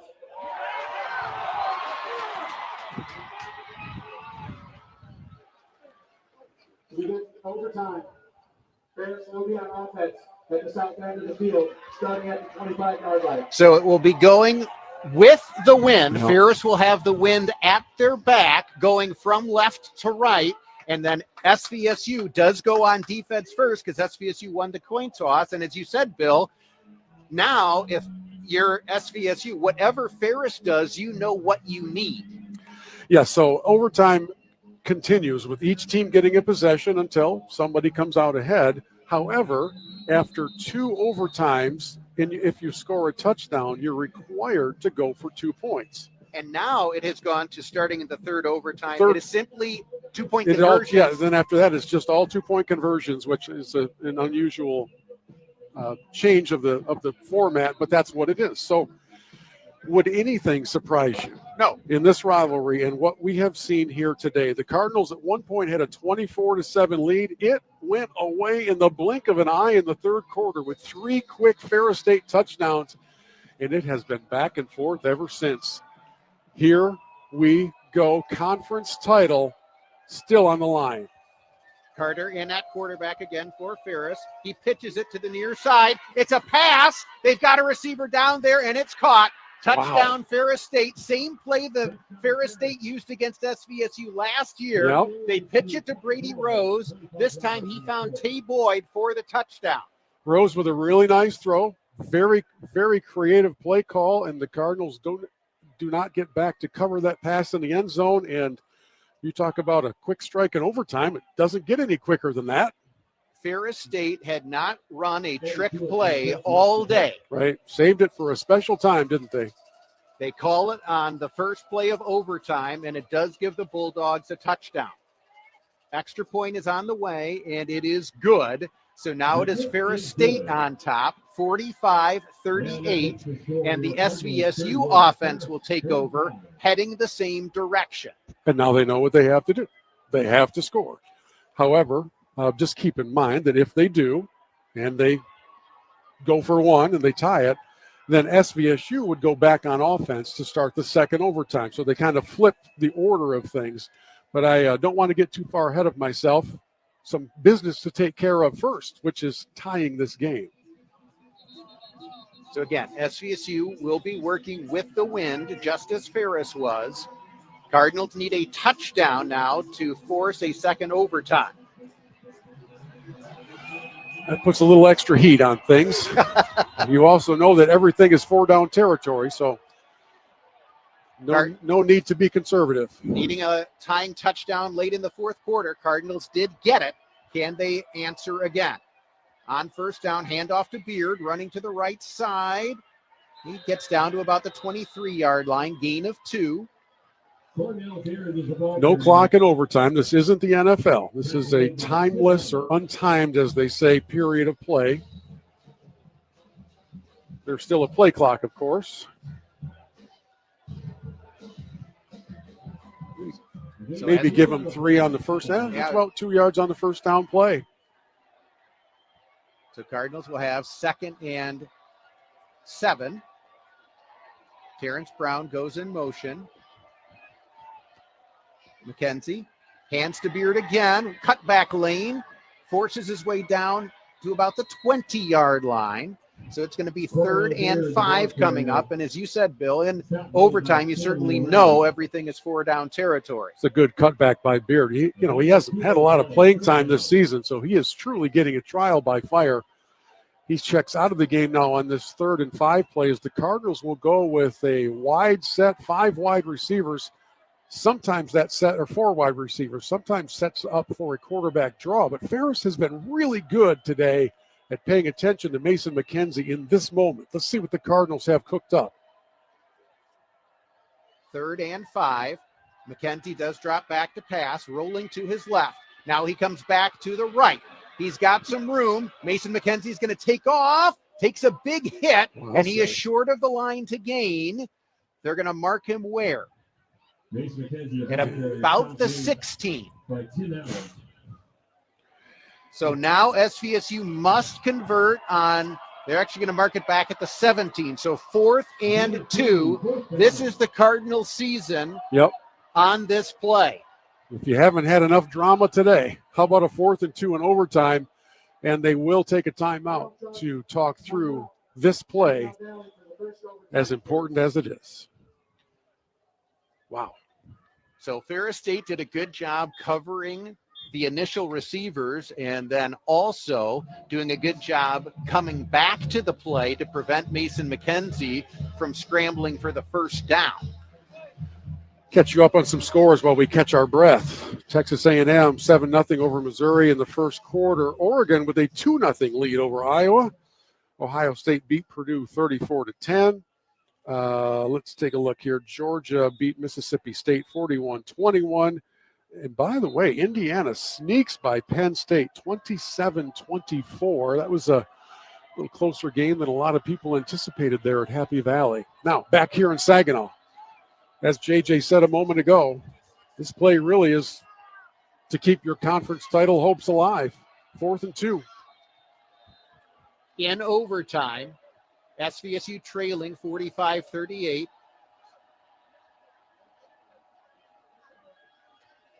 McKenzie drops back to pass, throws over the middle, and it is caught. What a grab by Eric Kraft, the senior captain, to pick up the first down. That is a gutsy play call and a really good catch by Kraft. He was covered. I mean, he was covered closely.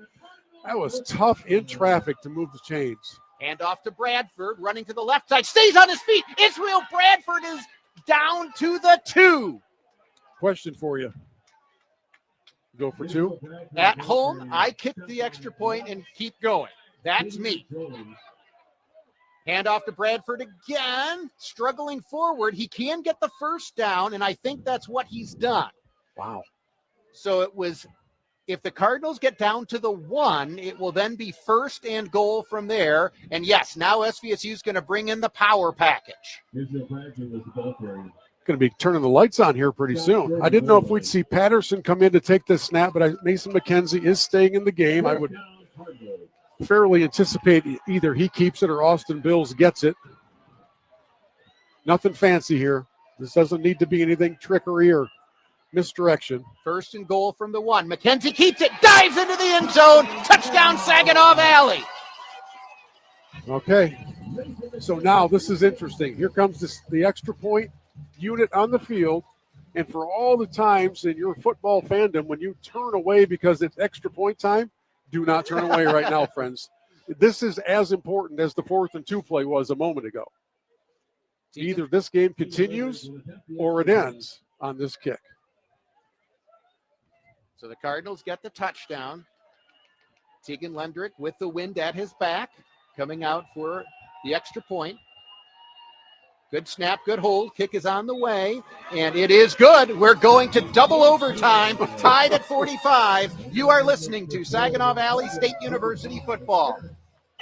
Looking for the best spot near SVSU for all your party needs? Jenny's Party Store on Bay Road, south of campus and north of Tittabawassee has you covered. Family owned and operated, Jenny's has it all. Specialty beer, wine, and liquor to elevate any occasion. Need a keg for your next get-together? They've got that too. And right next door, check out Twisted Smoke and Vape, your vape headquarters, with the best selection around. Jenny's Party Store and Twisted Smoke and Vape, the official tailgating stop for SVSU football. Your one-stop shop for everything you need. The Cardinals of SVSU fly on WSGW. JJ Bain, Bill Hobson back at Wick Stadium, where SVSU gets the huge conversion on 4th and 2. Eric Kraft, the senior wideout out of Waterford Kettering on his senior day, comes up with the catch. And then Mason McKenzie runs it in for his 3rd rushing touchdown of the game now. And we will head to the other end of the field. And now it will be SVSU going into the wind on offense for the 2nd overtime. Got a message a moment ago from former Cardinal running back Timmy Nealon. Says he's listening into the broadcast, and there are a lot of you over in Big Rapids probably watching on Flow Sports. Welcome aboard to another epic contest between these two rivals. They have played for 50 straight years. Is that the deal? Correct. And man, so many of them have been the down to the wire, memory making forever showdowns. This one was so much on the line now in double overtime. Cardinals back on offense on first down. Handoff to Bradford. Stutter steps his way. Gets down to about the 22-yard line for a gain of 3. A little bit late to recognize the crease that had developed on his cut back to the right. So a 2 or 3 yard pickup is what Bradford ends up with. Yeah, they'll spot him at the 23, so just a gain of 2. Everybody's standing here now. Everybody's standing. 3 receivers split wide to the right on 2nd and 8. Blitz coming. McKenzie sees it, trying to step up, throws a jump pass. It's incomplete. He was looking for Eric Kraft, and good job by Ferris to stay right there and break up the pass. So now it's going to be 3rd and 8. And again, as we saw at the end of regulation, any field goal going in this direction is going to be tough. Very, very tough. In the first overtime, Ferris ran one play. It was a trick play, halfback option for a touchdown. Cardinals had to work at it a little bit harder here. Now coming out on 3rd and 8. You'd like to see it get at least 3 or 4 yards closer if a field goal is going to be the outcome of this possession. 3rd and 8 from the Ferris 23. They go with the handoff, running to the left side and get just down inside the 20. So Israel Bradford on the carry. And we'll see if SVSU does bring out the field goal unit. They will. You kind of have to. I don't know that you have a lot of common sense options. It's 4th and a good 5 yards to go. So you got to come away with something. And this is as good a chance to do that as any from 37 yards. The Lendering family right in front of our broadcast position. You'll be able to hear from them here the outcome of this kick. From the left hash for the right-footed place kicker. Good snap, good hold. Kick from Lenderick has plenty of distance, but it is no good. Wide to the left. Boy, I thought he had it. And so now Ferris State takes over. Any points for Ferris State, and the Bulldogs win this game. Tough direction in which to kick. Always so hard to judge the accuracy of a field goal from the side angle like we have. I thought it was right down the middle, to be honest with you. Okay. So now SVSU, the defense has played stellar today, forcing 6 turnovers. Now they need to prevent Ferris from scoring as they go to work in double overtime. Handoff up the middle. This is going to go for a gain of about 5. Good push by the Ferris offensive line after the handoff to Tariq Brett. One of the few times it hasn't been a quarterback keep on first down. Man, what a home season finale this is. And what a huge moment for this defense. And here, Carter rolling to his right. He's going to run. And he got the corner, and he has the first down. Snuck out around the corner, ran away from Ty Robertson, who thought he may have had the angle on Carter, but just couldn't quite catch up to him. And now this becomes a very dire situation for the Cardinals in double overtime. A field goal is well within reach. On a day where you've caused 6 turnovers, can you cause one more? I would be very surprised if Ferris does anything but plow ahead plays, protect the football with both hands. Yep. Carter on the quarterback draw is tripped up by Robertson for a loss. Literally tripped.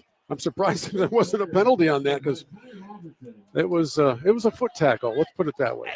He hit him initially with the shoulder pads and arms, but then as he was going to the ground, as you said, he stuck out that right leg, and it was that right leg that ultimately completed the tackle.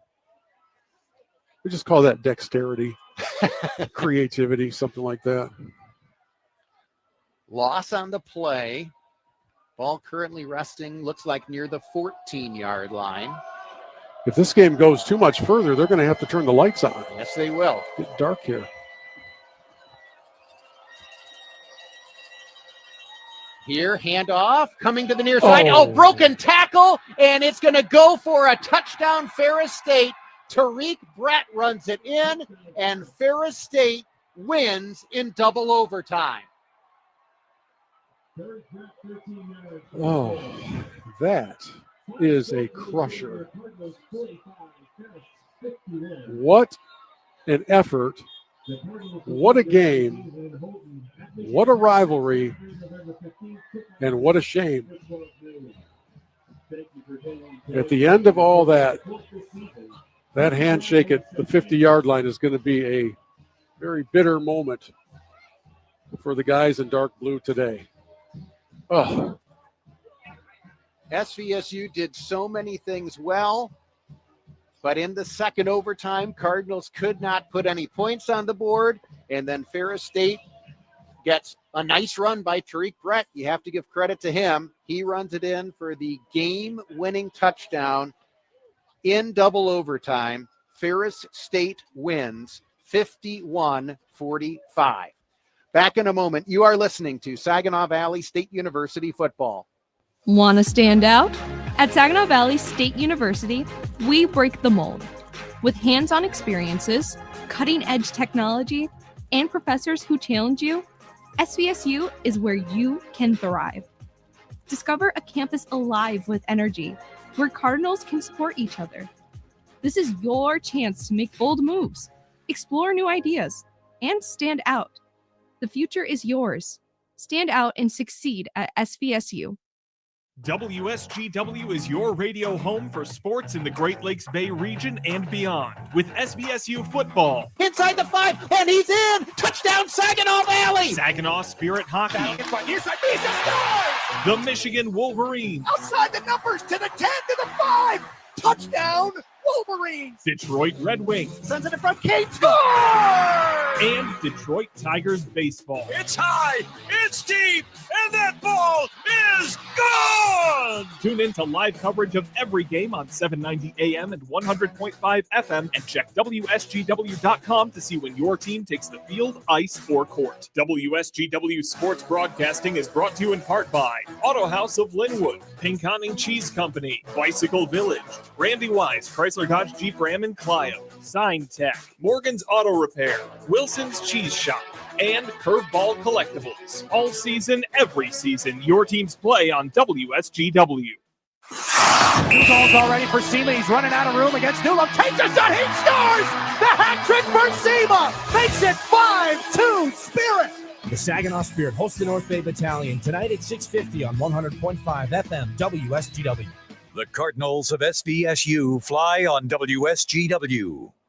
J.J. Boehm, Bill Hobson at a dejected Wick Stadium for the home crowd as the Cardinals, playing for the GLIAC title against the defending national champs, the number one team in the nation, Ferris State, come up short, losing in double overtime, 51-45. Cardinals did so many things well in this game. Cardinals showed a lot of resiliency as they were able to go and get the tying touchdown late in regulation. They got the tying touchdown in the first overtime, but in the second overtime, Cardinals had to settle for the field goal try. That was no good. And then Ferris State got the touchdown as they're able to win 51-45 over Saginaw Valley.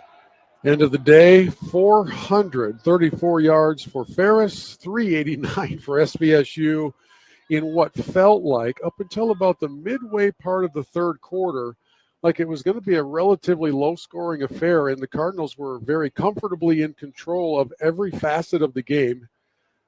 Let's not forget, when you look back on this game, the Cardinals created 6 Ferris State turnovers. You don't win one game out of 50 when you commit 6 turnovers. Yep. But this rivalry is always different than everything else. All of the trends and statistics and the patterns and the things that just can't happen, they happen in this game. They happened today.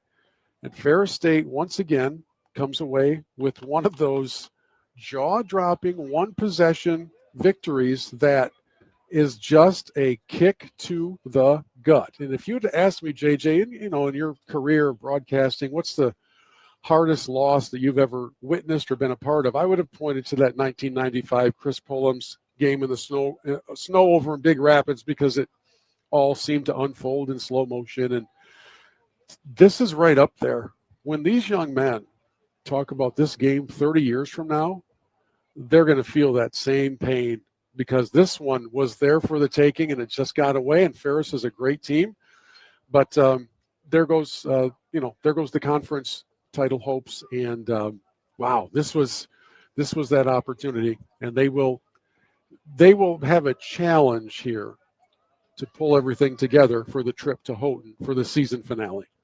That is where SVSU will play next Saturday for what we now know will be the final game of the 2025 campaign. Right now, Grand Valley leading Michigan Tech 18-7. Grand Valley at home in that game.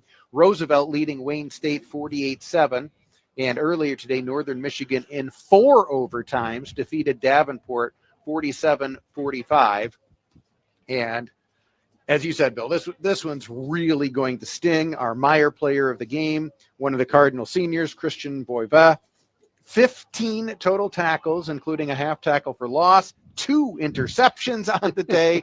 He had 2 of the 6 turnovers that SVSU forced. You also got to give a lot of credit to Trace Corlew, the true freshman out of Gladwin, who pressed into service because of all the injuries in the secondary. He gets the start today. He had 2 interceptions, or he had an interception and a fumble recovery. Yep. So he was part of 2 turnovers.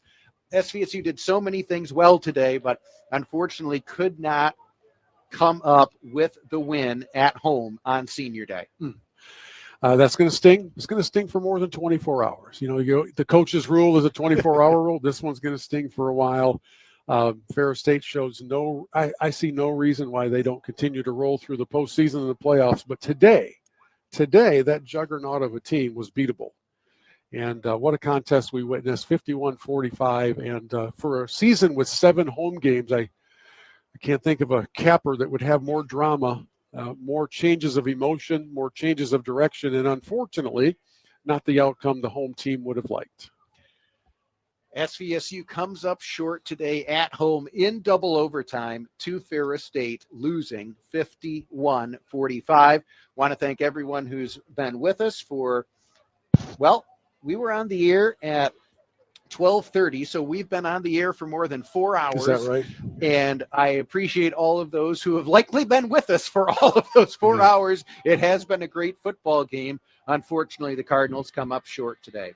So for Matt Lester back at our WSGW FM studios and my broadcast partner, Bill Hobson, this is JJ Boehm saying so long. We thank you for listening to Saginaw Valley State University football. This has been Saginaw Valley State University football on WSGW. This game was brought to you by Auto House of Linwood, Bicycle Village, Euclid Avenue Coins, Morgan's Auto Repair, Curveball Collectibles, Wilson's Cheese Shop, Randy Wise Chrysler Dodge Jeep Ram in Clio, Romero Meat Market, Jenny's Party Store, Michigan Heroes Museum, and Sign Tech. SVSU Cardinals football is played here. Now we return to regular programming on WSGW.